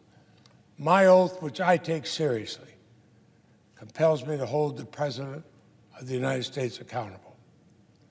I will vote to convict and remove President Donald J. Trump from office. And, Mr. President, before yielding the floor, I ask my full statement and my January 31 statement regarding the vote on witnesses be included in the trial record.